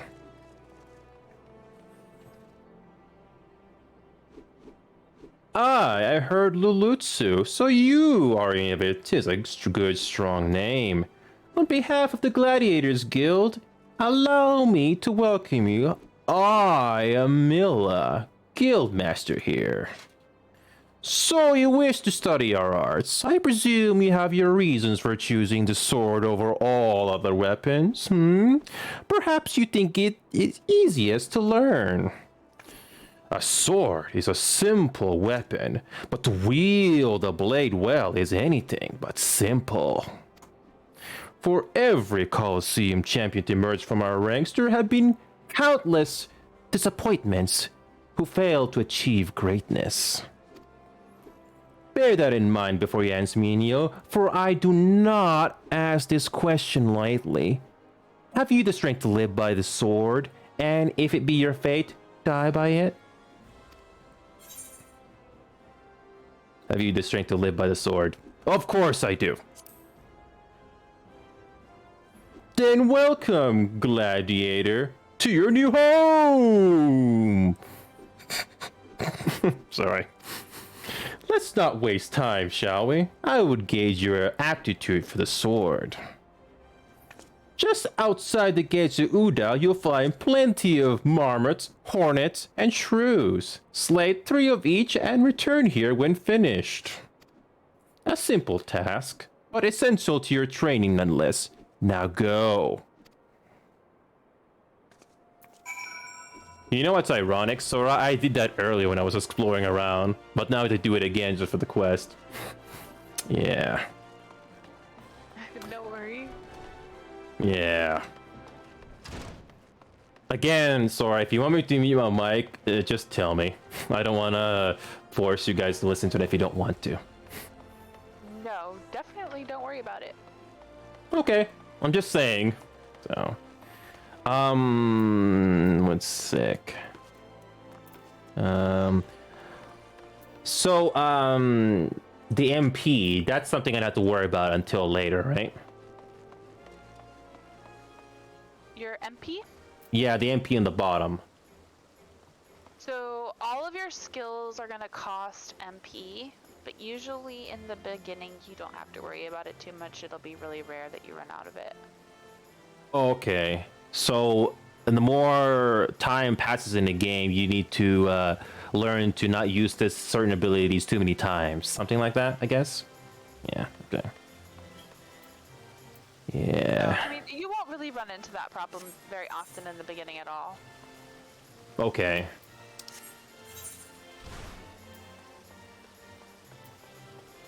Oh yeah, and the game is nice enough to tell you where they are exactly, so you have to go hunting it around. I like that. And I looked at the map. This map is huge. That's a big understatement, is it? Yes. The world itself of Eorzea is huge. So Yes. the cities itself, yes, they definitely are. And in a 60 gigabyte game too. Yeah.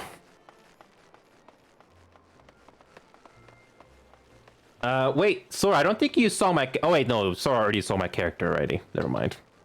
Yeah. So, yeah. Wow.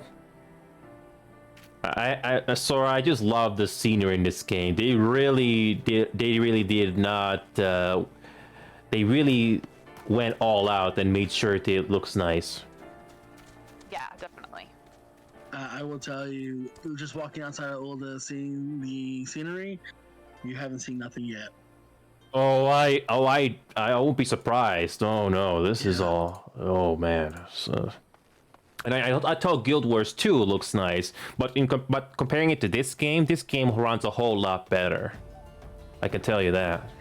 Yeah, the optimization is definitely there. That's a big. Yeah, that's the thing. That's Guild Wars 2 as well. Yeah, Guild Wars 2 is not well optimized when looking back into it. This game, on the other hand, it's worth it. Yeah. All right, so I guess you press Z to, I'm using keyboards, so I guess you press Z and then you just you attack an enemy by pressing 1, 2.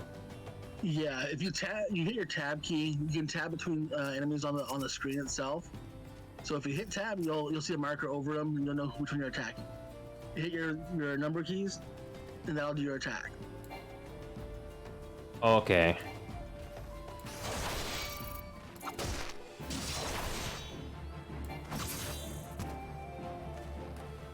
All right, so it's good. So you target enemies by pressing tab for each one. Okay.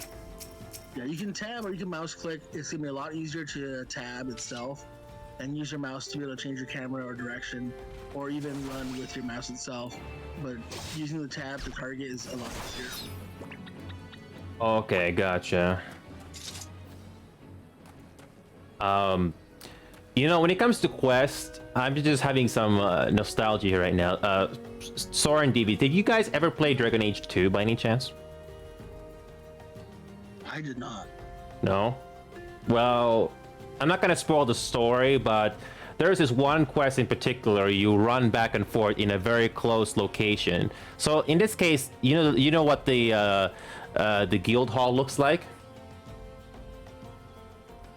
So in this quest, you have to go back and forth to help this character try to impress this other character romantically. You have to go back and forth and do awkward conversations. You'll get a lot of that here as well. Yeah, but before Final Fantasy came along, I thought that was kind of adorable. Yeah. You're gonna see that with here as well. When you talk to some or do some quests itself, you're gonna be given options. It's not gonna be a simple yes or no answer. You're gonna be given options to choose where your dialogue's gonna go, and it gives you opportunity to vary it up a little and have a little more fun with it. Oh, Devious, how very Kunari of you. Nobody get that reference? No. If you look that up, it's kind of funny. Yeah, never mind.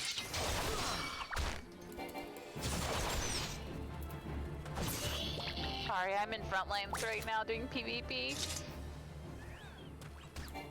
Are you having fun, Sora? Yes.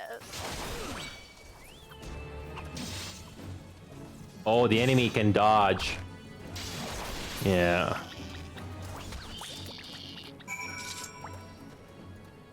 That's tight.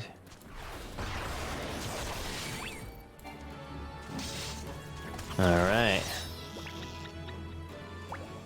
I kind of feel bad for killing these hornets. I mean, they're not really attacking us. You look so cutesy. Oh well. So what you'll notice, if you look at the icons of the hornets where it says level 1, that's to show you they are passive, so they will not attack you just from proximity. You'll see ones eventually where they'll have like a triangle, which can be like a red triangle in it, and that's gonna tell you they're aggressive. Okay. So by them at low level, they will attack. Okay. So the fate system. Fate system, full active time event. These public occur in real time. Anyone could participate. Oh yeah. So this is something I've seen in that Guild Wars 2 also. So fate discovered nearby. Are these full active time events worth doing, or maybe only if you're in the mood for it?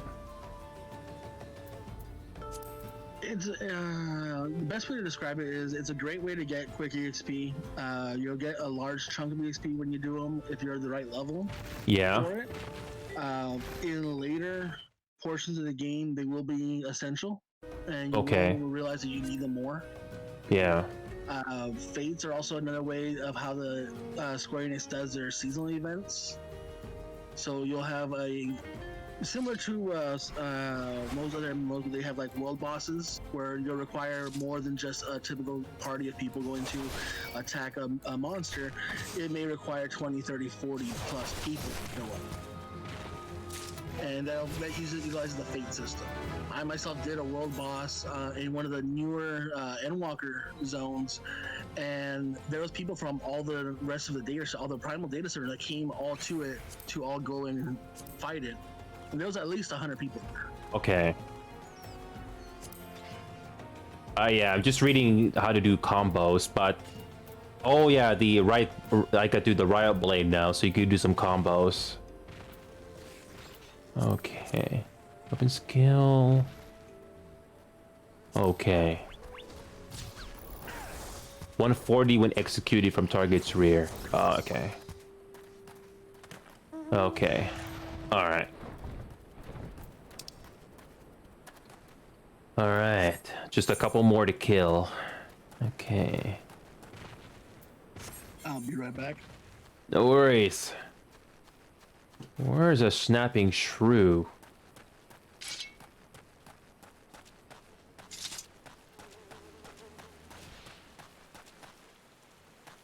Wait, where are they?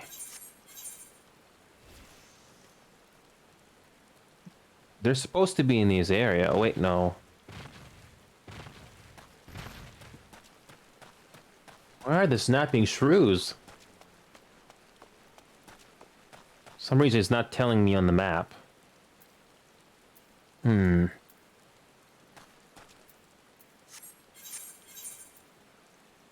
Oh, never mind. There's a little circle.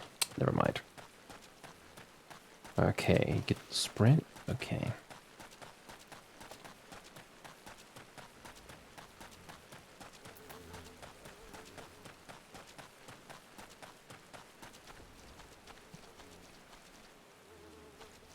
Where are they?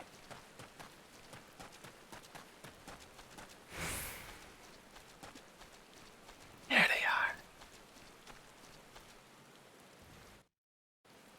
Alright, I just muted my mic. Alright, here we go. Let's do it. So guys, I finally got the time to talk to you guys in the audience. So if you guys are still watching from that raid that I did earlier, I'm gonna be doing this game, I'm gonna be reading the story of this game. It's nothing new, but I'm gonna be doing it in a way that I think it's gonna work out. So there's gonna be a lot of overacting, but then again, the characters by Final Fantasy also do that, I guess. Oh, target, there you go.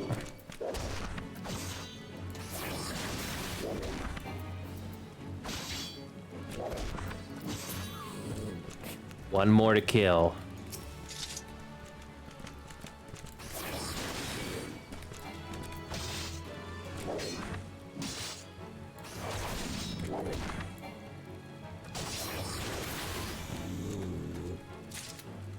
All right. And now we just go back and report to Nimaya of the Way of the Gladiator. So I'm gonna enjoy this. I'm gonna enjoy playing this for the story alone. I don't know who wrote the story for this game, but they did a very good job on getting people interested to playing it, even though the main character doesn't speak that much. So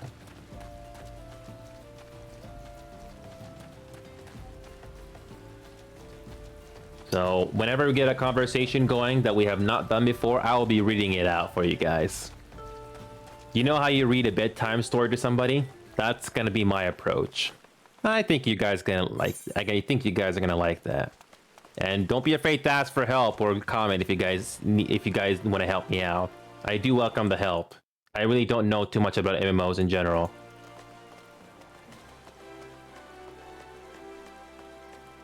All right, so.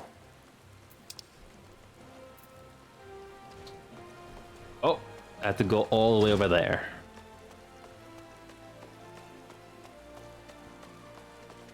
Oh, I forgot I can sprint. Wait a minute. If I remember correctly, we go this way, and that's how we get to the Gladiator Hall. There we go. Let's do that. Let's do that.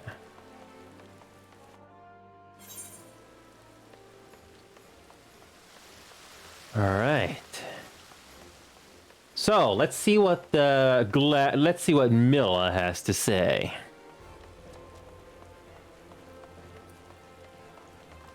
There's a lot of quests.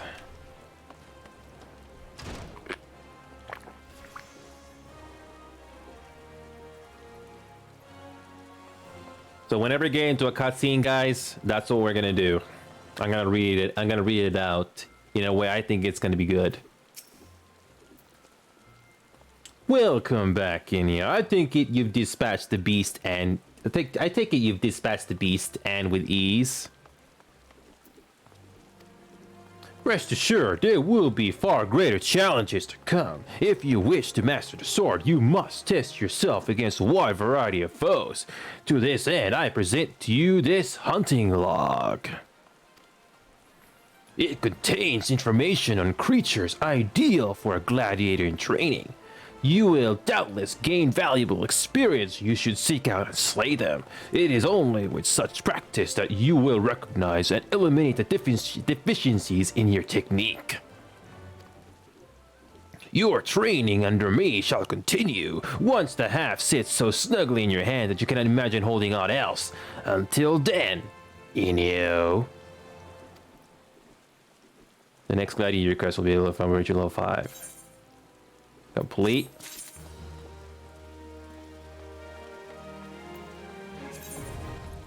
Alright, we got the hunting log for the first time. Some items can be used, granting various effects. All items with recast timers cannot be used again until the timer is expired. Speaking of which, appearance, I'm going to turn that off. Hold on a second. Accessibility, notifications, Windows Advanced. Hold on a second.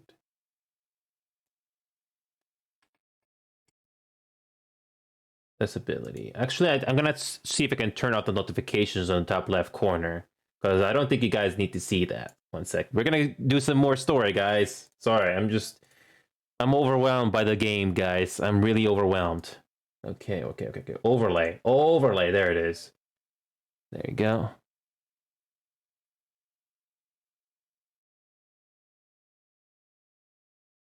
Wait. I thought I had that turned off. Avatar.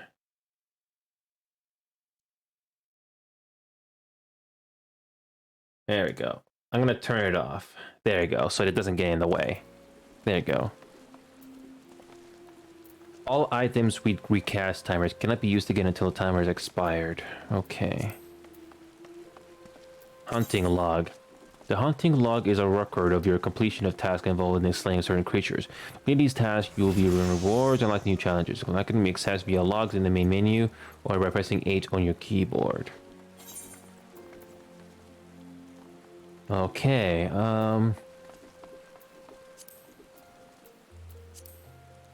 once the log is open, select a class and difficulty to view the available challenges for that rank. Below that name and number, you will find the target as well as how many targets you must defeat. Okay. So you get 2,500 and you get a 2,500 XP reward if you do all of these things. Okay. Display name. Okay.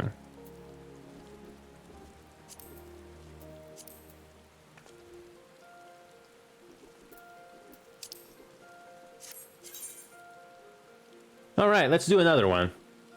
Hey, Carter Chase, welcome aboard. How are you doing? I'm here to read the story for you guys. I got some help from a couple of community members here, so things are finally steaming along here. So I'm on my 4th hour into this game, but so far I'm having a pleasant time. The community has been so far been very nice. Thank you so much for that, guys. Thank you. No worries. Thanks, Carter. So I really appreciate the help you guys are giving me here. So I kind of overact some of these dialogue scenes, but I kind of figured, hey, I think it's gonna be entertaining for some of you. I think you guys are gonna like that. So yeah. And as an option, if you guys are ever interested in supporting the show, you guys are always welcome to support in any way you want, whether it be Twitch sub or anything like that. So you probably heard this spiel many times before, but I like to give it to you guys. And I do put effort and on the time and commitment into this. I even made these emojis here just to show you that I'm serious about it. So I just want to let you guys know on that. Anyway, let's continue. Let's continue and do another quest here. And apparently the next quest is... Actually, no, it's all the way to the other side. Whoops. For a second there, I thought that was the next quest we gotta do. So just stick with the story because the game apparently tells you what you can do in this game one by one. I think that's probably going to be the best way to go into the game. And if I ever have any issues, I just talk to these players that I have in this free company here if I ever have any questions. And I really appreciate the first impressions also. I really did need the help. That lodestone that I tried to figure out, I was getting a little frustrated. Why was it not loading? But then again, it probably explains why my account is so new that it's not there yet. So anyway, let's do the next quest. Oh, and we talked to this person again. So I'm gonna make a video on this so you guys get to see what I did with this character earlier on. I had to stop doing the voice because it started hurting my throat a bit. So here we go. Let's do this. All right, here we go. Our next quest. The game tells you right off the bat what you get in return. I'm gonna head off for a little bit and take a break, but I'll be on later, guys. Thanks for the help, Sora. Yeah, of course. I'll be on Discord still. So if you have any questions, just message me in like the general chat, and I should be able to help. No worries, Sora. If I'm in the mood, Sora, I'll hang out here in the voice chat. So if I am not doing any talking or anything like that, I'll undeafen. So yeah. All right, sounds good. Thanks, Sora. And Devious. Thanks. So yeah, Devious, don't mind if I deafen sometimes. Yeah, but I will be here. So if you need to talk to me, you can always message me. Yeah. No worries. Sounds good. Thanks, Devious. Here we go. We're gonna introduce to a certain someone. Okay, here we go. Well, young Lin, how are you finding our fine Ulda then? Got your bearings about you yet? If so, mayhap it's time you ventured beyond the city walls. The bustling streets of Ulda are one thing, but the wilds of Tunnelland, that's another altogether. I know a bloke you might fancy speaking to, and he you. Name of Fapashan. You'll find him over at Ulda Dispatch Yard. No doubt he'll have some work for you. The dispatch yard's over in Central Townland. Just head out the door across the hall, and you'll see the Gate of Null staring right back at you. Pass through it and head east. You'll come upon it for long. There's dangers beyond the wall, though. More than I care to count. Nothing too terrible, thank you, mind you, but feisty enough to attack if you draw near. Don't say nobody cared enough to warn you.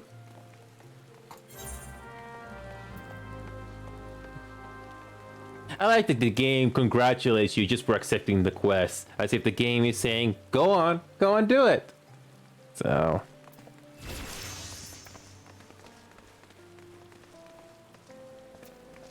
Alright, here we go. Let's go to our next one. So we get to explore.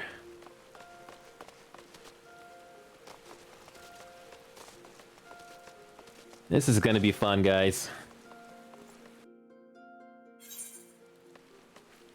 Here we go. It's evening and I can barely see. So we have to we have to speak to Papa Shan. I wonder who Papa Shan is.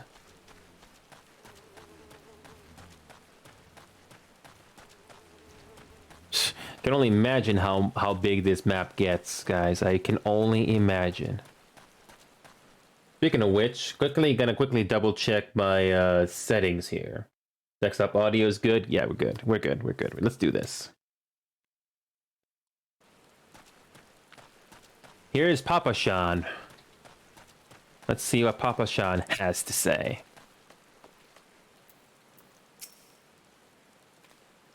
Well, you certainly look the part of an adventurer, my friend. Might you be the good soul nobody advised me to expect? I am Papa Sean, station master of this humble dispatch yard. An empty title, I assure you. I truly am no more than a tired old Lalafell passing his final years in quiet and solitude. 12, no, there have been plenty both of these last 5 years since the calamity struck. The devastation was vast. Yet now the true old Yanj work together, doing all in our power to rebuild what was laid to ruin. By the sweat of our brows and the love of our home, we have rebuilt Ul'dah to the grandeur and majesty that you see today. The railways which run through this dispatch yard, too, were born of the noble efforts of great many souls.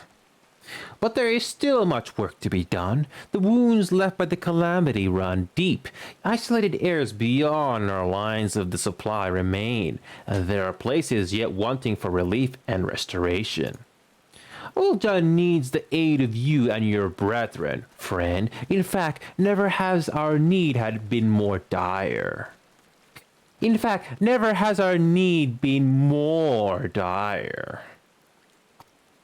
Which brings me to the point, I suppose. I do believe I may have some work suited to one of your ability. Wait, what? What the heck? I cannot accept?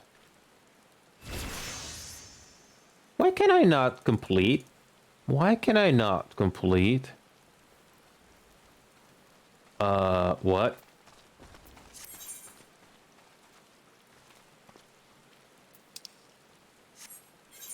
Why can I not, complete this? Why can I not complete this? Oh. Oh, wait. You have to choose one. Whoops. Didn't realize that. Silly me. Reward. Currency.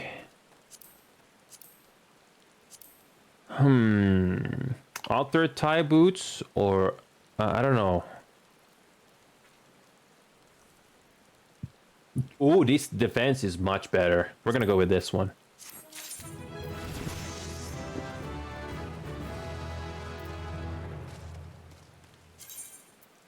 Since the armory system in Final Fantasy allows you to change your class job by simply changing the weapon or tool, it's recommended you always have several sets of gear in hand. However, gear can take a tremendous amount of space on its inventory, which is why all adventurers carry an armory chest. All gear purchased. Okay, armory chest. All gears. Okay, armory chest. There it is. There's the armory chest. Gear in your armory chest is categorized and sorted by type. It can be equipped or discarded directly from chest interface. The armory chest can be accessed. Alright. So, like I said, guys, I'm just still getting used to this game here. But I will be reading the cutscenes for you guys. So, I'm not going to know all the game mechanics on my very first day. This is my first day. So, I'm trying my best for you guys. I'm trying my best here. So, here we go. Where's our character? Character. So, yeah, these things are no good. There we go. We got ourselves some better gear. So we got better defense and magic defense to start things off with. So we still got quite a bit of stuff available for the armory chest. So we're gonna keep going. All right. So where is our next quest here? Okay, we could talk to this person again. Here we go, guys. So if you guys just joined in, I'm gonna be reading the dialogue. So. I'm gonna read the dialogue in a way that I think it's gonna sound alright, but I will stumble. So you guys can have fun watching me do that. Here we go. Station Master Papashan has a simple task for a fledgling adventurer. I wonder what that will be. And I really don't know what it is. Here we go. Since you've come all this way, perhaps you can perform an errand for me. It just so happens a number of sentries have been sent to guard the area. A dispatch to the dispatch yard. A dispatch to the dispatch yard, as it were. They have been a long way away. They have long been away from the shade and featherbeds of the city. The hot days and cold nights can play hells on the mind and body out here. It isn't much, but go and give them these twilight pretzels, would you? I find comfort food always helps when I feel like killing myself.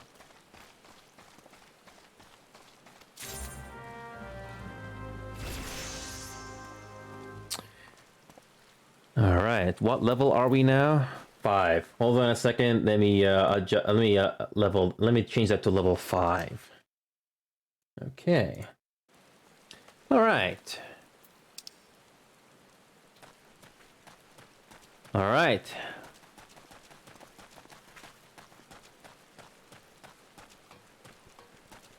We got one over there.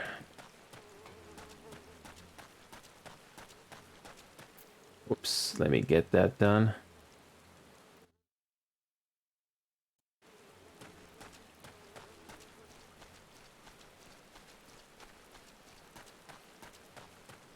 Here we go. What does this person have to say? Halt! Sir, I'm gonna have to ask you to put the pretzel on the ground and place your hands above your head.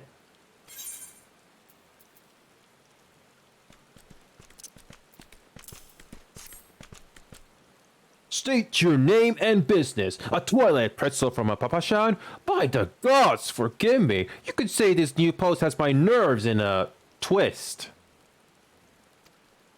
I'm terribly sorry for that. Yes, well, you may rest assured that the dispatcher is safe so long as I stand. I believe you may rest assured that the dispatch yard is safe so long as I stand watch.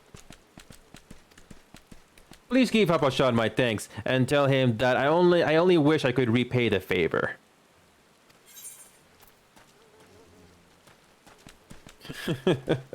I stumbled upon. I kind of stumbled on that one, but I think that somehow works.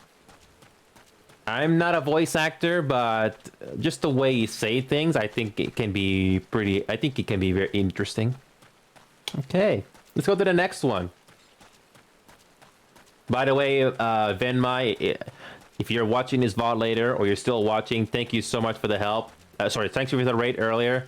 Sorry, I'm just overwhelmed, but thankfully I'm starting to relax a little bit now. Here we go. Let's go to the next one. All right. The next Sultan Swarm we got to speak. Western Front, clear. Eastern Front, clear. For me? From Papashan? A twilight pretzel? My favorite! How did he know? Can't find an empty stomach now, can I? Actually, I can't find any stomach. I suppose you could say I have no stomach. For fighting. Adorable. Adorable. I can't complain.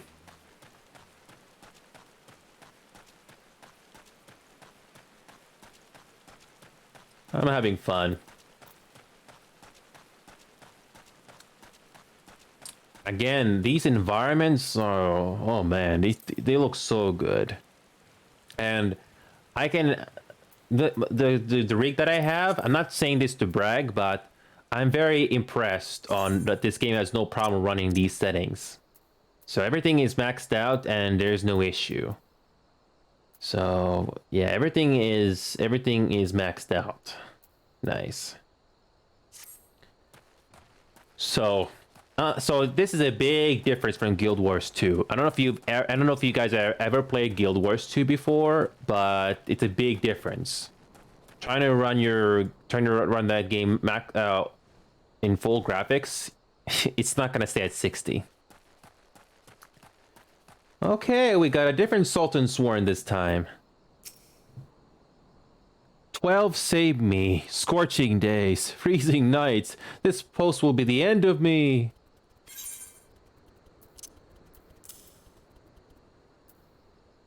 A traditionalist Dunesfolk bread, twisted into the shape of a knot and sprinkled generously with coarse-grown salt before being baked to a perfect brown resembling twilight over Tanalan. A twilight pretzel? Don't mind if I do. Ah, now that's a refreshing God's damn pretzel. I feel reborn.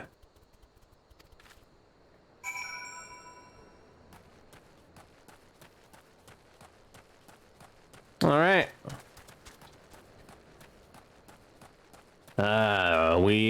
We're basically doing errands. Can't really complain.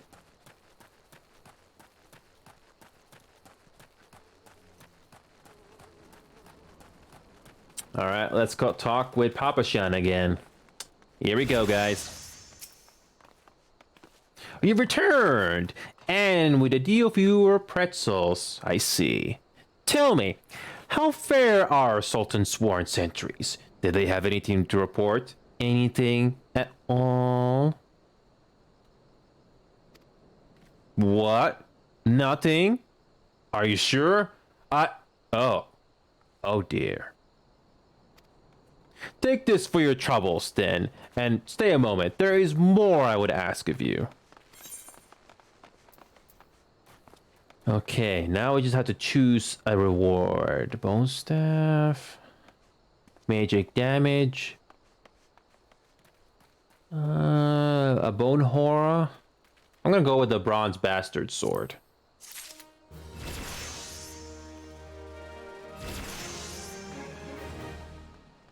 So you get a total eclipse. It delivers an attack with a potency of 100 to all nearby enemies. Ooh, that looks nice. Let me go to my character. Oh, wait a minute. Let's go to inventory. All right, what do we got on our end? Okay, physical damage is not much. Oh yeah, this is better. There we go. We got a better weapon. Starting to get the hang of this. Okay, here we go. Let's do the next one. Like those people on this free company told me, just keep it nice and simple. Don't overthink it, and just do the quest. And I always ask questions. Here we go. Inu, I have just this moment. No, the time for concealment is past. The truth is, even before I had you deliver those pretzels, I was privy to some most unsettling news. Which is the real reason I sent you to meet those Sultan Sworn. Papa Shan is in dire need of your assistance. You don't say. A young noblewoman from a very prestigious family has run away from home, and I've been ordered to see her I've been ordered to see her. A young noblewoman from a very prestigious family has run away from home, and I have been ordered to see her safe return. The Sultan Sworn you met earlier were assisting with the search. Alas, it seems they have found no trace of her. I apologize for not being frank with you from the start, but we must proceed with caution. Should word of her disappearance spread, I fear others with less honorable motives may join the hunt. And should we allow her to come to any harm, not even 100 beheadings would be punishment enough.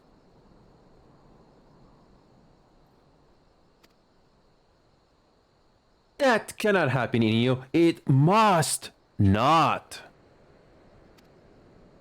I need you to help me find her. Yeah. Praise the 12! I knew I could count on you! I've instructed the others to expand the search, but Tanalan is vast, and there are only so many of us. The young noblewoman's name is Lady Lilira. I want you to go south and look for her in the vicinity of Sultan Tree. Good luck!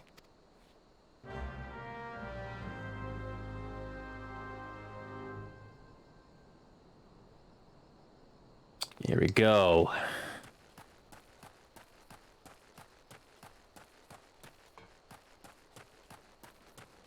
Can you enter this interior? No.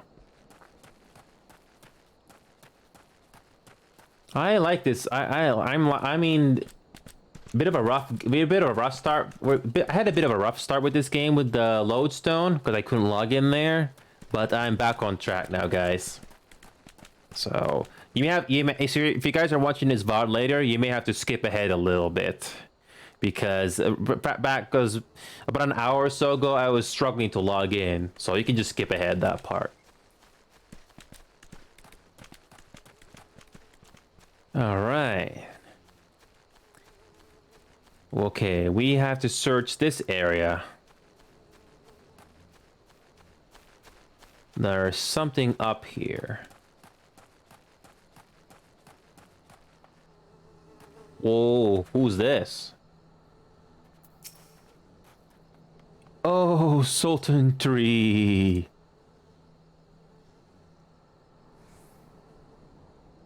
Okay. Oh, this is my first instance battle. Instance battle only occur during certain quests and missions. Okay. Take a moment and read the information displayed in active help window before answering the call of duty. Duty calls commands battle for underneath the Sultan Tree. Level sync is in effect. If you're above the maximum allowed level, it'll be synced as follows. You're about to enter a special instance. These areas are reserved for important battles which feature unique environmental conditions or powerful boss enemies. Instance objectives can be confirmed in the duty list. Duty list. Where's the duty list? For the duration of the battle, you'll be unable to pass beyond the red line displayed on the field. You'll ultimately leave the instance once all the questions have been met. Okay. Alright, this will be my first special instance. And where is the duty list? Oh wait, the duty list is over here. Never mind. Here we go.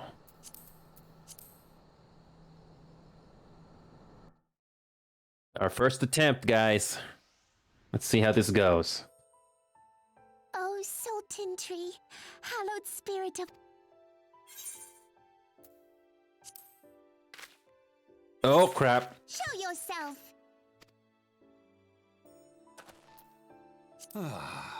As you command, O Lilira.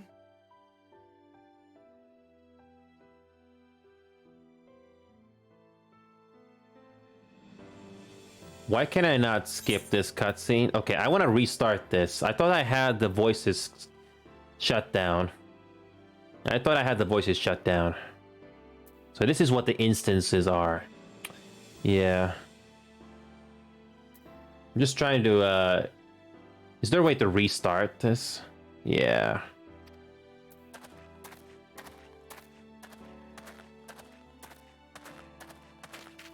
Forgive my selfish desire to assure your welfare.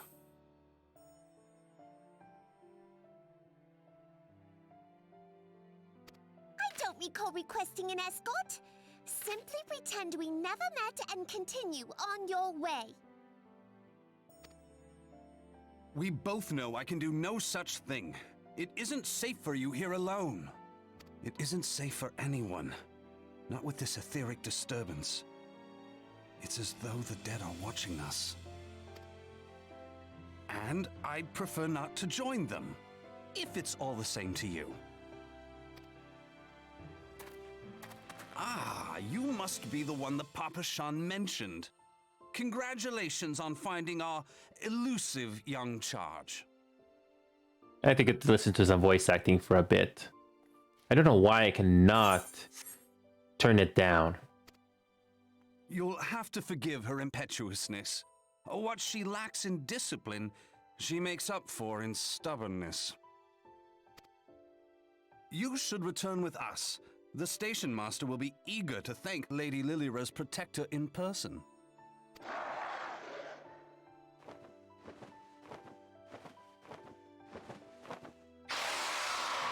Alas, the station master will have to wait.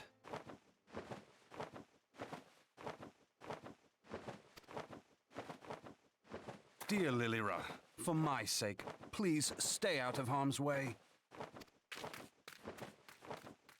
As for you, dear friend, for Lilira's sake, please stay in harm's way.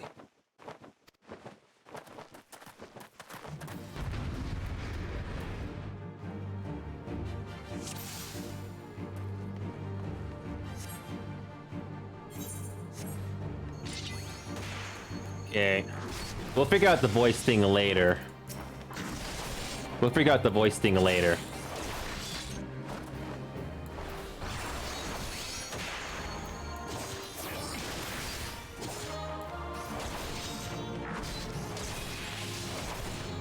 Alright, we got our first instant battle.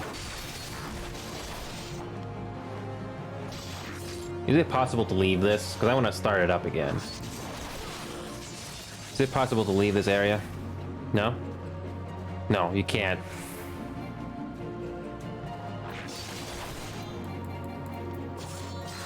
Oh man, I cannot restart this cutscene.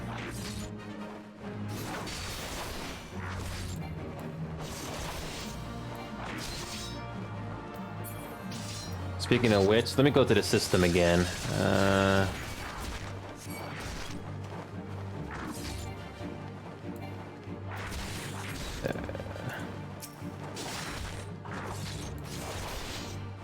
I need to go back to system. Okay.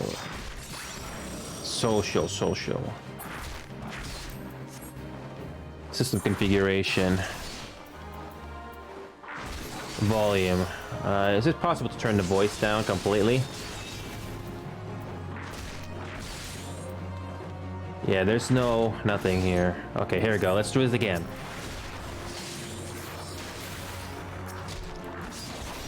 Kind of missed that first part of that cutscene. Alright.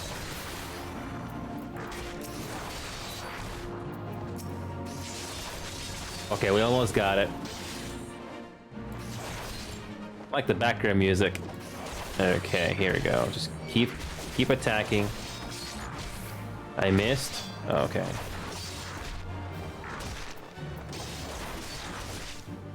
I somehow missed that. Just a little more, yeah.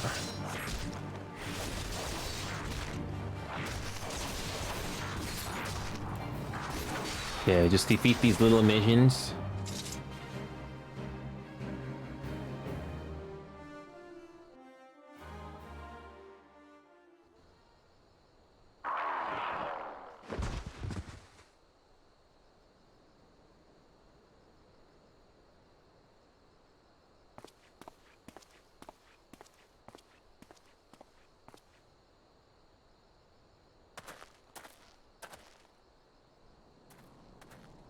I wish I could replay that cutscene.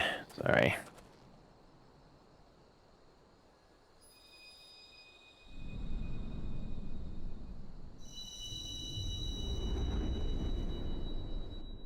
What is that?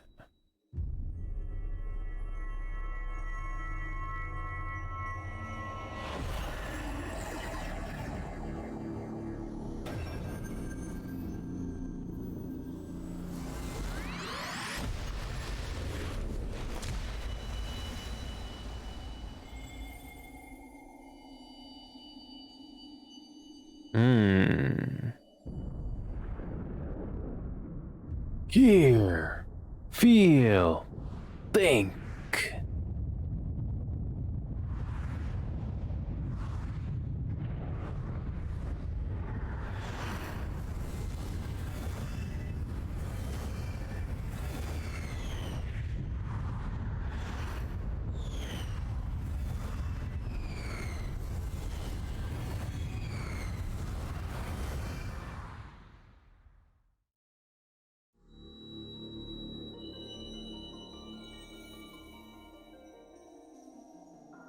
Crystal Bearer.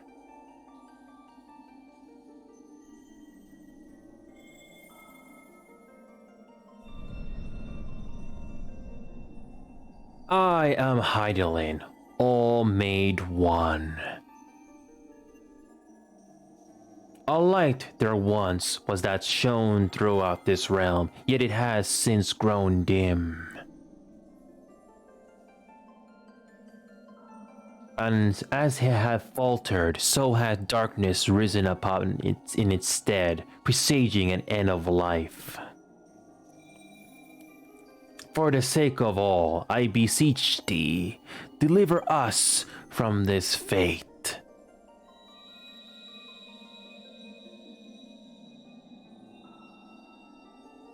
The power to banish the darkness dwelleth in the crystals of light. Journey forth and lay claim to them.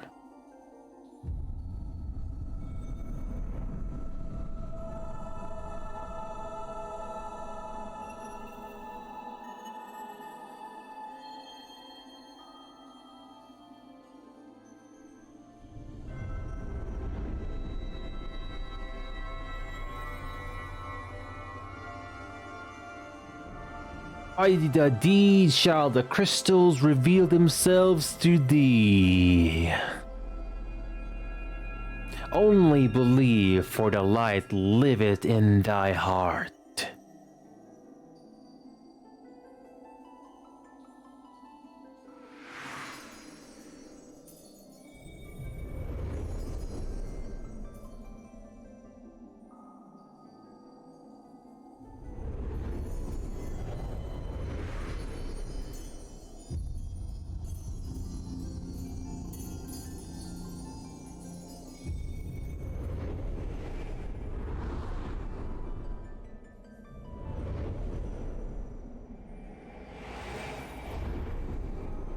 Go now, my child, and shine thee light on all creation.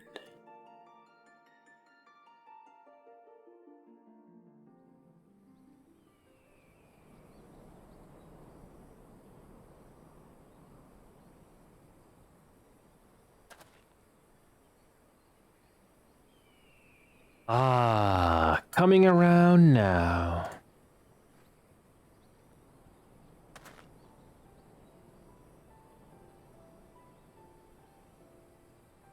Would you mind telling me what that was?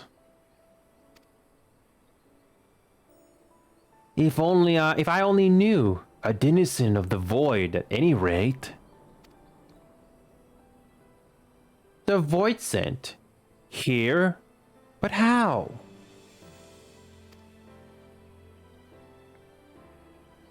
The question isn't how, but who. We're not dealing with bookless bandits.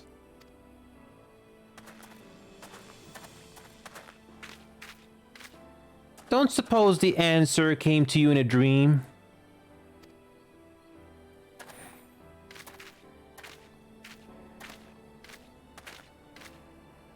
No sooner did you fell the beast than you fell asleep. Too much ether, no doubt. Interesting. I hadn't considered the crystal. But of course, this changes everything. Oh, just thinking aloud. At any rate, we haven't a moment to spare, and I must return and report this at once. I leave Lady Lyra in your capable hands. How dare you pass me about like a swaddled babe? I shall return and tell them myself.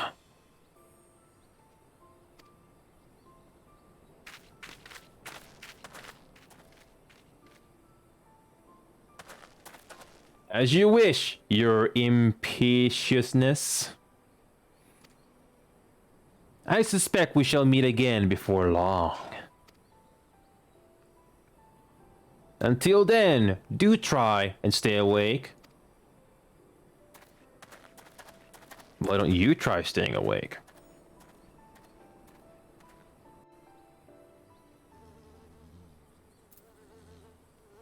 Okay. So Shadow Sokar, welcome to the show. How are you doing? So, like I said, this is my very first time playing this game. Yeah, this is my very first time playing this game. And is he a sprout?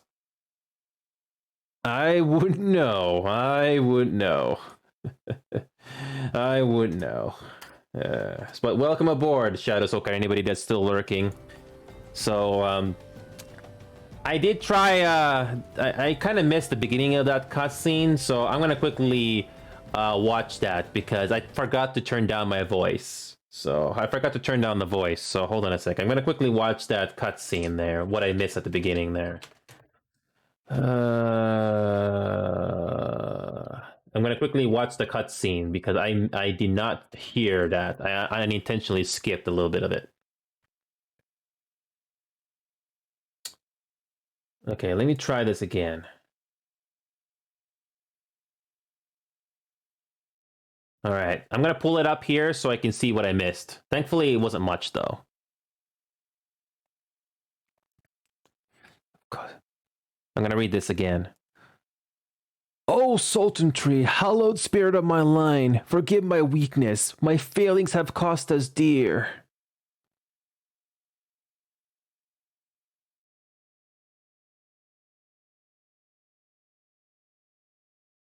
All right, that's it. Oh yeah. Oh, okay. Oh, thank you so much, Shadow Sokar. Sokar, thank you. Well, thank you for the welcome, Shadow Sokar. And if you look at the left of your character name on the screen, there's a little sprout symbol. Wait. If you look at the left of your character name on the screen, there's a little sprout symbol.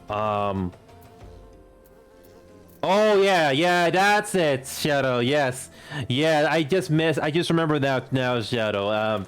When I did the first few quests, it did mention that tells me that I am new to the game. Yes, yeah, I remember that now. Just a little bit of information for you, Shadow Sokar, since you are new to me. I don't have a lot of experience with MMOs, so it's been a little tough going just to get the hang of this. I have played other MMOs in the past. The closest thing to something like this was Guild Wars 2, but I was not very impressed with Guild Wars 2. Then I heard about Final Fantasy. I do remember playing. Actually, no. Correction. I do remember seeing Final Fantasy when I was younger on the Super Nintendo. But other than that, I had never played a Final Fantasy game from beginning to end. I only saw gameplay videos, and that's it. So yeah, this is the symbol you were talking about, where my mouse cursor is. Yeah, so apparently you can change that if you go into your party members. So it tells me that I'm a new adventurer. Yes, so it is possible to edit your search info so that you'll become.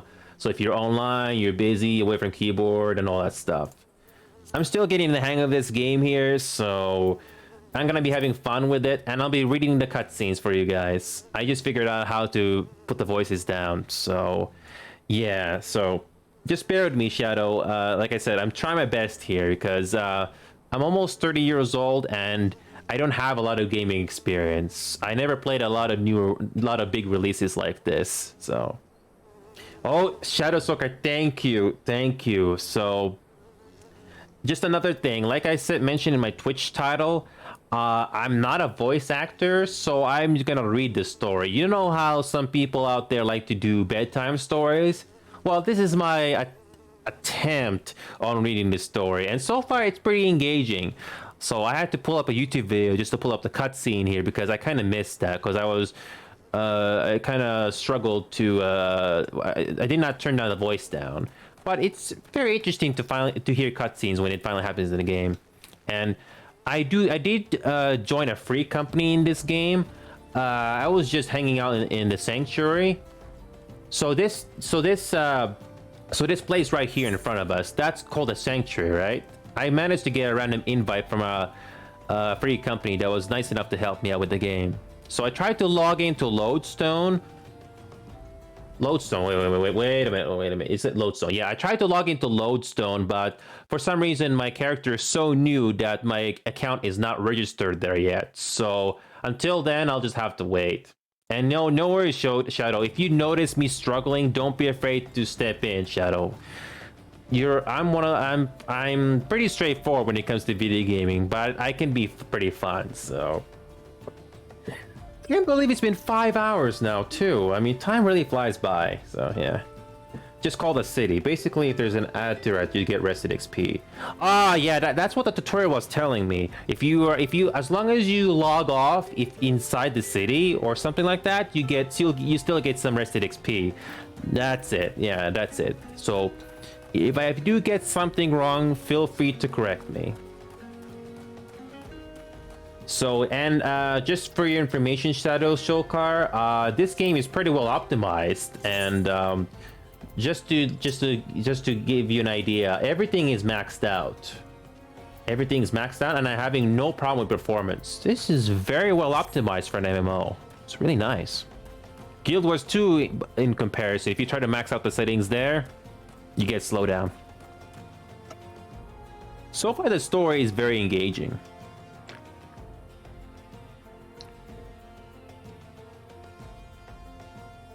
So I started playing this game, Shadow Shulkar, because it finally came back on sale, and I decided to get the complete edition instead of the starter edition because, oh, you've been maxed out and never have issues. That's great to hear. So a little bit of context for you, Shadow. I just started playing this game today because it finally came back on sale, and I thought if there's one MMO I should try, it's probably this one, and the community is pretty nice, and I had the option for the starter edition or the complete edition. I took the big risk on getting the complete edition because I have a feeling that if this game is going to be suspended, if this game's sales are going to be pulled again, I don't want to scramble and wait for months on end just to get it again. So far, my first impression of this game is pretty good, and the story is very fun. I have more fun reading it in a way that I think it's going to be interesting. So you're more than welcome to clip and share them all around if you want, Shadow. It's going to be cheesy, but in a good way, I hope. So I'm probably going to spend a lot of time off stream just to gather all the moments from this whole video here. I'm very serious and committed to doing this. And I figured this game is going to be fun, so here we go, the Gate of Thal. Yeah, this game is very gorgeous. And Shadow, quick question for you if you're still there. Have you heard of Unreal Engine 5? Imagine if an MMO was made with Unreal Engine 5 and having a lot of polygons was not an issue. Can you imagine what the game developers can do when they don't have a lot of limitations like they used to? Imagine the possibilities. And oh crap, we went the wrong way. We went the wrong way. We have to go back to Papashan. Whoops. Whoops. So I'm an amateur at best when it comes to MMOs, so this is going to be a long ride. So I try not to do self-promote too much, but if you guys are ever interested in supporting the show, you guys are always welcome to be a Twitch subber to me at any time. Or any merch if you're interested. And you can use these cool emojis that you can use anywhere. I'm pretty seriously committed to this, guys, and I think we can have some fun moments with this game. And I will probably cry in this game because I did speak to a couple of people on voice chat from my free company, and they said it has happened to them. So, just to give you an example, I didn't play the first BioShock game from beginning to end, but when I saw the ending for BioShock 1, I actually cried for a good period of time. It was so touching. And I think the same thing will happen to this game also. Yeah. Well, Shadow, you get to see my reaction. You get to see my reaction live because I resisted the urge not to look at any YouTube videos. The only reason I pulled up the YouTube video just now was because I unintentionally skipped that little bit of dialogue. So So please, no spoilers please, guys. So here it goes, Shadow. I'm gonna read this. Dialogue for you. So the way we're gonna read this dialogue is kind of like doing a bedtime story in a way. it's not always going to land because I'm not very good with accents or acting. So I'm just gonna do it as best I can. Sometimes it might come across pretty good. Here we go. Here we go.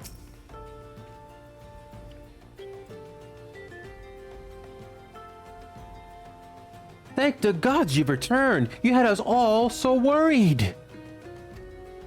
You do realize what would happen if a person of your noble stature were to be injured, or worse? Why, her grace, the Sultana, would be beside herself with grief.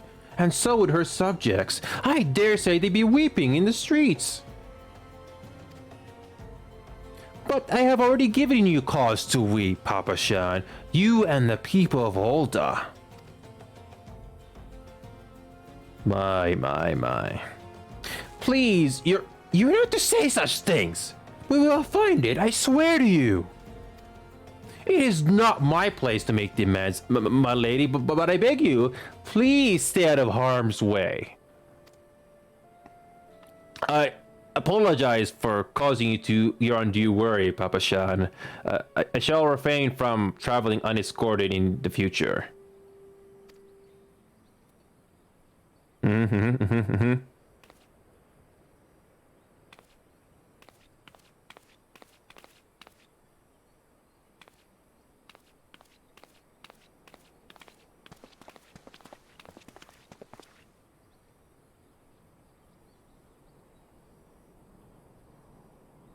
I cannot thank you enough, you. I understand you fought bravely to protect Lady the Leader of Void-Set Fiends. Let me do that again. I understand you fought bravely to protect Lady Leader of Void-Set Fiends. Hey, Tancred's wife. Good to see ya. This is my attempt at reading the story, Tancred. Good to see ya. Welcome to the show. Okay, let's continue reading this dialogue here. I'm having fun. Here we go. For your gallant service, you deserve all the riches in the royal vaults. Alas, a small token of my gratitude is the best I can offer. Yeah? A sarcastic man with a strange contraption strapped to his shoulder? That reaction that little voice I did lined up pretty good with this one. Okay, let's continue. I see you met Tancred. He's a scholar who spends his days investigating oddities in the Aether. Rather too fond of the sound of his own voice for my liking, but perfectly harmless. As for you, Inio, you're just the sort of adventure we need around here. I pray you show the same kindness to the people of Talanan as you did to us today. Thank you.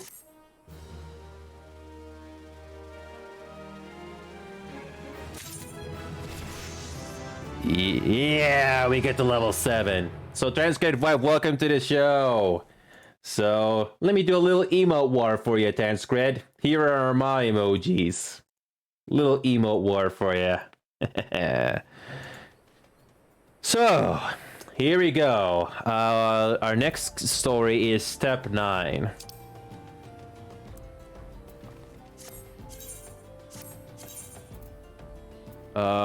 Where is this? Oh, where is the next quest? Oh, there it is. There it is. We have to go back inside Ul'dah. Okay. Nope. That's right. Oh well. So yeah. Wait, go back? Oh, go back. What's wrong, Sokar? What happened? Did I miss something, Sokar? Do we have to do this quest here with Sisadoa? Because I'm just trying to do this quest here. Oh, wait. Oh, it's this one here. This is the one we have to talk to, right? Yeah, I don't know why the game took me back there. See, kicking the horde's nest. Yeah, why did it take me there? Oh wait, no, that's a different quest. Never mind. Sorry, I got a little confused. Thanks, Shadow. Thank you. All right, here we go. Oh, a class. Good. Oh, okay, okay. Oh man. Thank you, Shadow. Here we go. Let's do the next one, guys. Let's do the next one. Sisidio needs a reliable adventurer to deliver a gift. We got a marmot steak. A fillet of marmot grill with sweet wild onions and pungent garlic. That sounds pretty good. You want to do those when they pop, though, because some abilities are locked behind them. Okay. Yeah, so... Yeah, the few players that I spoke to on voice chat on Free Company told me to do the main scenario quests first. Those are the most... just do those and I should be fine. When we get to the dungeons, eventually, that's where you have to group up with people. So, here we go. Let's do the next one. You're an adventurer, yes? If you're not otherwise occupied, I have a favor to ask. I've resolved to repay a debt of gratitude which I owe to the owner of the coffer and coffin. For this purpose, I purchased from the royal plantations...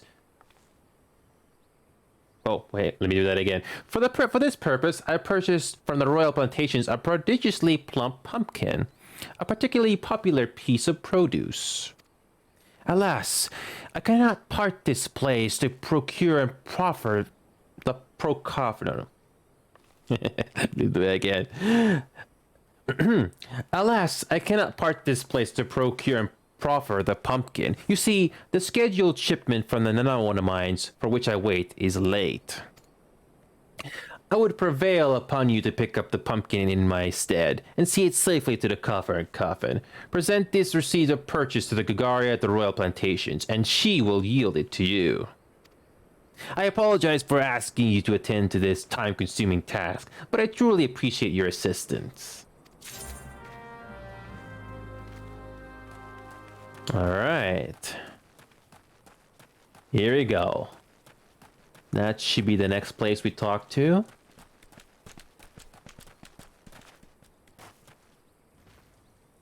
Alright. If Sisidua doesn't come on calling soon, this spectacular specimen shall sadly be past its prime.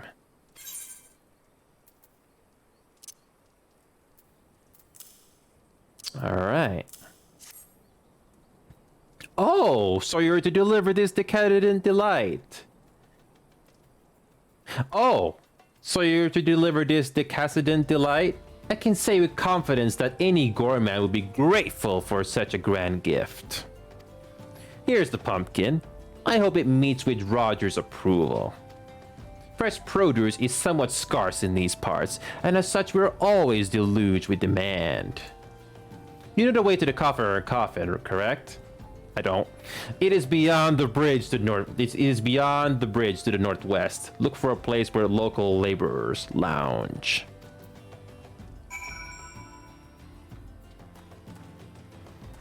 This looks pretty nice. I wonder if they notice if I slip one of these under my tunic.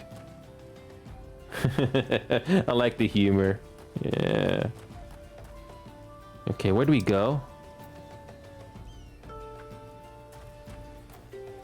Alright, we make a little trip. Are these train tracks? These are train tracks, right? I don't know. Do trains ever go in these tracks? Or is just here or it's only here for as a decor? I don't know. I don't know. Maybe I'm overthinking it. Oh my god, everything looks so gorgeous. They really put a lot of effort in these environments. I'm just staring at awe. What is that? What is that supposed to be over there? Some yellow thing? How about we take that little bridge over there? Let's do that.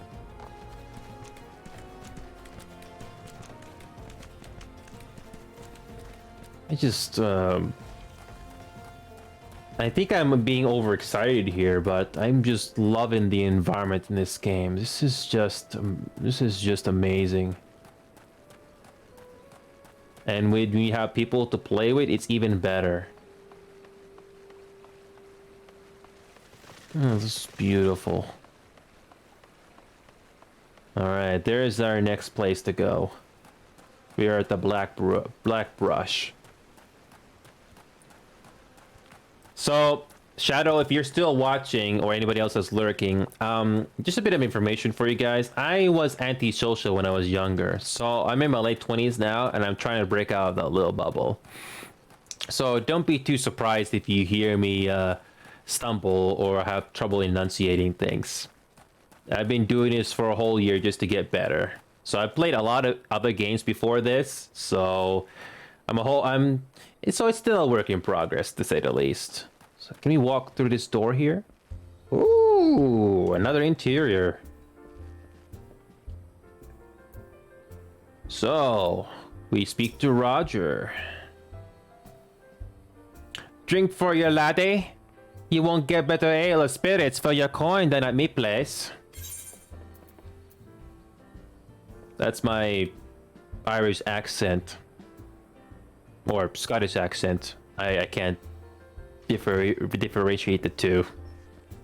It is believed that after eating pumpkin for the first time, the Sultana fell in love with the nutty flavor and ordered all her royal plantations grow the vegetable. Whatever that means.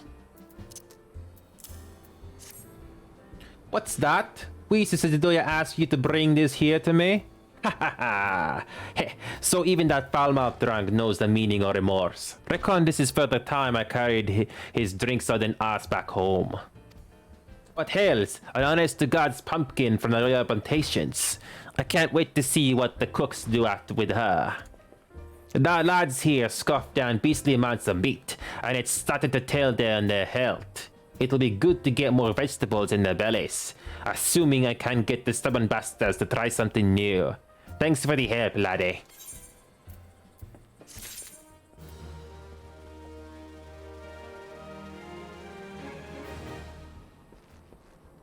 Alright. Let's do the next one. Okay, we get to talk to this guy again. Okay, let's do it. Alright, it's 11 p.m. for me, guys, so I think I probably got another half an hour left or something before I have to head off. I wish I could stay up much longer, but I have to wake up the next day. So, and Shadow and anybody else is still watching.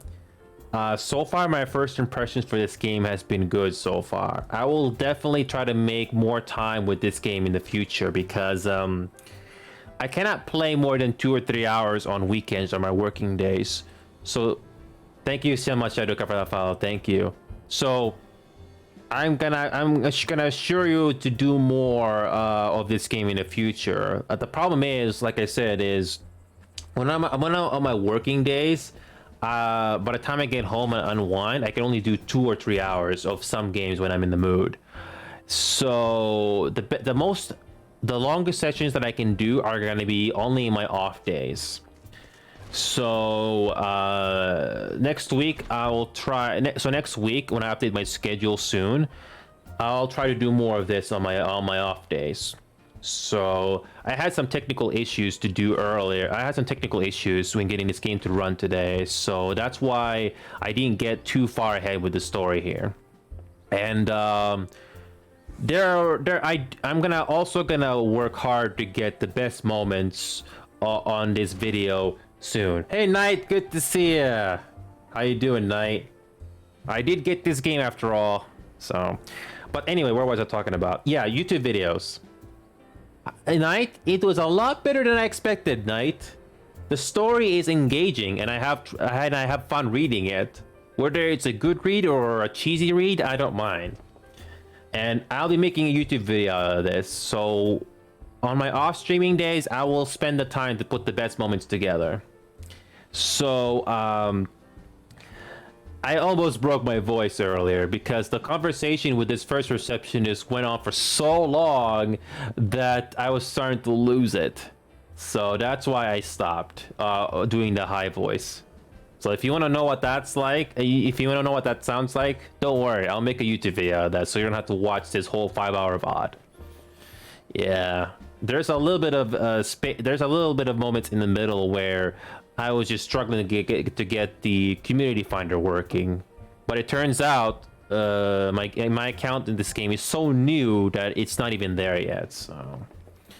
So honestly, this is very fun, and I got very lucky that a free company sent me an invite when I was at the city.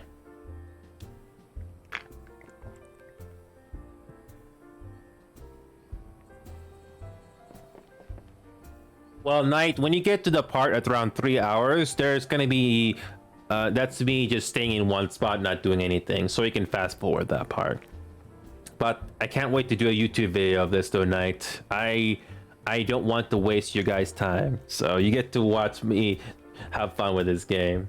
So here we go. So right now I can do maybe 2 more scenario quests before I have to head off, because I really have to get some rest. So, but I will definitely be doing more of this in the future, and I'll update the schedule below, and I'll be using my off days to put the videos together. So Shadow Soulcar and Knight, if you guys are interested, you're more than welcome to share my videos when I finally get the next one released. It's on my, I do have a YouTube channel here, so I've been playing a lot of other games way before Final Fantasy came along for my list, so you should have fun with that.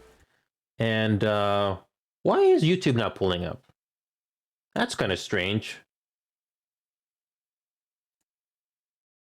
Oh yeah, the Knight. I remember. I forgot what the name is, Knight, but I'll give that. I'll check it out. So yeah. So by the way, when I click on my second monitor, don't be surprised. The audio, the sound effects go down when I click on my second monitor here. So I'm just quickly checking something off screen here. Why is the YouTube command not working? Let's see, why is Streamlabs not showing up? Yeah, it's kind of strange why it's not loading. Why is the alert box not showing up again here? Hang on a second. Let me go into the quotes, the commands. All right, let me try that again now. That was kind of weird why the notification didn't show.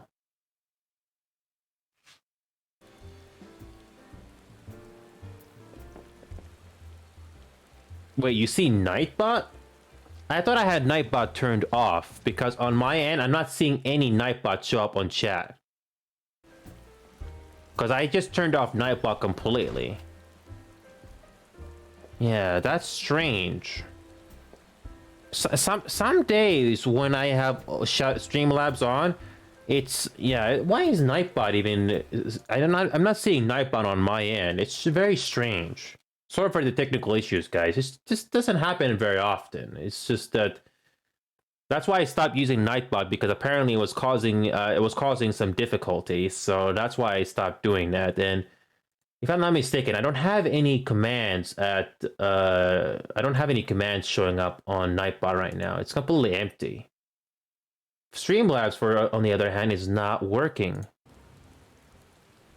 Oh, okay.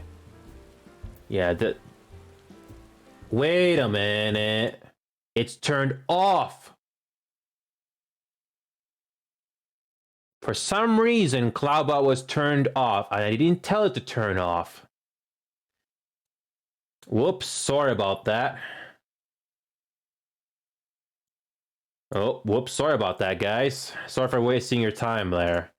So, but Shadow Soulcar, if you're still watching, here it is.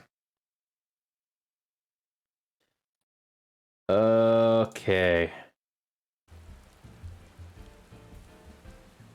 Why is there a question mark there? I don't have that written down there.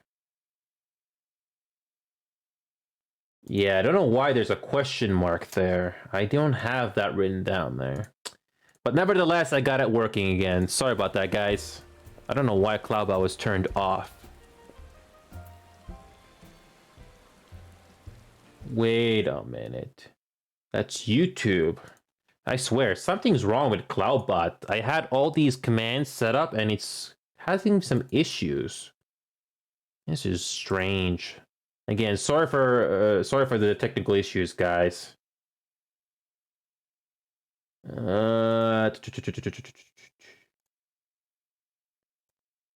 Oh, I forgot to change the link. I forgot to change the YouTube link. That's an old link right there. It's actually much more straightforward than it actually is. One sec. All right, let me update that YouTube link. It's a lot more straightforward. Okay. Confirm, and that should be good now. No worries, Shadow. No worries, Shadow. You're good. There it is. Yeah. So here we go. I got my Cloudbot updated, and we're good. All right. Let's continue. I got time to do maybe 1 or 2 more quests before I have to head off for the night. All right. So yeah, I will post a new video for this game soon. I can't wait to show it to you guys. Here we go. Let's do this. Here we go. Here's our next story quest, Knight. And this is me doing reading part of this game. Here we go. Like I said, I'll probably do 2 more. Here we go. Roger hears all sorts of information in his line of work, which some of which may be useful to you. Watch my No worries, Knight. I hope you did. So, Knight, before you go, Knight, how did you do in your final? Did you think you did okay, Knight?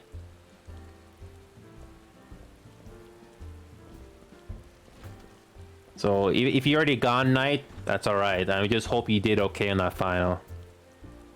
Wait, you got the results that quickly, Knight? Congratulations, Knight. Congratulations. I don't know if this is saying much, but I still want to say congratulations. Actually, you know what? Let me do a little hang on a sec. Let me do a little congratulation for you, Knight. This is this game's way of congratulating you. Congratulate.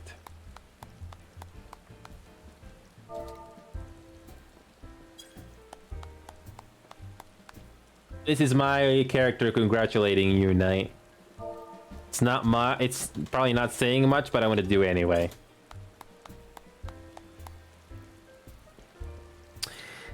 Alright. Take it easy, Knight. I'll see you next time. Here we go. Let's do the next mission. Later, Knight. Here we go. Next one. Well, this Blackbrush station sorely on demand. The stone torches there can't get a moment's peace. Bloke by the name Warren is hoping to bolster their numbers for a short-term assignment or 2. If you fancy putting a few extra jewels in your pocket, you could do a lot worse. Okay, we got ourselves gear. You can view, equip, and remove gear while you're selecting a character under character. C on the keyboard. Okay. To equip an item, first select the desired slot. This will open your armory chest. Okay, let's go to the armory chest. No. Armory chest. There we go. Armory chest is right here.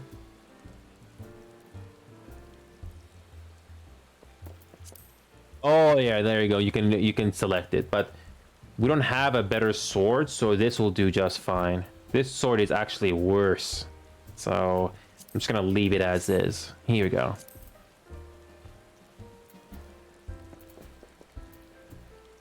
Where is Warren?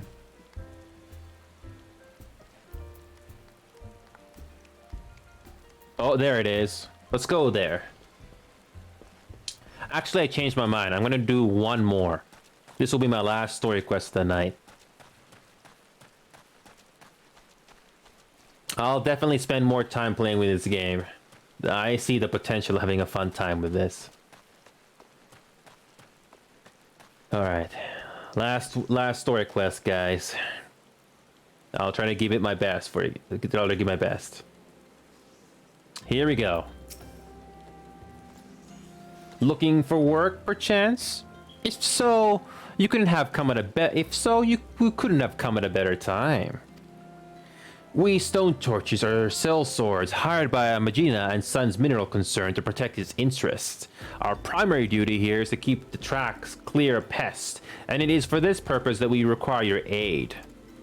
I should point out, however, But it can be messy work, and liable to get messier still if you are ill-prepared. A single piece of gear can mean the difference between life and death. I'll not have it on my conscience that I sent an ill-equipped adventurer to an untimely demise. See it to it that your arms and armor are in order. When you're ready, present yourself to me again. Equip your head, body, hands, legs, and feet with gear on a level 5 or above before returning to speak to Edwarn.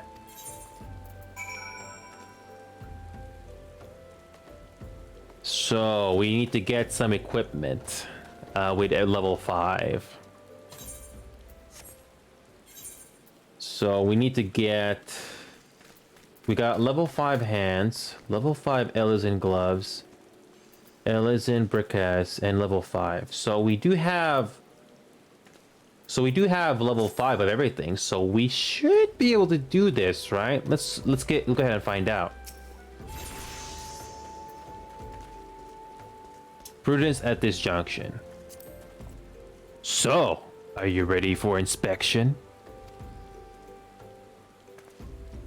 By the gods, man. However, in the 7 hells that you survive the Antlings equipped as poorly as you are, I can a good conscience send you to face savage beasts until your gear is in order.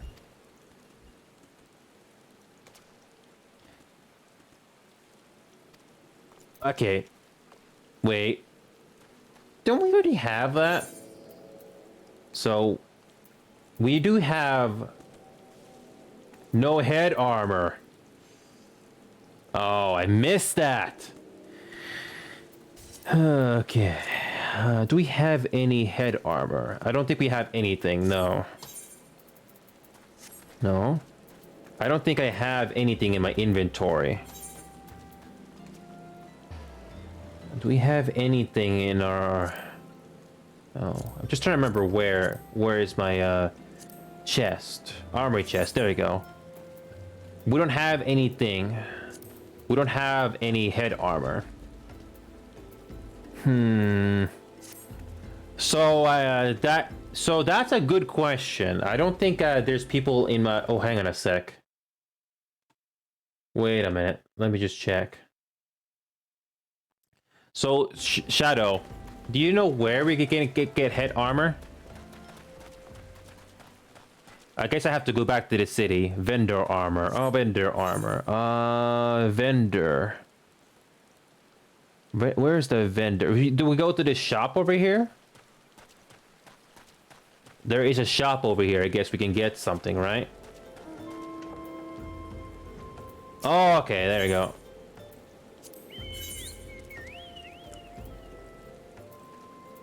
Okay.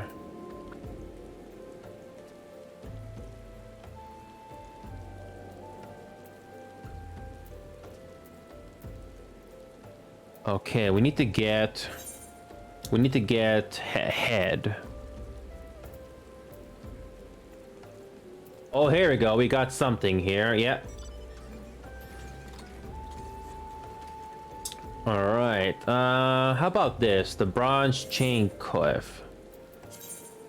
A myriad of items can be bought and sold from vendors. Purchasing an item is simple as clicking on an item shaking. Okay. If you happen to have second thoughts about a sale, you can always buy it back from item. Go for the eye patch? Okay. Okay. All right.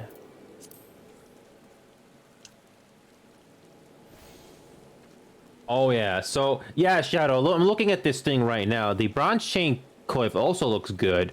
It has slightly better stats, but I don't think it really matters at this point. So we just go with level 5 here then.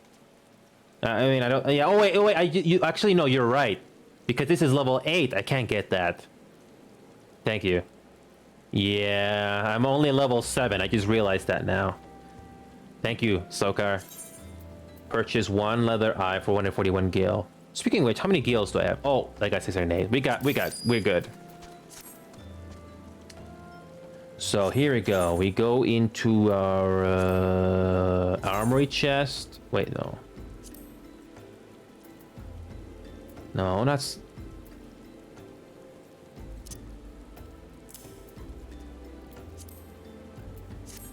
All right, here we go. We can finally do this quest, and the game is telling us to do so.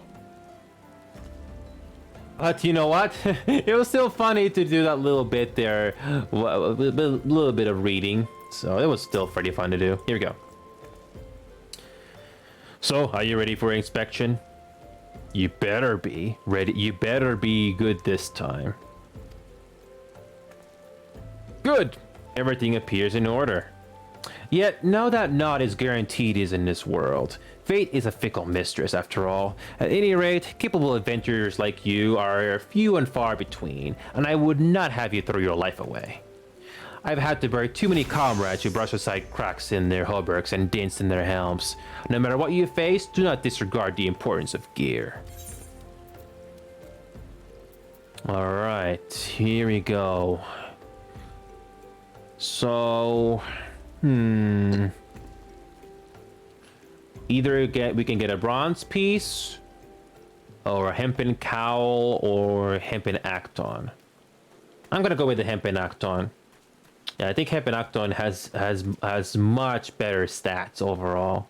You got strength 2. I think for gladiators, I think the bonuses of strength and dexterity is gonna matter the most. Nothing wrong with the hempen cowl. It's just that I think because gladiators are going to be more upfront, so I'm going to go with this one here. So that sounds pretty good, I think. All right, here we go. Also, strength and dex is better for melee. The other one is for caster and healers. You read my mind, Sokar. You're correct. You're correct. Thank you. Yeah, we're going to go with this one here. Anything strength or dexterity is something we need for gladiators. Yeah, thank you.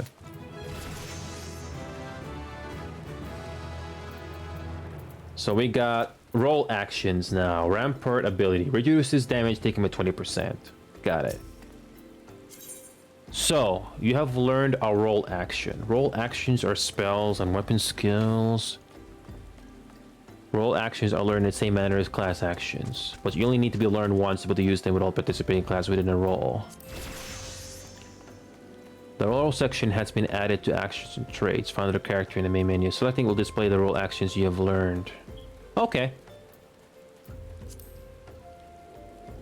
So here's the thing though. This is not a city, so I guess it's best for me to return to the city so that when I'm logged off, I get some XP while I'm away. Is that right? So I'm just remember how to do this. So I guess we do travel and we click on return. I guess that's how we get back to the city without having to backtrack. I think that's how it's done. There's no need to walk all the way back when you can do that. Yeah. So it's a good thing this game did a good job showing me how to play the game. I'm not the best at MMOs, but it's a good thing this game did a good job explaining that to me. Wait, am I fine? So I don't have to backtrack to the city. I can just stay here and log off or something, and I still get some XP in return. Because the game did mention, if you look at your XP, there is a moon symbol to the right of it. Oh. Ooh, that's a good observation there, Soka. I did not know that. I think, well, maybe the game did mention that, but I kind of missed that. So little details like that are very easy to miss. So again, thank you, Sokar. You're great. So Sokar, I guess I'll just wrap up here. But before I go, though, I will definitely make a video of the best moments that I was able to do in this one session today. So, and you're more than welcome to share these videos all around. So I got Streamlabs working. So this is the YouTube channel that I have here. So if you're ever interested, we do play other games outside of Final Fantasy, but I will be definitely spending more time playing Final Fantasy in the future because this game is very fun. And you can play with other people here also just to do stuff. So it's really nice and it's pretty friendly atmosphere. I actually met some interesting people here and they've been pretty positive. And I did a Google search on the servers. This server called Famfrit. Apparently these people are pretty laid back and friendly. So I decided to go with this server. And thankfully there was Thankfully there were still enough slots for me to create a new character, which is nice. So, and again, Sokar, I don't know if you play other games outside of Final Fantasy, but I do play other games that you are more than welcome to play with us if you are ever interested. So again, all the best moments are in the YouTube videos, so you don't have to spend 5 hours watching a VOD, because I know not everybody has the free time. But anyway, definitely more of this game in the future. So Sokar, if you are ever interested to helping out again, I'm probably gonna need the help, or I got these people from the free company here. I don't want to discredit the help that you guys gave me. So again, I'm kind of rambling here a little bit, but again, thank you so much for coming in on, guys. Some technical difficulties in the middle there, but I will definitely be playing this game again in the future. A lot more of it too during the week. Most likely on my off days though, because you can't do the stuff in this game in just 2 or 3 hours. It'll go by too quickly. Or maybe I could do 2 or 3 hours. Who knows? But I'll let you guys post. I'll keep you guys posted, because this game far exceeded my first impressions. So, alright. Enough rambling, guys. I'll see you guys next time, alright? And, actually, you know what? One sec. Let me look at this here. Yeah, no worries, Sokar. Actually, you know what? I'm just gonna head off right now.